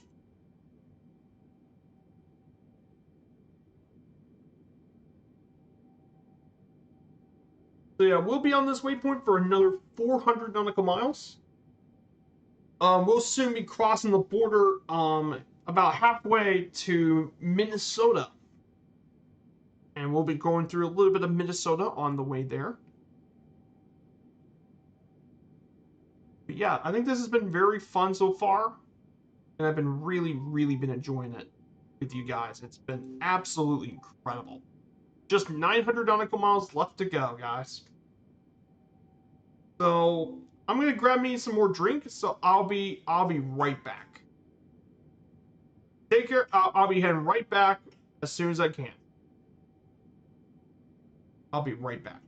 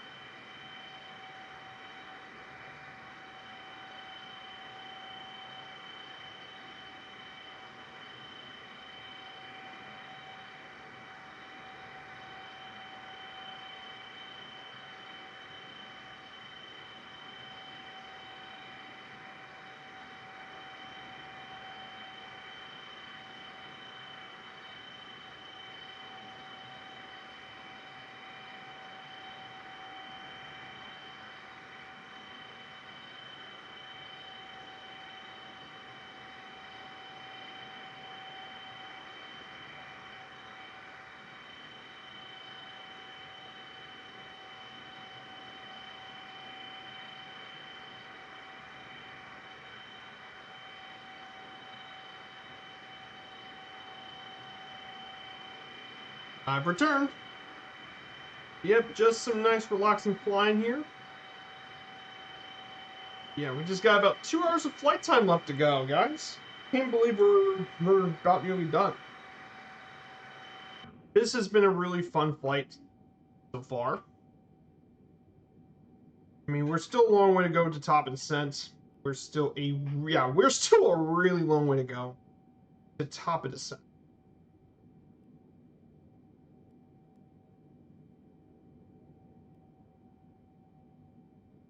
Let's go back to the GeoGuessr stuff now. Let's complete the next level. Level 9. So castles or beaches? castles.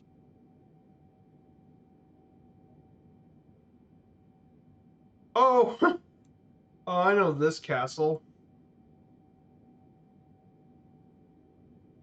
Oh yeah, this is not a real castle. This is actually an amusement park castle.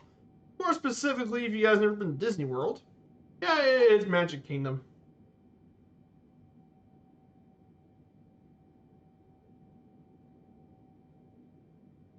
The mighty Cinderella Castle.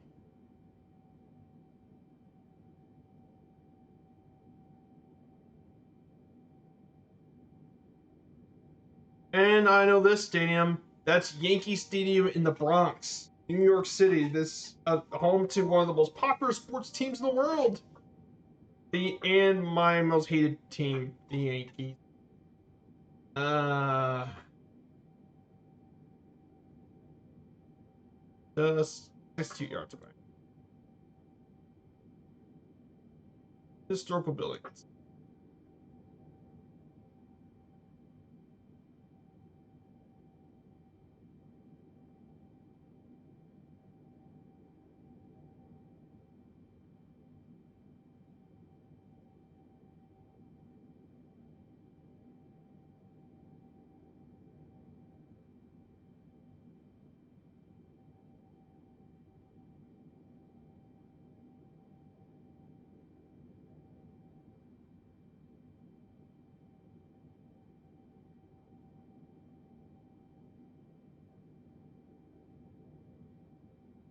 Oh, that's in Amsterdam. That's the Rooks Museum.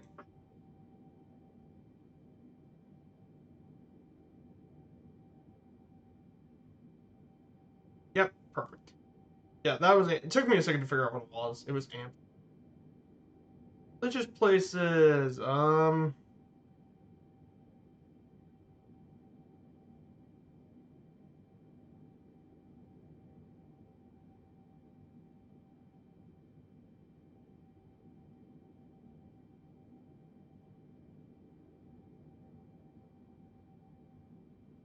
I think this might be the Westminster's Abbey, London.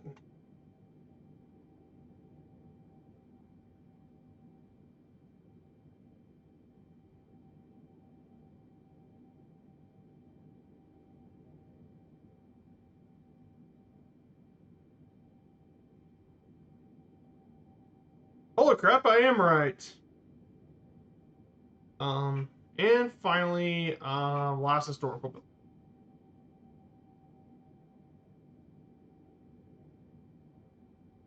Oh, I know this place. This is in. This here is in. This is in Ottawa.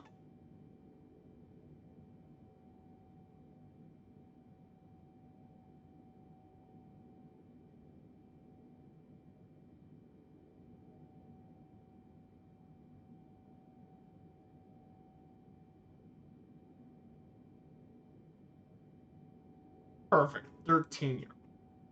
That was perfect. Perfect round.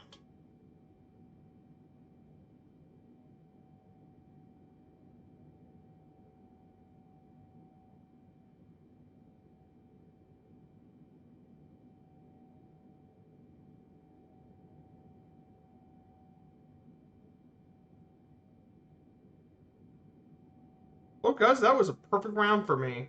Honestly, could have not gone any more perfectly for that round. Yeah, something for me to figure out what to do.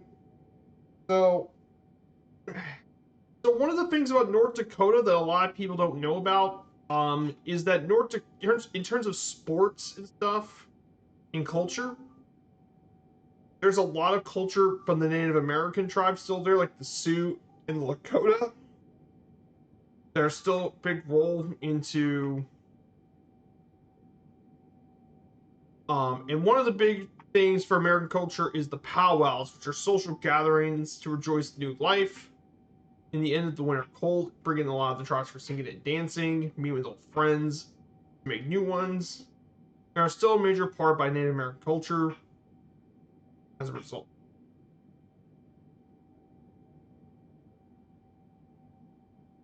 But there's also a lot of influence for both Norwegian, Icelandic, and German influence.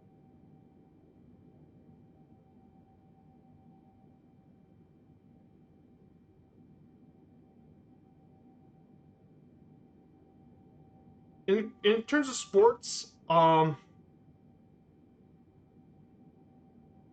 major big deal in North Dakota has been collegiate sports. They're home to two Division I programs: the North Dakota Fine Hawks and the University of North Dakota State Bison. Particularly the big one being North Dakota State. The Bison's particularly the most notable one is North Dakota State.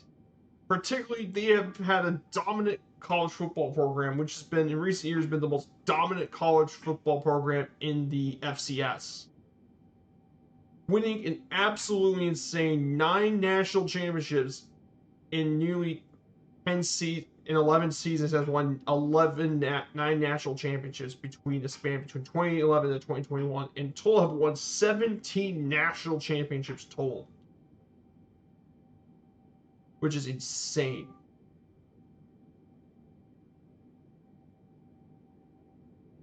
I mean, the Bison have been absolute dominant.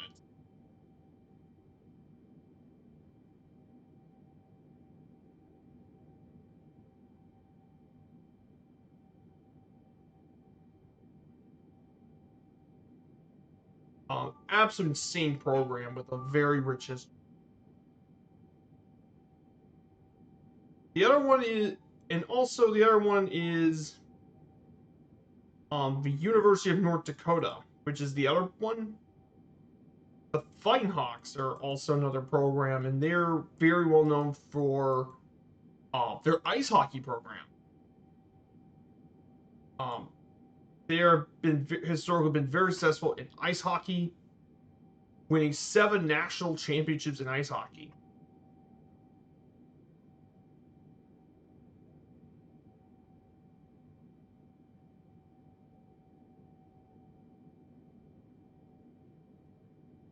So, been very, very successful in that.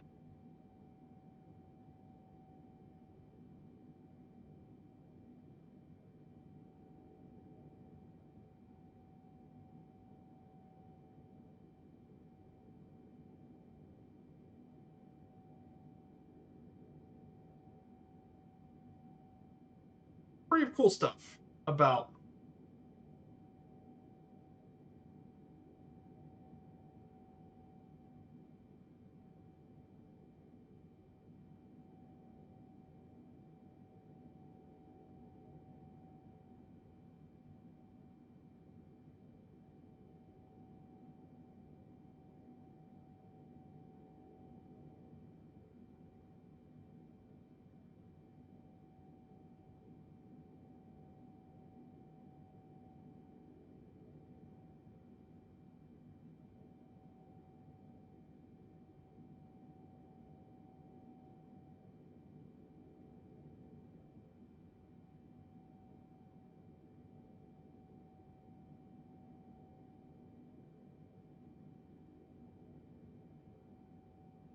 Oh yeah, one more thing about Fargo International too. There's actually a pretty nice little freeware for Fargo. Be a pretty nice little hub. Pretty nice little area up here in North Dakota.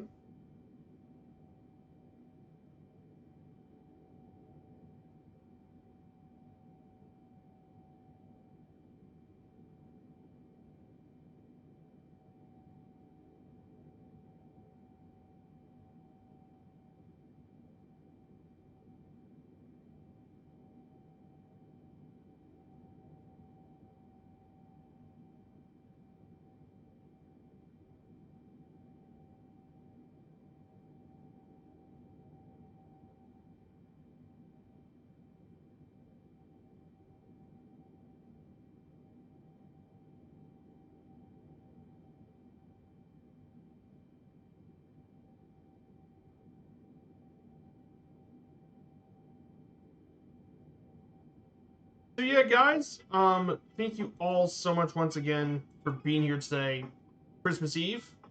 We got some pretty big flight plans coming next week. On Wednesday, we have some virtual airline flying here from Pittsburgh International Airport. My Firefly Air's newest East US hub. We'll be exploring Washington, D.C., and we'll make our way to Detroit as well. So we have plenty of flying to do around here.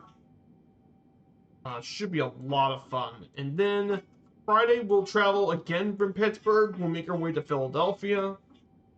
And we'll travel through State College, Pennsylvania, Harrisburg, Pennsylvania, the capital. And then, of course, we'll fly around the historic area of Philadelphia.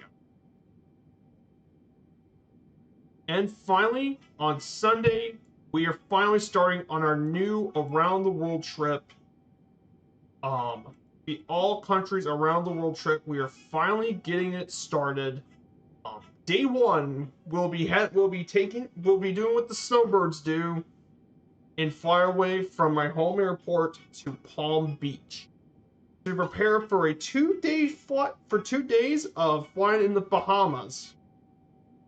So should be a lot of fun, and I can't wait to do it.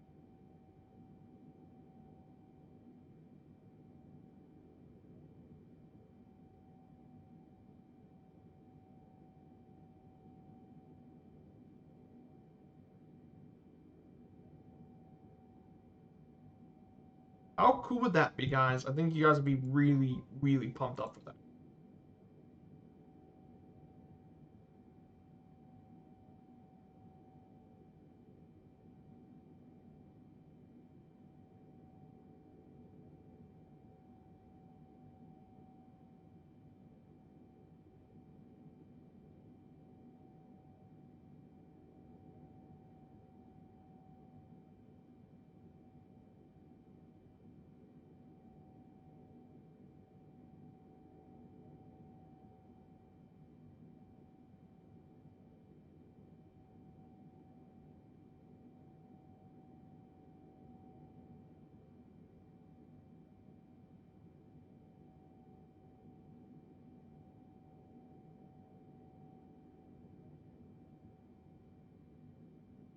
Just incredible. So, of course, we're going to be around 100 nautical miles till we cross the border over to Minnesota.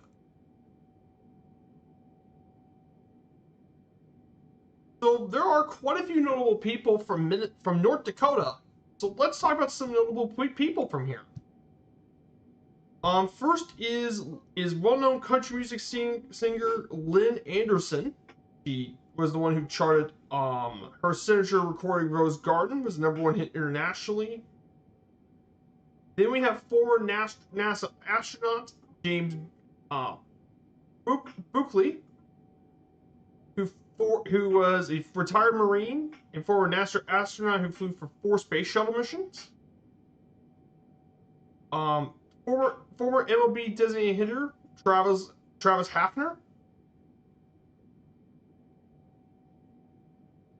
Then we have pilot and explorer Carl Ben Ilson, who was there in Fargo, and he had a long, proud aviation history in North Dakota. He did a lot of airmail flights in the 20s.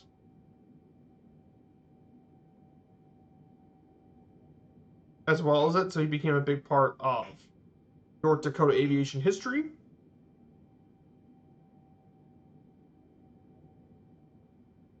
Um, then we have,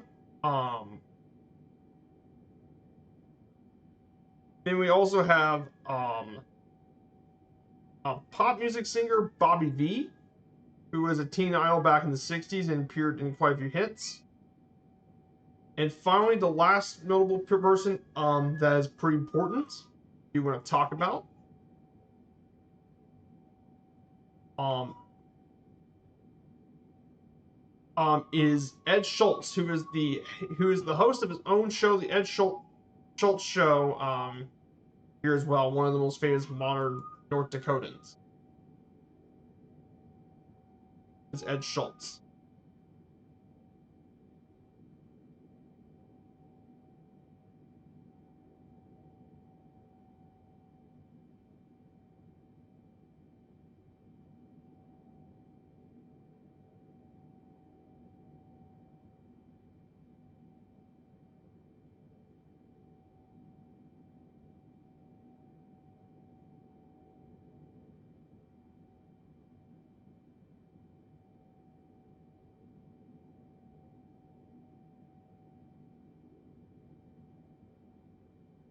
yeah, that.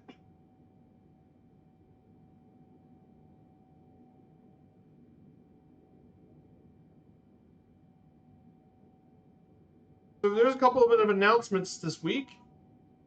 Um,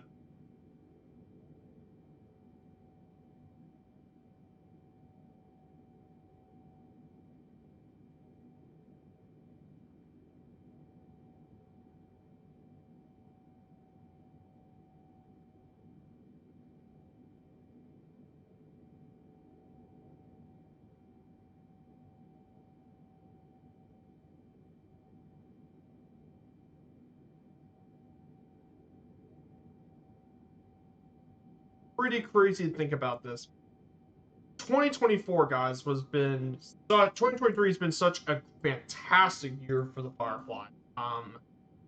And for Christmas and stuff for the new year, I mean, 2023 has been an amazing for this community. I mean, I didn't think I was going to stream again in 2023 with all the internet issues I had. I was very lucky to get that resolved. But man, what a year for the grown up to nearly 800 followers. Um, but the thing I was most proud of was I got to complete my first ever around the world flight, and not just any around the world flight. We got to do a historical recreation of the 2017 Brittany DC-3 around the world trip. We round trip it from the DC-3 from Geneva took us 10 months and 65 legs to finally get it done. But I'm so happy to finally do an around the world trip. And 2024 is going to be pretty insane with the around the world trip we got up this time. And this time we will be doing. And this time for the around the world trip, I'm going to make it extra special because we're not just going to take any plane. We're going to take all sorts of planes to visit it. We're not going to be limited in aircraft. So we're gonna have a lot more fun. And I think it's going to be an even bigger blast than it already was. So guys, I am so happy.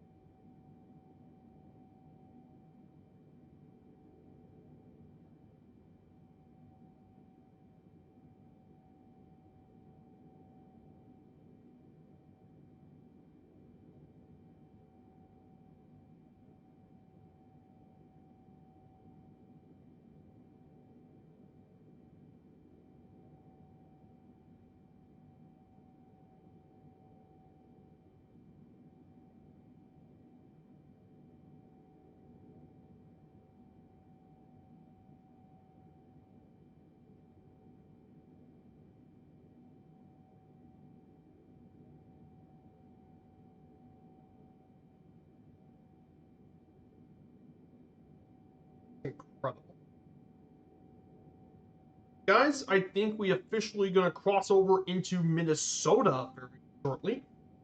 Finally make our way across the state of Minnesota. So Minnesota, the 12th largest state in the United States in terms of land area and 22nd most populous with 5.75 million residents. Home to the Western Prairies, deciduous forests in southeast, and the less popular North Woods. Roughly a third of the state's covered in forest, and is known as a land of 10,000 lakes with over 14,000 bodies of fresh water. More than 60% of all Minnesotans live in Minneapolis-St. Paul metropolitan area, aka the Twin Cities, which is the main political, economic, and cultural hub of the state. And about 3.7 million live in the metropolitan area. Minnesota gets its name from the Dakota language, which has been inhabited by various indigenous people between the 11th century BCE. Minnesota became part of the United States territory when the Louisiana Purchase was happened. Minnesota was part of that purchase. After territorial organizations, Minnesota Territory was admitted to the Union in 1858 as the 32nd state. The official motto, L'Étoile du Nord, is the only state motto in French, meaning the Star of the North. It has diversified immensely since the 20th century, shifting from traditional industries like agriculture to resource extraction, services, financial healthcare. It's among one of the richest states in the country per GDP and GDP per capita income. The state's home to 11 federally recognized Native American reservations. It remains a center of Scandinavian Germanic cultures of Lutheranism. In recent years, has been more multicultural, with immigration from Latin America, Asia, the Horn of Africa, and the Middle East. It's home to the nation's largest population of Somali Americans, and Hmong population as well. So Minnesota also has among the highest levels of standard living and level of education. So Minnesota definitely is a great state to check out.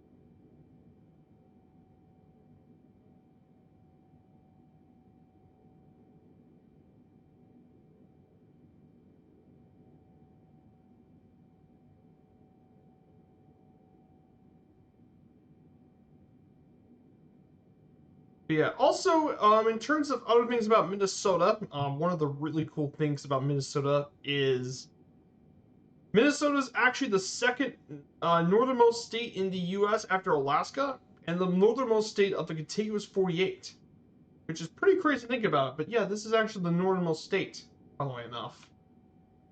So the oldest rocks on Earth are here in Minnesota. They're dated back to 3.6 billion years ago. And Minnesota is also home to all sorts of animal species,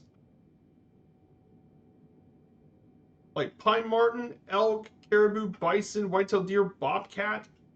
It's also home to the largest population of timber wolves outside of Alaska, as well as populations of black bear, moose, and gophers, which are major parts of Minnesota. That's how they got the nickname. And lots of bird species live here in Minnesota. Minnesota experiences temperature extremes of its continental climate with extremely cold winters and hot summers.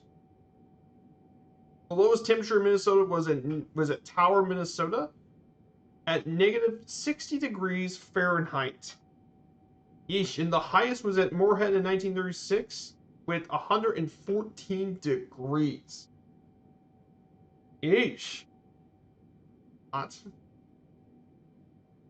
Minnesota was once a producer of raw materials that was transformed to finished products and services, and it's extremely diverse, economically been extremely diverse. Of course, one of the earliest industries in Minnesota was agriculture, and particularly in Minneapolis, where, well, flour mills, powered by the St. Anthony Falls, um, they produced a lot of flour. That's why Minneapolis is called the Flour City. Though even still today, it's still a major part of its economy, with Minnesota being the largest producer of sugar beets, sweet corn, and peas, and farm-raised turkeys in the United States. Um, so that's a big part about Minnesota that a lot of people need to know for.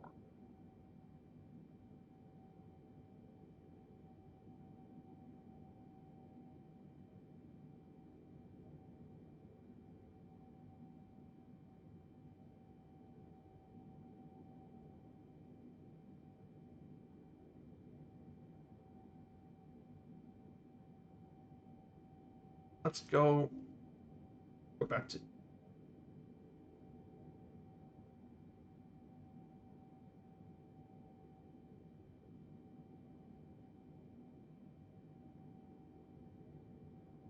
Let's go to San Francisco, guys. Next stop in this tour, San Francisco, California.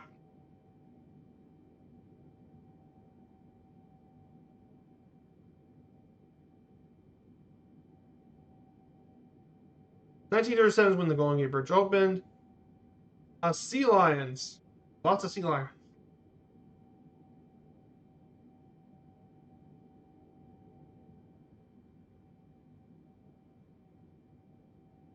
Boy, level 10. Let's explore the world. Oh, I know this one. That's a Machu Picchu. That's stunning. Machu Picchu. I did get a chance to fly over in the sim, but absolutely.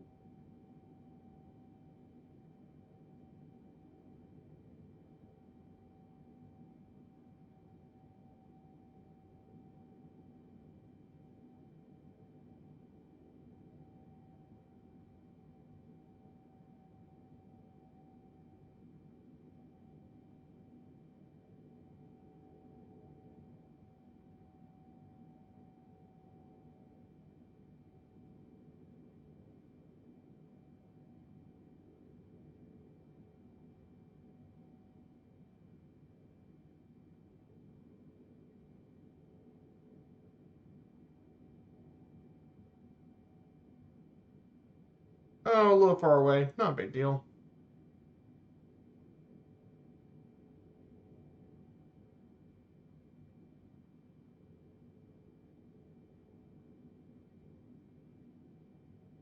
Let's go with historical buildings. Let's go another one.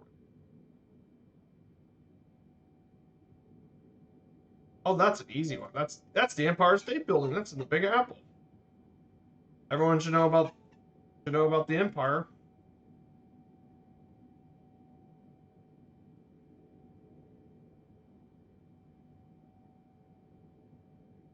Okay. Towers. With that one.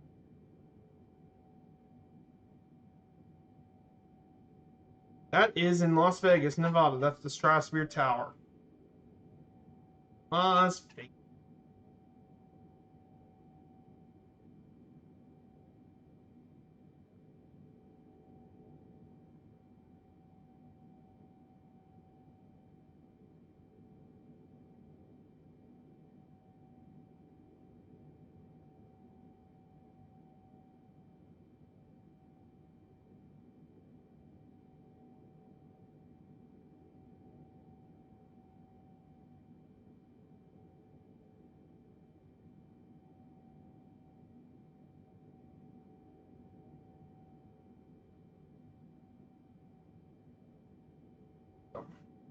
Stadiums.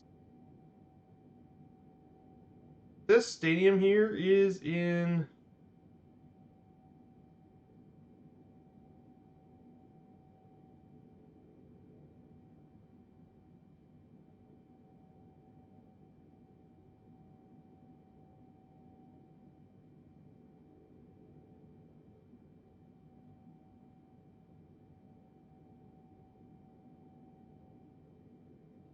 Okay, it's in Marseille. That's in France.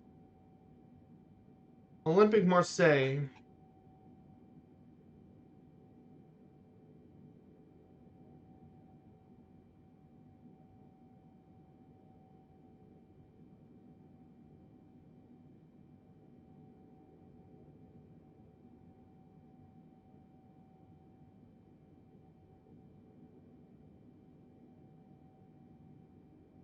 Woohoo!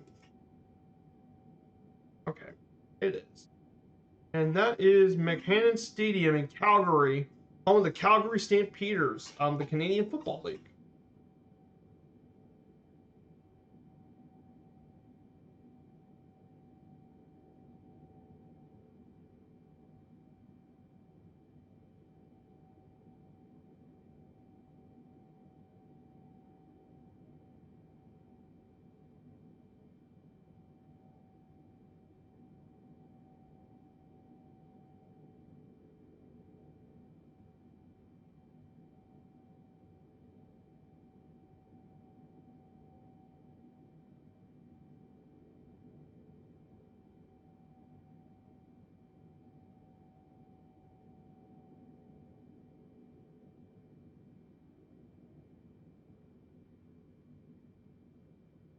Okay, it's a little more west, but woohoo!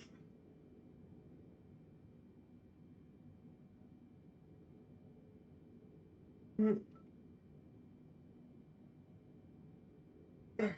nice.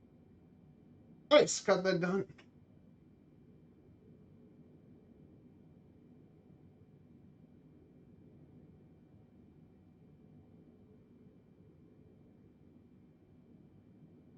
Hey, I bet we crossed paths. You're flying from Jacksonville to Salt Lake. Ooh.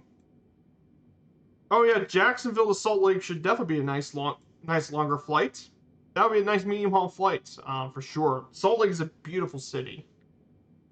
Private pilot. Should be an absolutely awesome flight. Yeah, the UPS 74 is still carrying on really, really strong.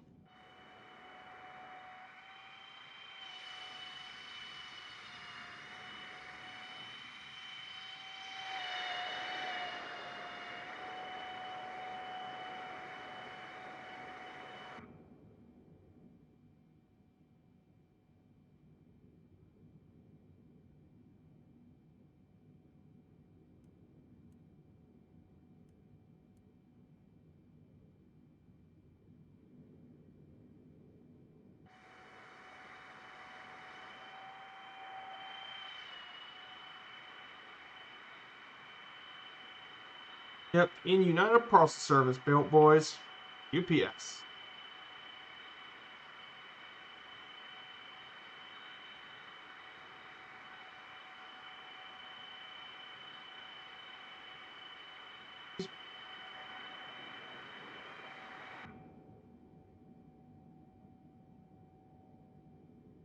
We're about a bit further from the waypoint here to Winchester before we make our way over, briefly crossing over into a bit of Iowa, then Illinois, and then we'll start getting pretty close to the top of descent into Louisville. But yeah, guys, I can't believe we're not too far away at all. We can actually make it to here pretty quickly. I mean, we're just about under 600 nautical miles left. Should be about another hour, an hour and a half. Um, Making our way here. So some interesting things about Minnesota to learn about more is its culture. Minnesota is very rich in cultural with the fine arts, including the world-renowned Guthrie Theater. Boasts a lot of theatrical programs and educational stuff and concerts. And of course, Minnesota is where a lot of famous musicians have been from, including Prince, including the Big Three, including three of the most popular acts. Prince, who we all know is one of the greatest musicians of his generation. Bob Dylan, one of the greatest songwriters of all time over his 60-year career. Eddie Cochran, the Andrews sisters, of the sisters of Levine Andrews, Maxine Andrews, and Patricia Andrews. You have the Castaways, David Ellefson, Chad Smith from the Hot Chili Peppers, Al City, and more have shaped the history of music.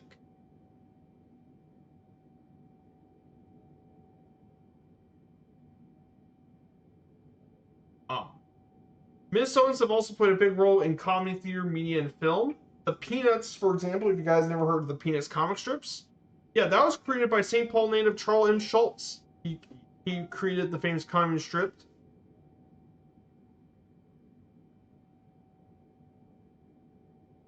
And there are a lot of famous actors and stuff from the state too. Yeah, Minnesota's rich in entertainment history. Minnesota's also been a big part of pop culture. Um, the Minnesota Nice is a cultural stereotype for a lot of Minnesotans. Minnesota life in Minnesota has been backdrop in a lot of movies, like in TV series like Fargo, um, Juno,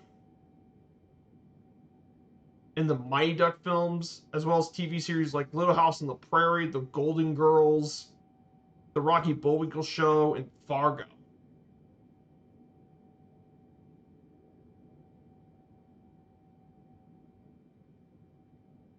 And of course, one of the most popular events for a lot of Minnesotans is the Minnesota State Fair, one of the most popular state fairs in the country, attracting more than 1.8 million visitors in 2014, featuring a wide variety of Minnesota life like art, science, agricultural, food, music, and more. Minnesota State Fair is one of the most popular in the country.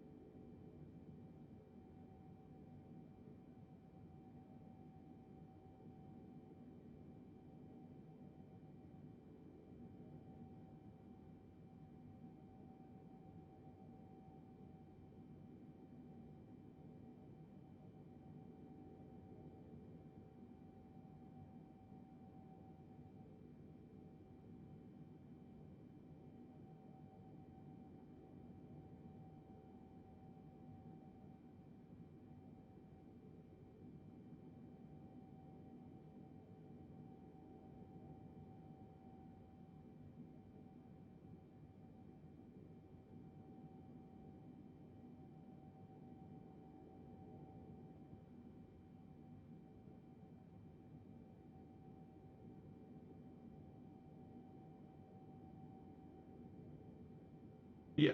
Minnesota absolutely is an incredible state with a very rich musical history. Of course, about transportation, of course for most people, when you want to visit Minnesota through the air, you guys end up in Minnesota St. Paul International, KMSP, big old Minneapolis, one of the busiest airports in the Midwest. It's both a military civil aviation airport. For much of it was a major hub for Northwest Airlines. And even still today, for its successor Delta, it's still a very major hub. It's also the home airport of the Minnesota-based Sun Country Airlines.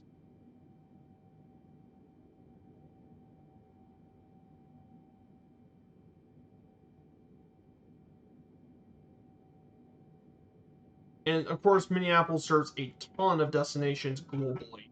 Um, from U.S. destinations like Atlanta, Boston, New York, Columbus, Cincinnati, Charlotte, Detroit, Indianapolis, Seattle. It also serves a crap ton of international destinations too, including London, Frankfurt, Amsterdam, Dublin, Toronto, Montreal, um, Seoul, Tokyo, San Juan. I mean, it serves a lot of this. And of course, it's also a cargo airport, though it's not a major airport, but it can serve cargo flights too. But yeah, Minneapolis St. Paul International, huge hub. And it's definitely the gateway to the upper Midwest. So,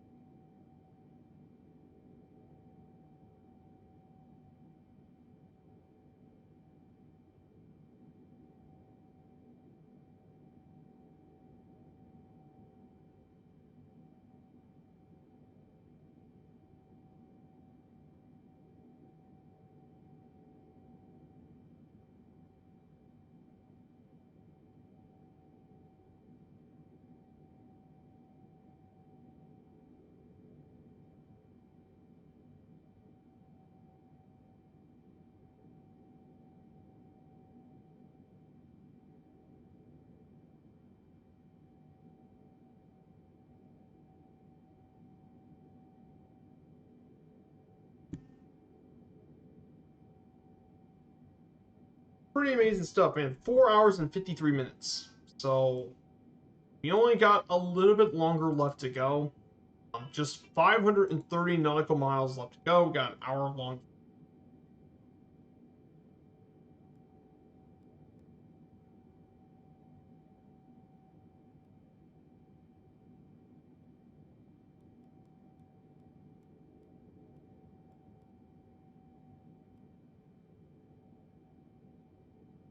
Winds here are pretty insane. Don't lie. Look at this. 63 knot.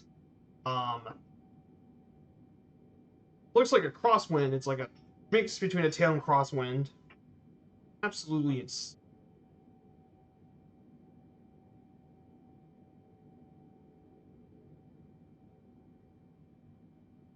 Let's go ahead and take care of another GeoGuessr level. While we're at it. Now, don't worry. This is not going to be for all those streams for the around the world trip. Some of them are going to be much shorter.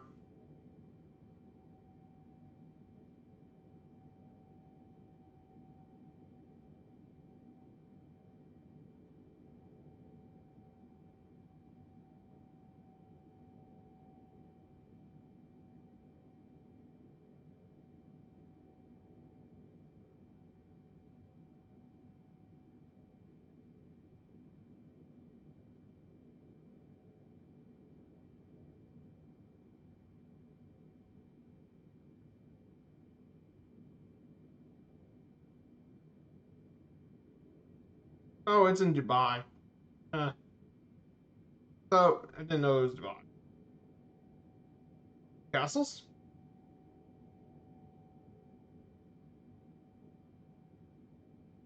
Oh, that's in.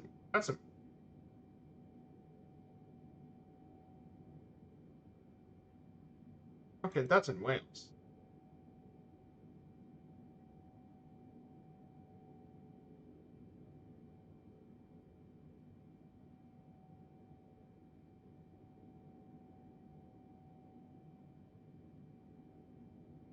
I think that's Cardiff Castle. Ah, it was. It's Cardiff Castle. Nice. That's in Wales. Oh, I know this. That's that's Paris. And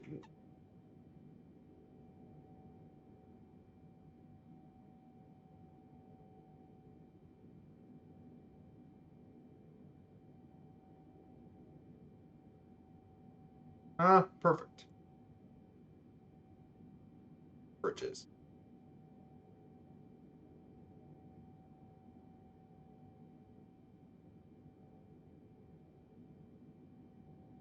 I, oh, I think I know what bridge this thing is. That's in Bangkok.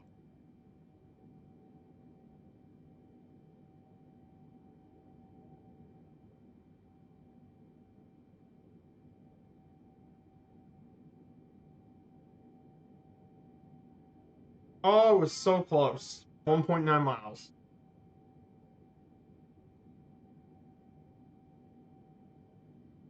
Oh, it's Chelsea. Chelsea FC.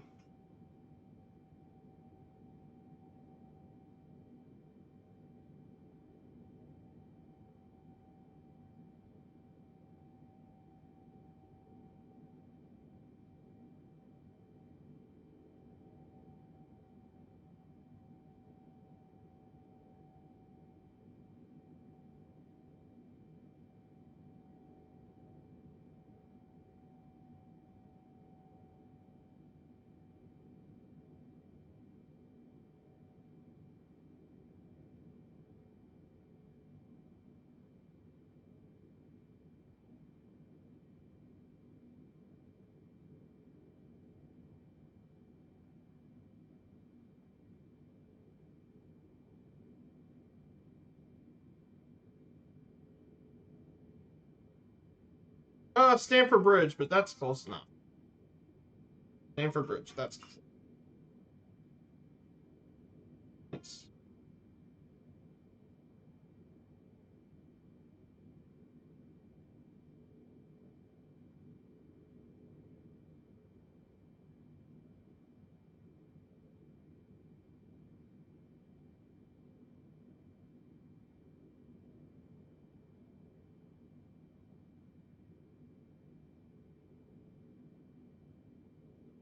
Pretty crazy stuff, guys.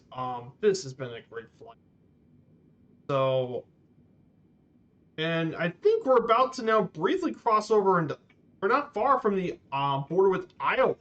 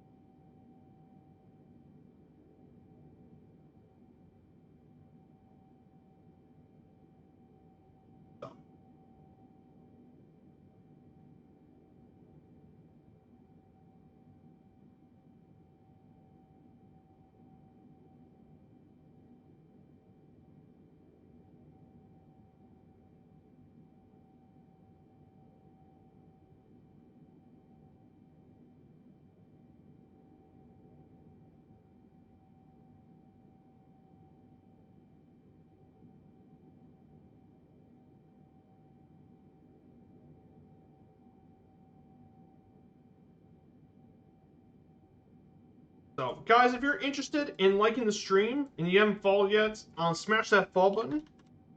Check out my streams here on Twitch for Mondays, for Wednesdays, Fridays, and Sundays. I mean, what an absolutely incredible flight today. We're just about we're about 500 miles from KSDF. We're doing a long haul cargo ops from Anchorage over to Louisville, Kentucky, my home commercial airport.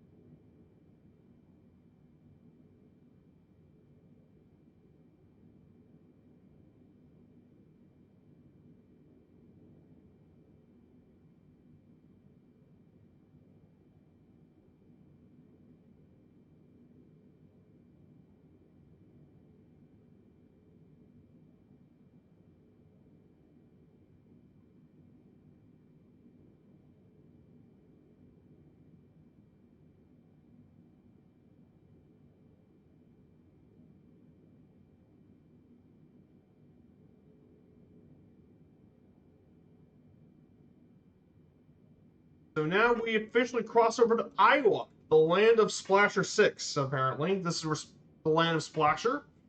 But Iowa's a very interesting state, bordered by a wide variety of states, 6 of them: Wisconsin, Illinois, Missouri, Nebraska, South Dakota, and Minnesota.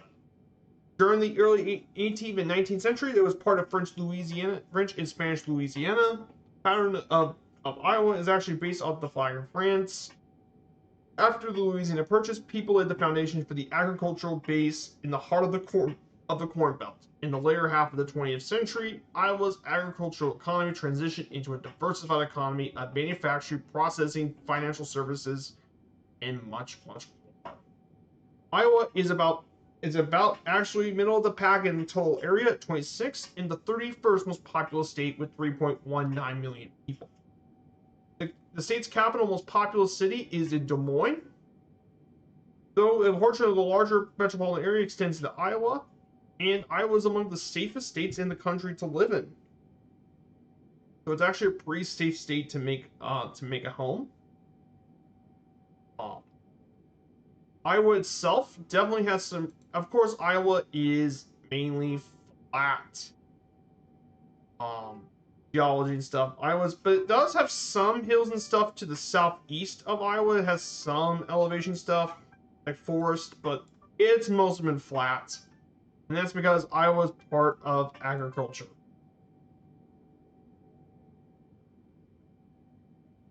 And that agriculture makes Iowa very used for agriculture. Crops cover 60% of the state's land area.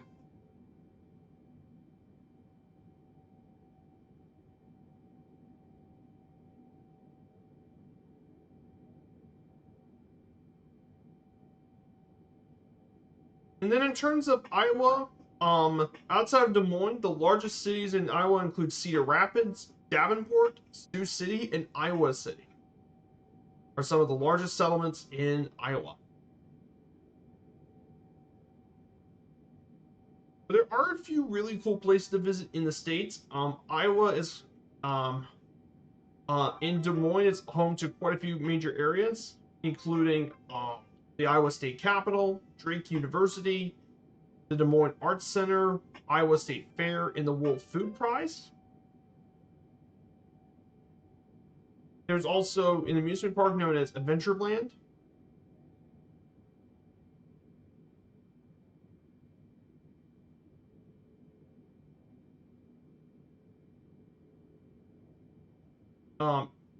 Ames, Iowa has Iowa State University, in the Iowa State Center, and Raymond Gardens. And a few others that's in the central. Eastern Iowa is home to Iowa City and the University of Iowa.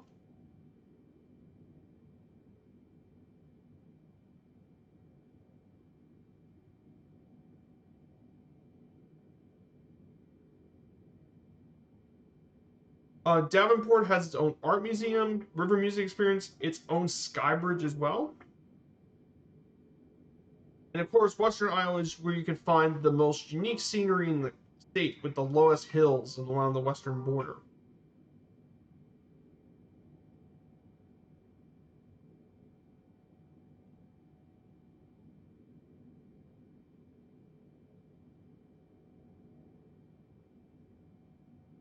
That was a pretty interesting little places around Iowa. And of course, in terms of economy, Iowa is one of the best states to do business, thanks to lower taxes, low utility costs, and do business.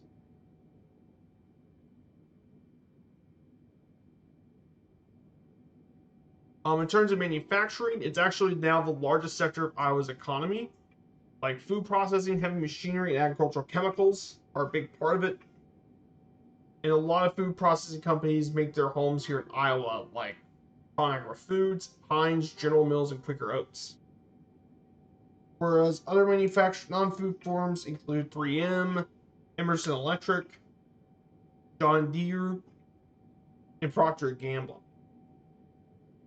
But of course, agriculture still dominates much of the state, and it makes sense. Iowa's historically been a major agricultural state.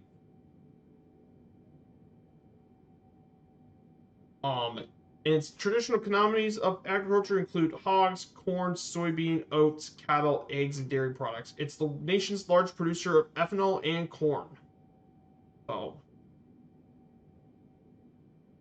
that's a pretty big deal of Iowa. And as well. And then finally, for culture, Iowa has a pretty unique culture with arts. The Clint Eastwood movie Bridges in Madison County was based on a popular novel filmed in Madison County, Iowa.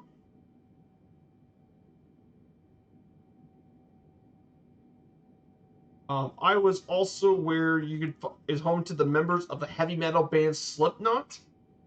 Slipknot was formed in Des Moines, and they're one of the big metal bands in the world.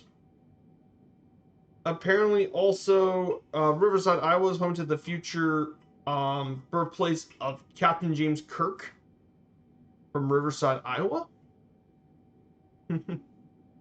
I get any of you Star Trek fans probably know about this as well.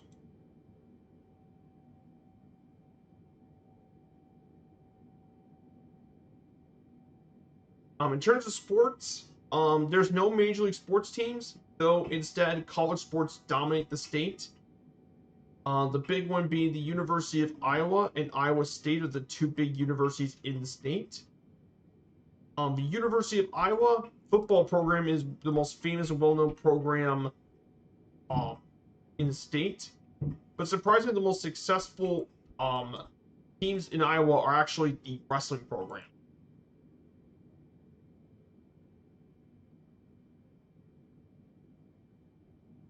University of Iowa actually has won 5 national championships. Um, Plays at the Nile Kinnick Stadium, capacity of 69,000 people. And Iowa's produced a lot of successful football players, and they've even had 5 Hall of Famers, including Paul Krause of the Minnesota Vikings and Duke Slater, who played for the Chicago Cardinals, as well as other star football players, including Lucas Van Ness, Noah Fant,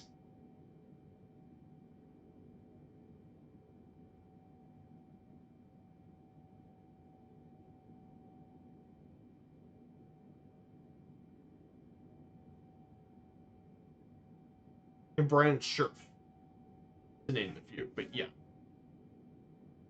but University of Iowa definitely is a place to be.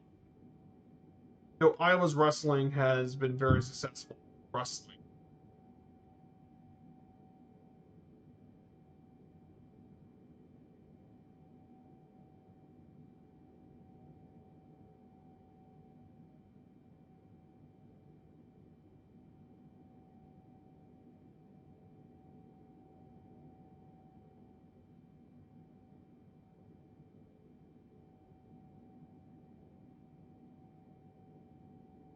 Outside of that, though, yeah, outside of college sports, they're home to the AAA Iowa Cubs, a AAA baseball team of the Chicago Cubs, as well as a couple of minor league baseball teams, minor league hockey, and more.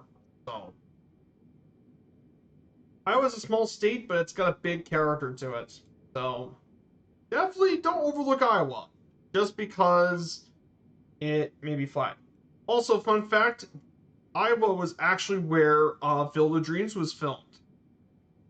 More specifically, Field of Dreams was actually filmed, if I were to believe I was right,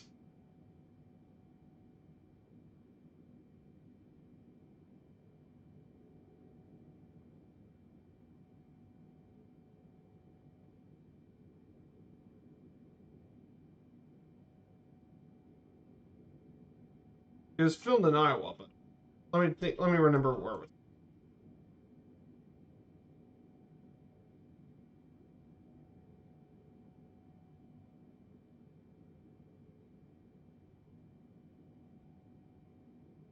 Oh yeah, Dyersville. That's it.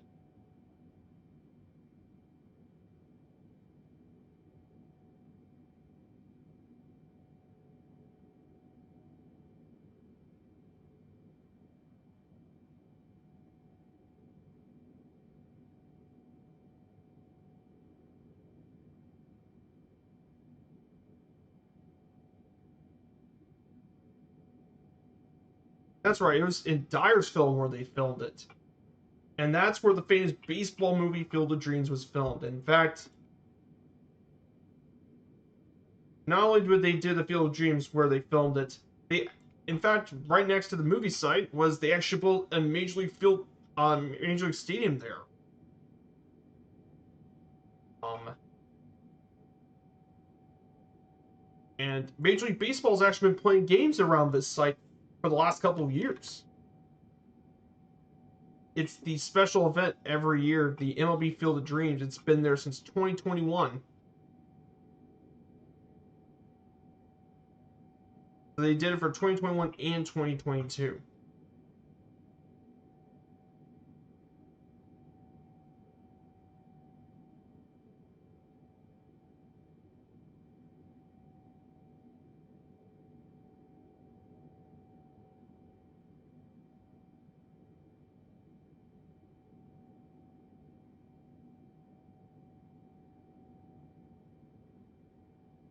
So that was pretty cool.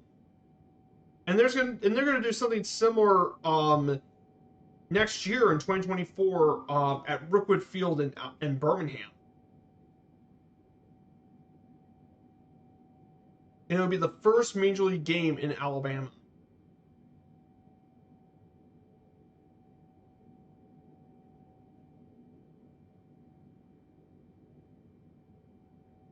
At historic old Rookwood.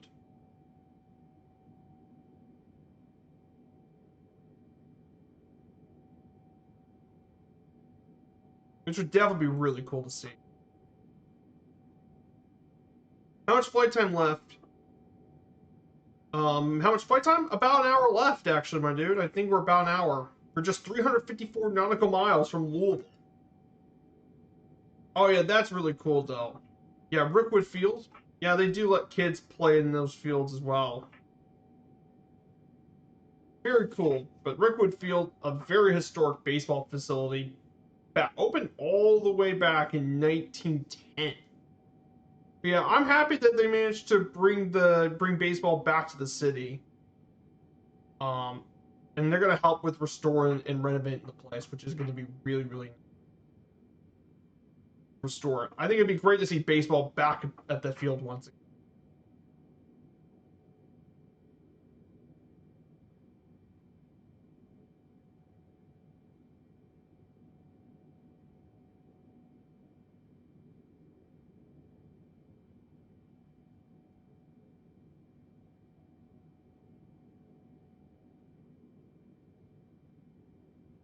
But very, very cool to get to see the park back in the. Like I said, that's why I like seeing those old stadiums get a chance to be seen again, like see a older era. Why is it dark? Oh, it's dark because of the time sense. Um, it's at 6:41, December 25th.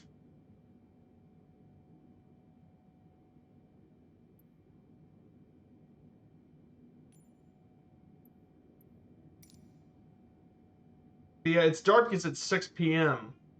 Planet neutral.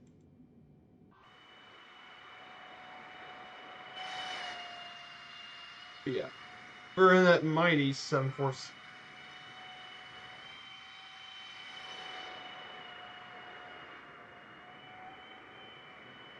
Lots of cargo being hauled here in Louisville.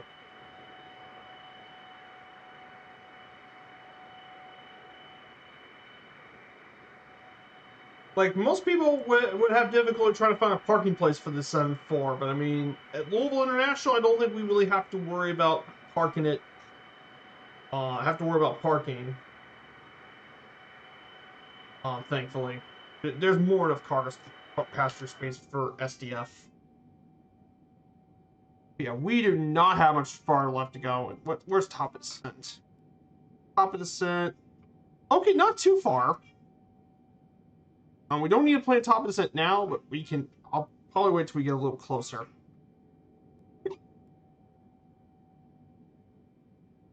Um,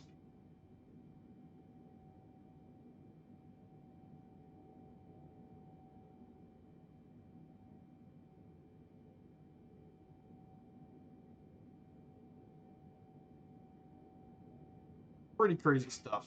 I see. Christmas timing, not real time. Yeah. Hey, guys, this has been a great flight, guys. I mean, this is going to be really, really awesome. Like I said, that's what's great about the air. I mean, I remember when the airliners were back on release, the default ones, they were not really that good, honestly. But nowadays, with working title, what they've done with the airliners and stuff, they turn out to be really nice now. Like, is it as nice as PMDG or the Phoenix? No, of course not. But I mean, but they work really nicely for the most part. They really do. They made a lot of working time, made a lot of improvements. I actually really enjoy flying this, and the good news is, well, we're gonna fly more of these with the around the world trip. There might be a stream I may take this in for the 7-8 on some of the streams.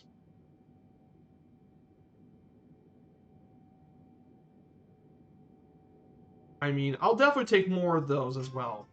But yeah, I really do enjoy flying the 7-4. It's really nice.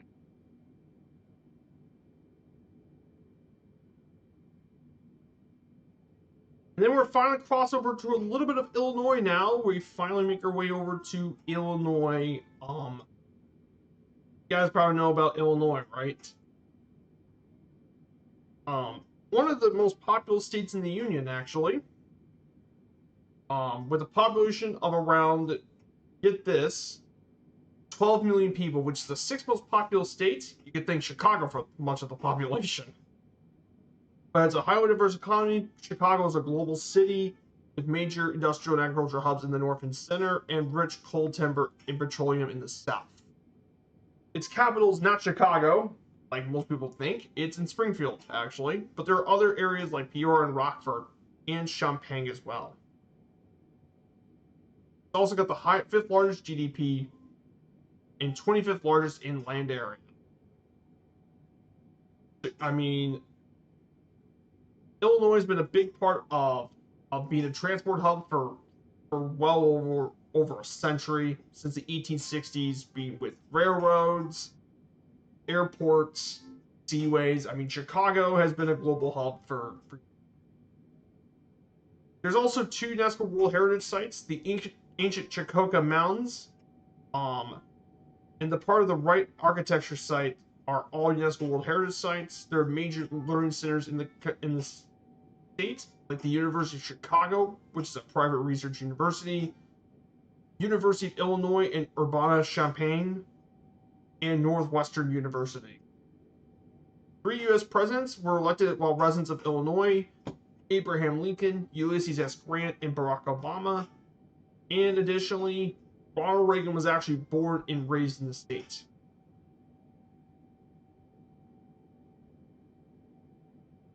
So yeah, Illinois, very, very cool state in the Union. Absolute blessing. Really cool state as well. I mean, there's more to Illinois than Chicago. I'm just telling you, I'm happy to tell you about that. There's a lot of great places to visit.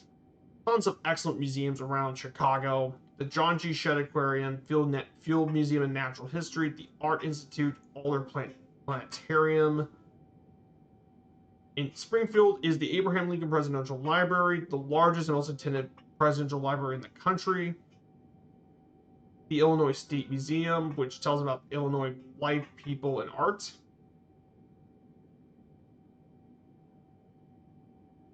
Illinois is also a leader in music, with tons of musicians being from Chicago. I mean, there are a lot of Chicago-led artists in that city.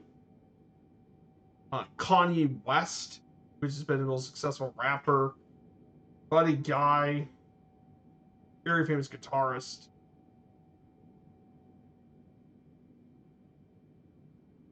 There's jazz musicians: King Oliver, Jelly Roll Morton, rock music. Fall Out Boy was grown part of Chicago, was Fall Out Boy, which I will be seeing next year in Lexington. Disturbed, metal bands like Disturbed.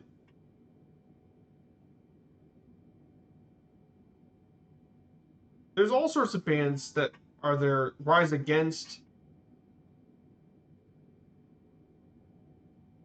and then of course a lot of indie bands like the Flaming Lips, Superchunk. But basically, Chicago is a very rich part, and Chicago music has been a big part of Illinois. And then finally, in terms of sports and stuff, Illinois, most of all their major league teams are in Chicago, including two baseball clubs in both the north and south side of Chicago, respectively, being the Cubs and White Sox. They also have the Bears, the Chicago Bears, winning 9 NFL championships, including the most recently the Super Bowl 20 in 1986. One of the world's most recognized basketball teams, the Chicago Bulls, winning 6 championships due to the efforts of Michael Jordan, the GOAT, as some people would say. Then you also finally have the Chicago Blackhawks, who have been one of the original 6 teams in the NHL, and have won 6 Stanley Cup championships, as well as the MLS's Chicago Fire as well. So yeah, Illinois, and also Illinois has quite a few collegiate stuff too. The Illinois alumni and Northwestern were part of the Big Ten. Illinois has won 5 national championships for college football. They also have a pretty nice smaller program, Northern Illinois, who at one point even appeared in Orange Bowl. So pretty cool. Very, very cool. Oh, nice! A mini FCU, nice. That's cool. So yeah, you're gonna have to learn to fly an Airbus. I'm a Boeing guy, so I don't know how to teach you how to fly an Airbus. I'm a Boeing guy. Oh, your graduate degree is from Illinois. Oh, nice. Planet neutral. So you were alumni of the Illinois. Cool. Yeah, very, very cool.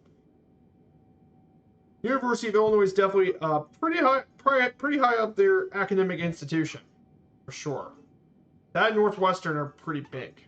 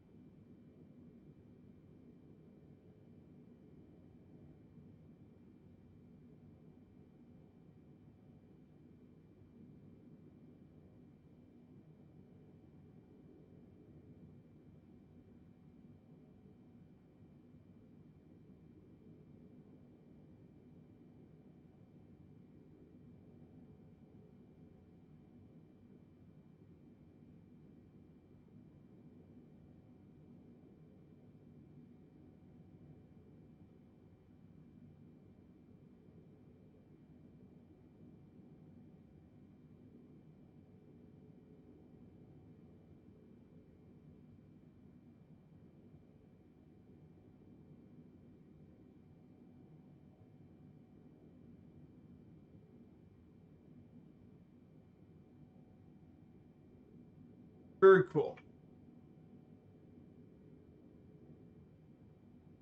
But yeah, guys, we're just 200 under 250 nautical miles left. We really don't have much far left to go, guys. That's amazing flight.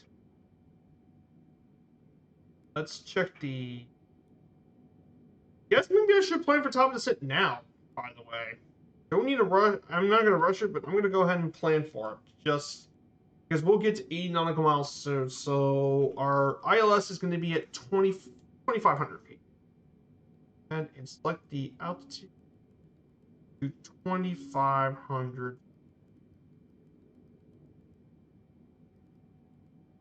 There. Perfect. So yeah, guys, I just set the altitude for top of descent will reach 2,500 feet. So that way we'll cover for all the approach and we'll cover through all of it.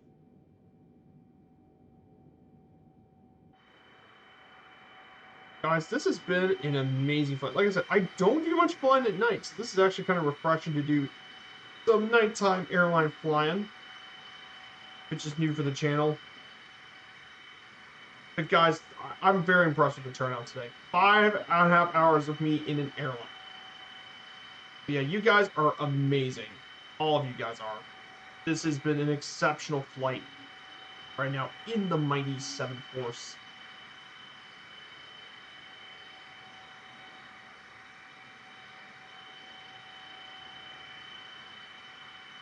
We're about to reach Louisville, Kentucky very soon.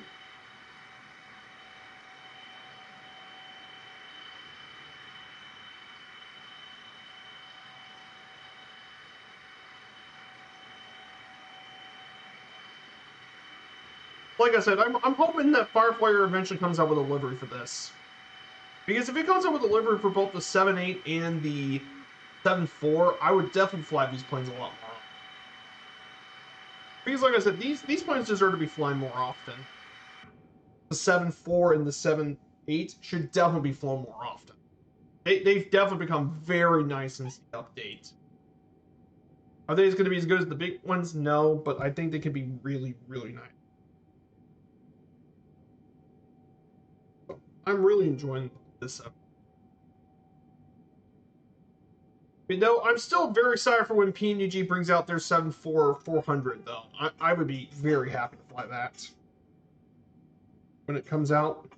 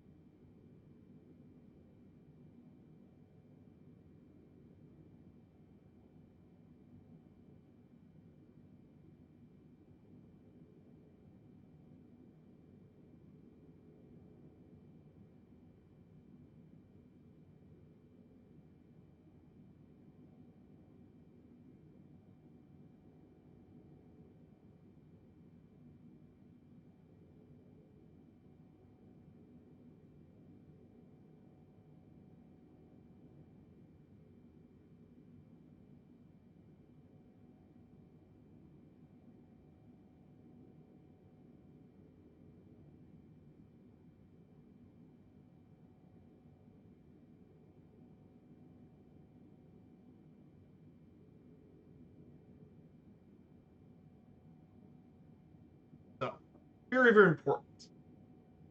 So even though we're not Indiana yet, I do want to actually talk about some bit of Indiana pretty soon.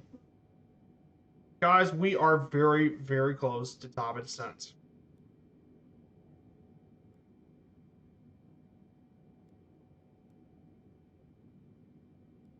I mean, we're right next to Champaign, actually. If you look in the minimap, down the highway road is Champaign, which is pretty crazy to think about.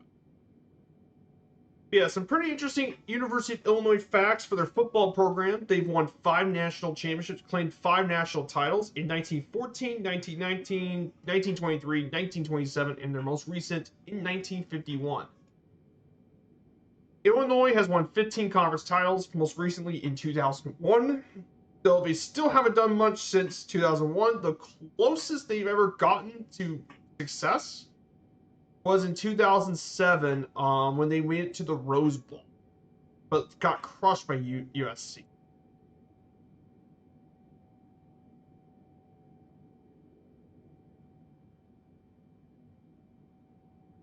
Back in the old days.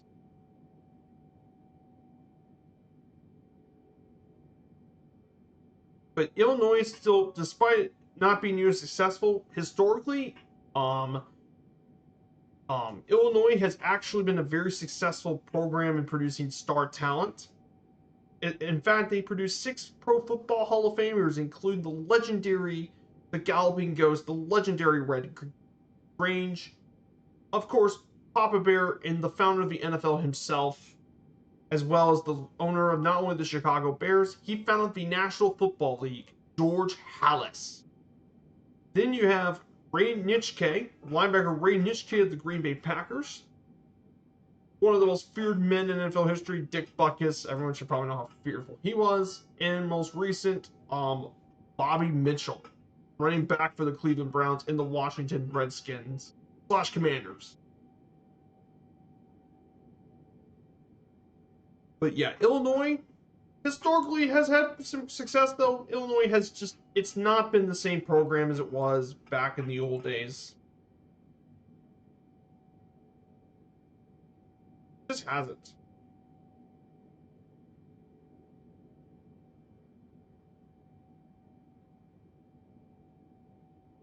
And just last year, Illinois was 5-7. They got one game away from a bowl, but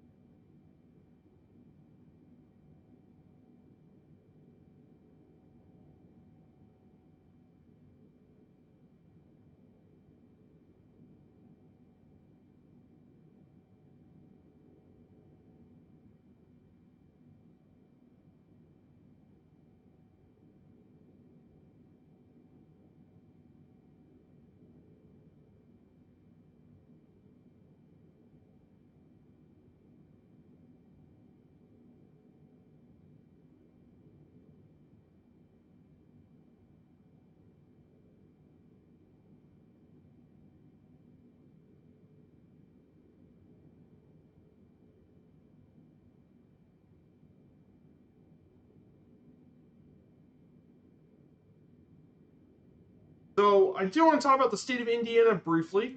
If you guys don't know anything about Indiana, well, Indiana is my home state actually, and a few others in the community. But Indiana is my home, 38th largest state in the union, and it's actually the 17th most populous, which is about middle of the pack.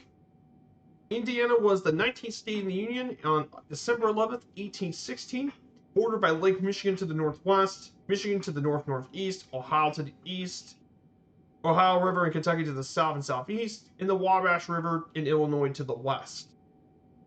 Various indigenous people have inhabited what would become Indiana for thousands of years, some of which the U.S. government expelled between 1800 and 1806. Indiana received its name because the state was largely possessed by the native tribes. So, Indiana currently has a diverse economy of 352 billion US dollars. It has several metropolitan areas with populations greater than 100,000. Indiana is home to quite a few professional sports teams, including the Colts and Pacers, as well as several events like the Indianapolis 500. Of course, a native of Indiana is actually known as a Hoosier, which is pretty unusual. compared to many other names, like, for example, California is Californians, New York is New Yorker, and then you have Indiana, which is Hoosier. But yeah, it was adopted that over 150 years ago. But yeah, basically Hoosier was a term for backwoodsman, a rough countryman, or a country bumpkin, and yet we Hoosiers took the name and loved it. Obviously, that's the case. I mean, Indiana also invented a lot of other things. I mean, a lot of people don't know this, but Indiana invented aviation. What? Yes. Because Wilbur Wright was from there. Did you know? But Indiana, however, has had a pretty rich culture through its time. Indiana has a rich literature history with authors like Edward Eggleston, Maurice Thompson, and of course Lewis Wallace, who wrote the book Ben-Hur, Tale of Christ, which is considered by many to be the most influential Christian book of the 19th century, and it was the best-selling book of the, and it even became more well sold than Uncle Tom's Cabin in sales, as it became a best-selling American novel. In fact, the novel was so successful it even became one of the best-selling movies. Um, when MGM adapted it in 1959, and it became one of the greatest films ever made. Yeah, it was actually written by, well, someone from Indiana, of course. Also, James Wickham Riley also wrote a lot of his poets of his age, including the book The Little Orphan Annie from 1885, and more. And of course, um, Paul Dresser, who wrote his song on the wall banks of the Wabash Far Away, which became the adopted official state song of Indiana. In terms of sports, Indiana has a rich history in there too. Of course, when people think of Indiana sports, they think of motorsport, and that's pretty obvious why. You have Indianapolis 500 and in Indianapolis Motor Speedway, which you guys should definitely check out. Of course, um,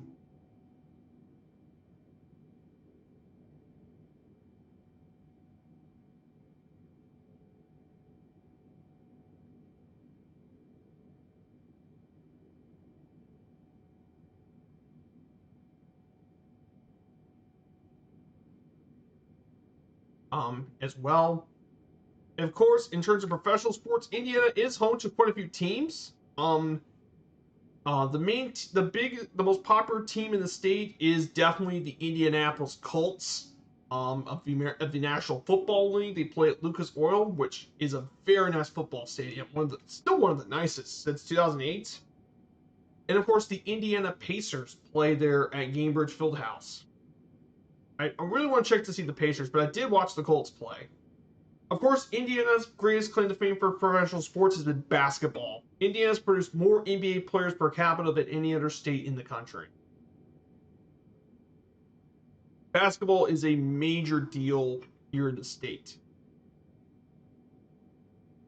Uh, no question, the big thing about Indiana has been basketball, and especially college sports. Just as much as Hoosiers like their professional stuff, like the Colts and Pacers. Oh, they absolutely love, I mean, love college sports. And Indiana has been a very historically successful state in that too. In men's basketball, you have the Indiana Hoosiers, who won 5 national championships and 22 Big Ten Conference titles. Then you have the Purdue Boilermakers, who actually won the most Big Ten championships. Purdue has also been quite successful, and then of course, in college football, top college football program in the state without question is Notre Dame.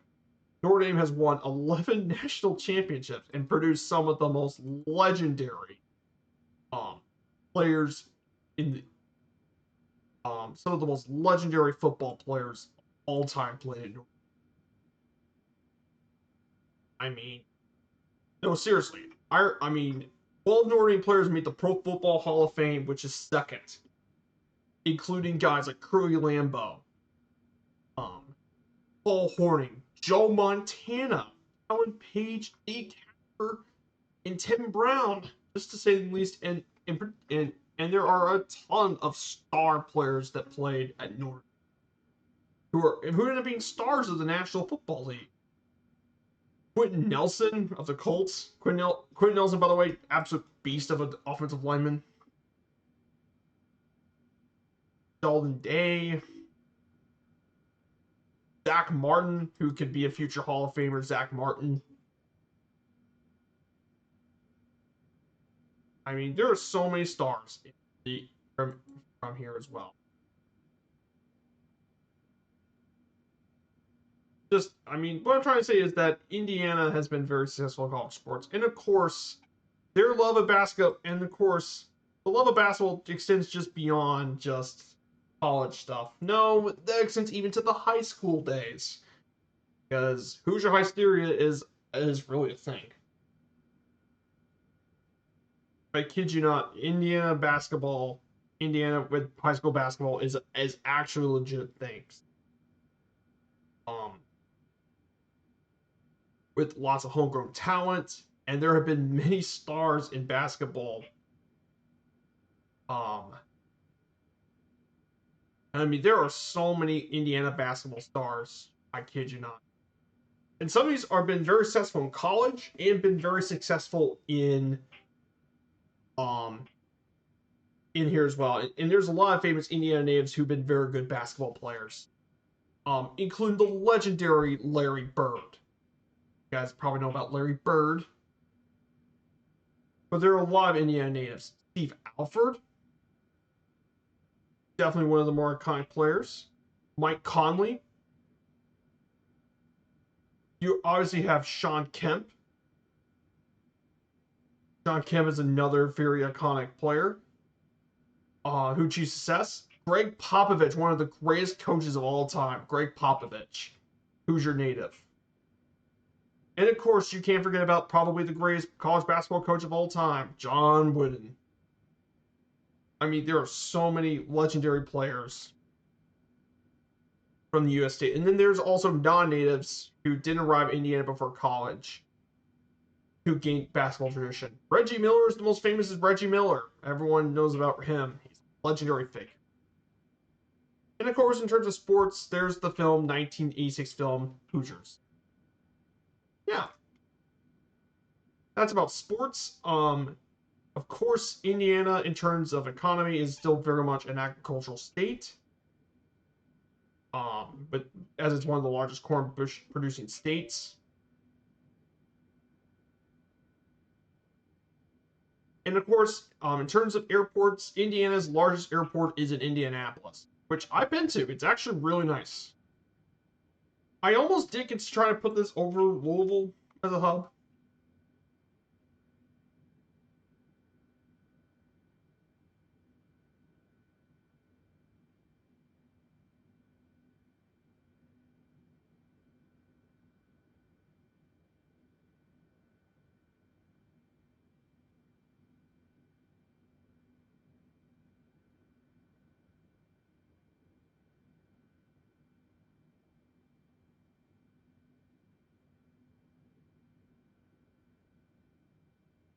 Yeah, guys, we're finally at top of descent here to Louisville International Airport. So let's talk about KSDF for a bit.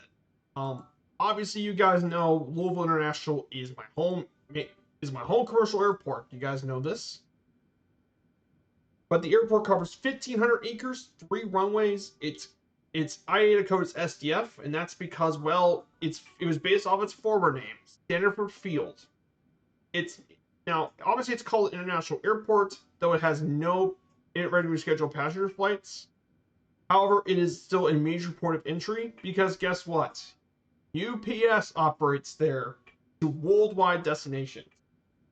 That's why if you really want international flights out of Louisville, just package yourself inside of a box and have a UPS package, and you'll be going around the world. Over 4.2 million passengers and 5.7 billion pounds of cargo passed through in 2019. It was the second busiest in the U.S. airport in terms of cargo traffic and the fourth busiest in the world. behind Hong Kong, Shanghai, Memphis, and Anchorage. It's actually now number 5. But yeah, it's grown into a major cargo hub. But this airport started back in 1947. But the area was actually built in 1941 by the U.S. Army Corps of Engineers in an area south of Louisville to not have to worry about floods. And it was named after Dr. Elisha David Stanford, who was active in transportation issues and owned part of the land. Then in 1947, it became a civilian airport, replaced Bowman Field. Um, um, it really it wasn't that busy of an airport. However, the biggest thing that changed for Louisville International in terms of passenger traffic and all that happened in 1980 when UPS started their operations here. And when UPS made their place here, it's what changed Louisville International forever. They had to build another new runway. They built 2 new parallel runways. One 7 left, 3 and 1 7 right were all built because of UPS. Um, as a result, the KSDFs went through a lot of changes. Of course, there are two concourses in the Jerry E. Aberson Terminal. It has 3 runways, 2 parallel and 1 7 parallel runways, about 11,000 feet. But the thing that gave Louisville the fame is the Woolport, which is one of the busiest cargo airports in the world. Um, the facility of Woolport is absolutely huge. You should definitely see it when you get to the airport. I have the FS Dream Team scenery for it. No, Woolport's absolutely huge. It's 5.2 million square feet, 48 hectares, or the size of a football field. It can handle 115 packages per second, or 416,000 per hour, and with over 220,000 employees, it's one of the largest employees in the entire city and state. It's absolutely huge, and they also have an expansion to make it even bigger.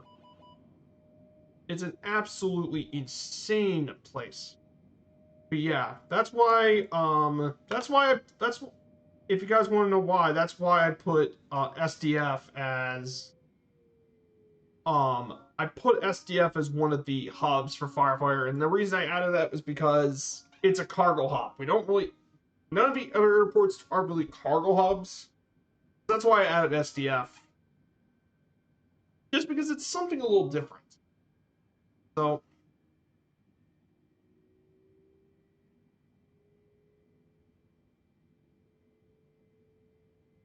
yeah, we're gonna get near Louisville really soon.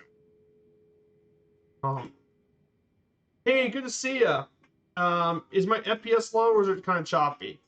It's just the instruments are choppy. My FPS isn't actually that low. It's just the instruments are a little choppy.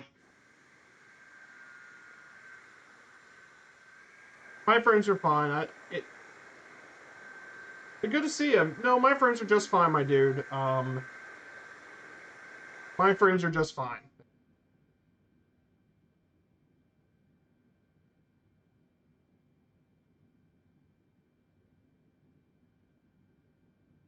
I think your glass ref. Yeah, it's set to low. I would set it to high. No, I think I set it to low.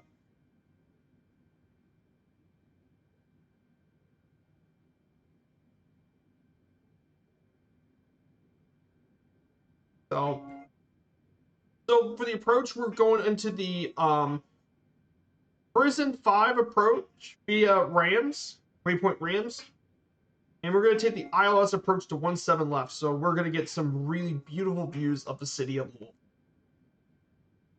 So yeah, it's an incredible airport, and for passenger, and there's still plenty of stuff for passenger travel too. For passenger flights, here's a list of destinations that Louisville flies to, including Charlotte, Dallas, Austin, Fort Lauderdale, St. Petersburg, Boston, Chicago O'Hare, Miami, New York LaGuardia, Philly, Washington National, Charleston, New Orleans, San Francisco, Tampa, Atlanta, Detroit, Minneapolis, Baltimore, Dallas, Dallas Love, Las Vegas, Phoenix, Fort Lauderdale, and Washington Dulles.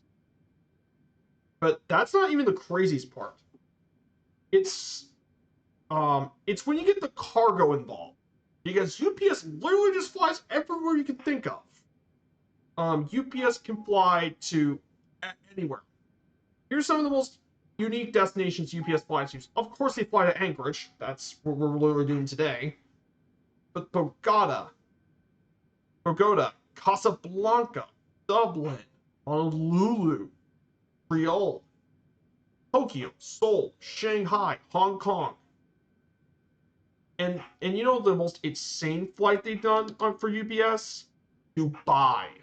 Yes, they literally fly this thing to Dubai International in the UAE. Literally non-stop flight from Louisville to the Middle East.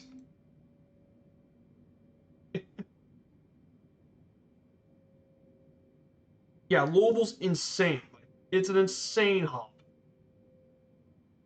Like, that's why I picked Louisville for the virtual airline stuff. I thought you guys would like to have a cargo hub here in Louisville. But I mean, nothing against Pittsburgh, obviously. I'm happy Pittsburgh won. And to be kind of honest, I think Pittsburgh for us, Pittsburgh ended up being the right choice. So if I was running my own cargo airline, I mean Louisville would have been the obvious pick. But hey, I mean that's just me. Yeah, we are very, very close. So guys, I want you guys to make your lane predictions, guys. Exclamation point predict. Type in a negative number. Let's get our lane predictions down, guys. Man, this has been insane. 6-hour stream, guys. After we land here in Louisville, we'll find a good parking spot for this thing. And this is also nice about Louisville.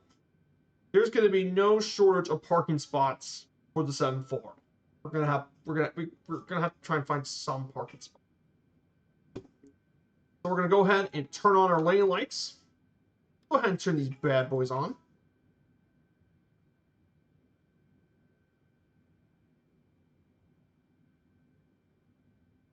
Here's Louisville, and here's Louisville in the distance, and here's SDF right in the distance. Absolutely insane. If you guys want to join in, I have my Discord set up. If you guys are interested. So guys, we're finally down to Louisville, Kentucky. Absolutely insane flight.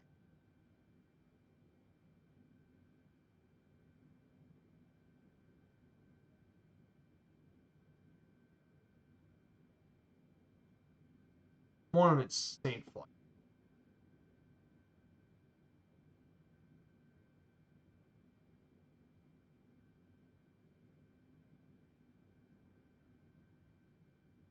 Just an insane.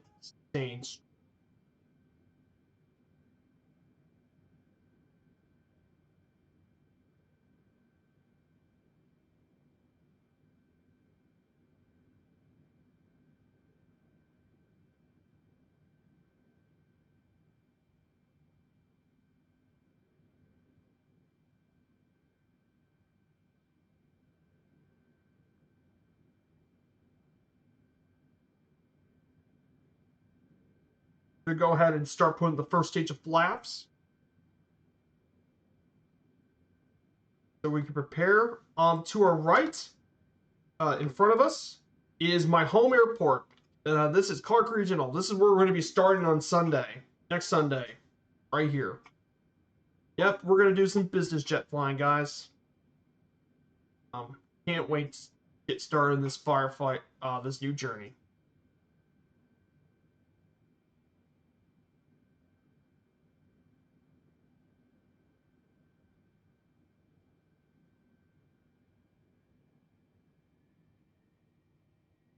Okay, we're going to put in the second stage of flaps. Stage 2. Guys, don't forget to put your lane predictions here real shortly.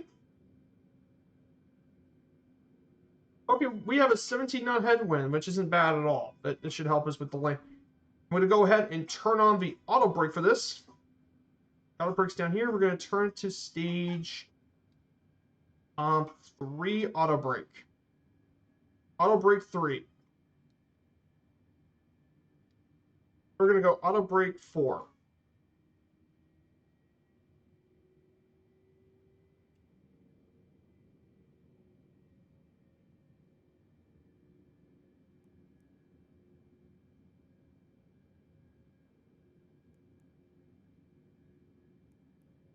Okay, 161 knots.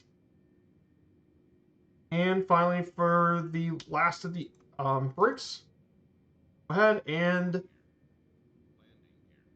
go here, turn on landing gear, and activate approach mode. Approach mode initiated glide slope is there, and we're going to adjust to 161 knots.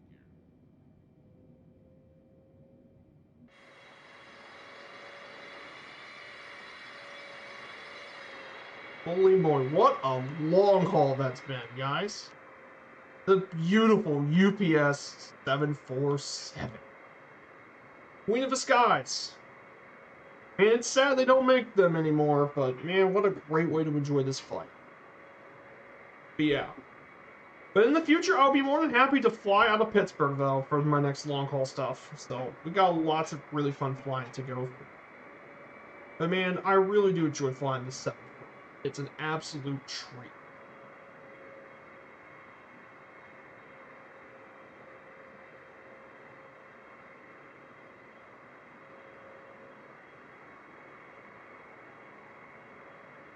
Welcome to Louisville, everyone. If you guys don't know about Louisville, Louisville is the largest city in Kentucky.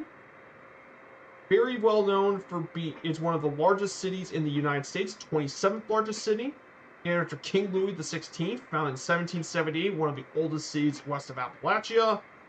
It's famous for being the home of Muhammad Ali, where the Kentucky Derby's been held, and the Louisville Slugger baseball bats. But Louisville is a great, great city. Really enjoyed the city a lot.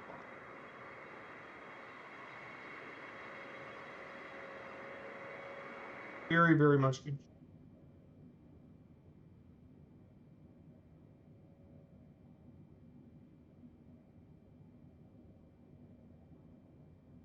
Thank you all so much.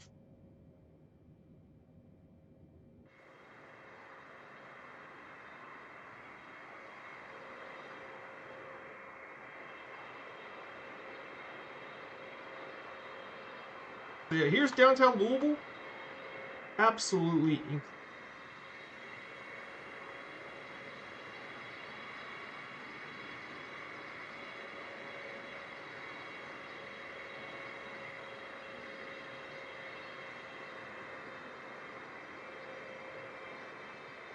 Here's the KFC Yum Center too. There's the Louisville basketball arena.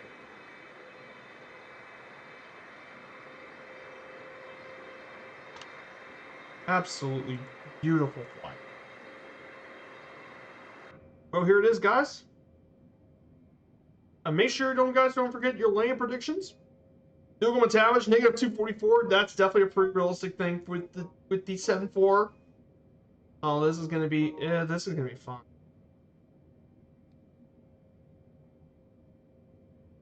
Don't forget land predictions. This is gonna be a fun landing.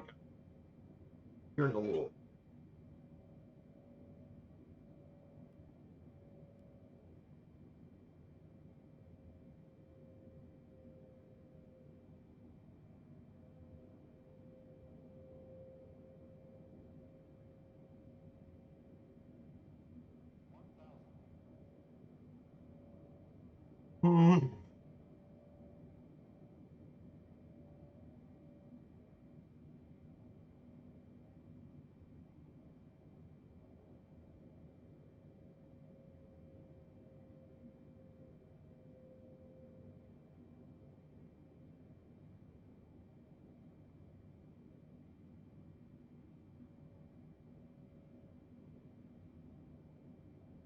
Here it is, guys. SDF.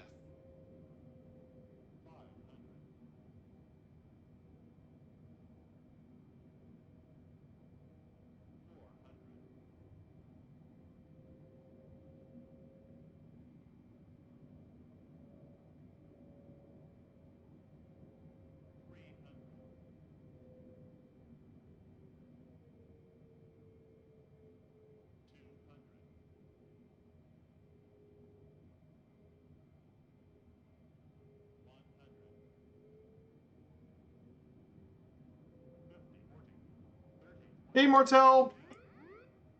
Oh. Oh! Oh, that's smooth. Reversers, reversers, reversers. Oh, that was amazing landing. Oh, wow, that's awesome.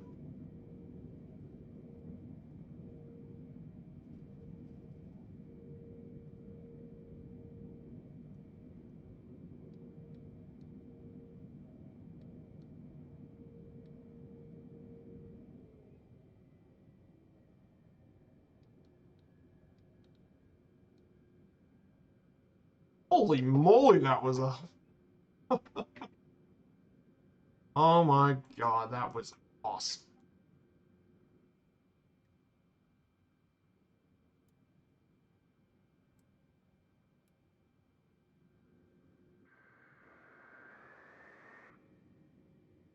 Oh my goodness, that was amazing. I kind of buttered a little bit, but that was a perfect landing. That is butter. In a 7-4, mind you. Um, well, guys, we're gonna have to find somewhere to park, obviously. I really like the Dream Team scenery. It's super nice for this.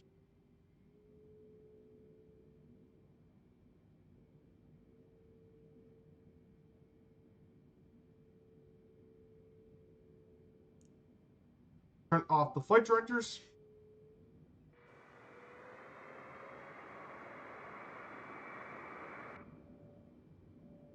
Let me get this thing parked.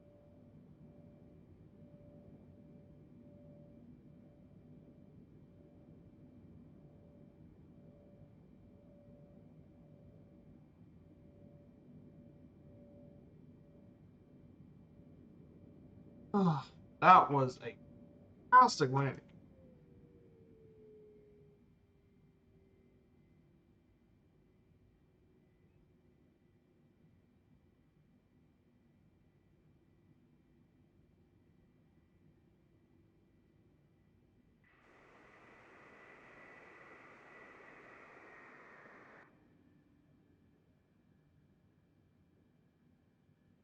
I'll just park right here.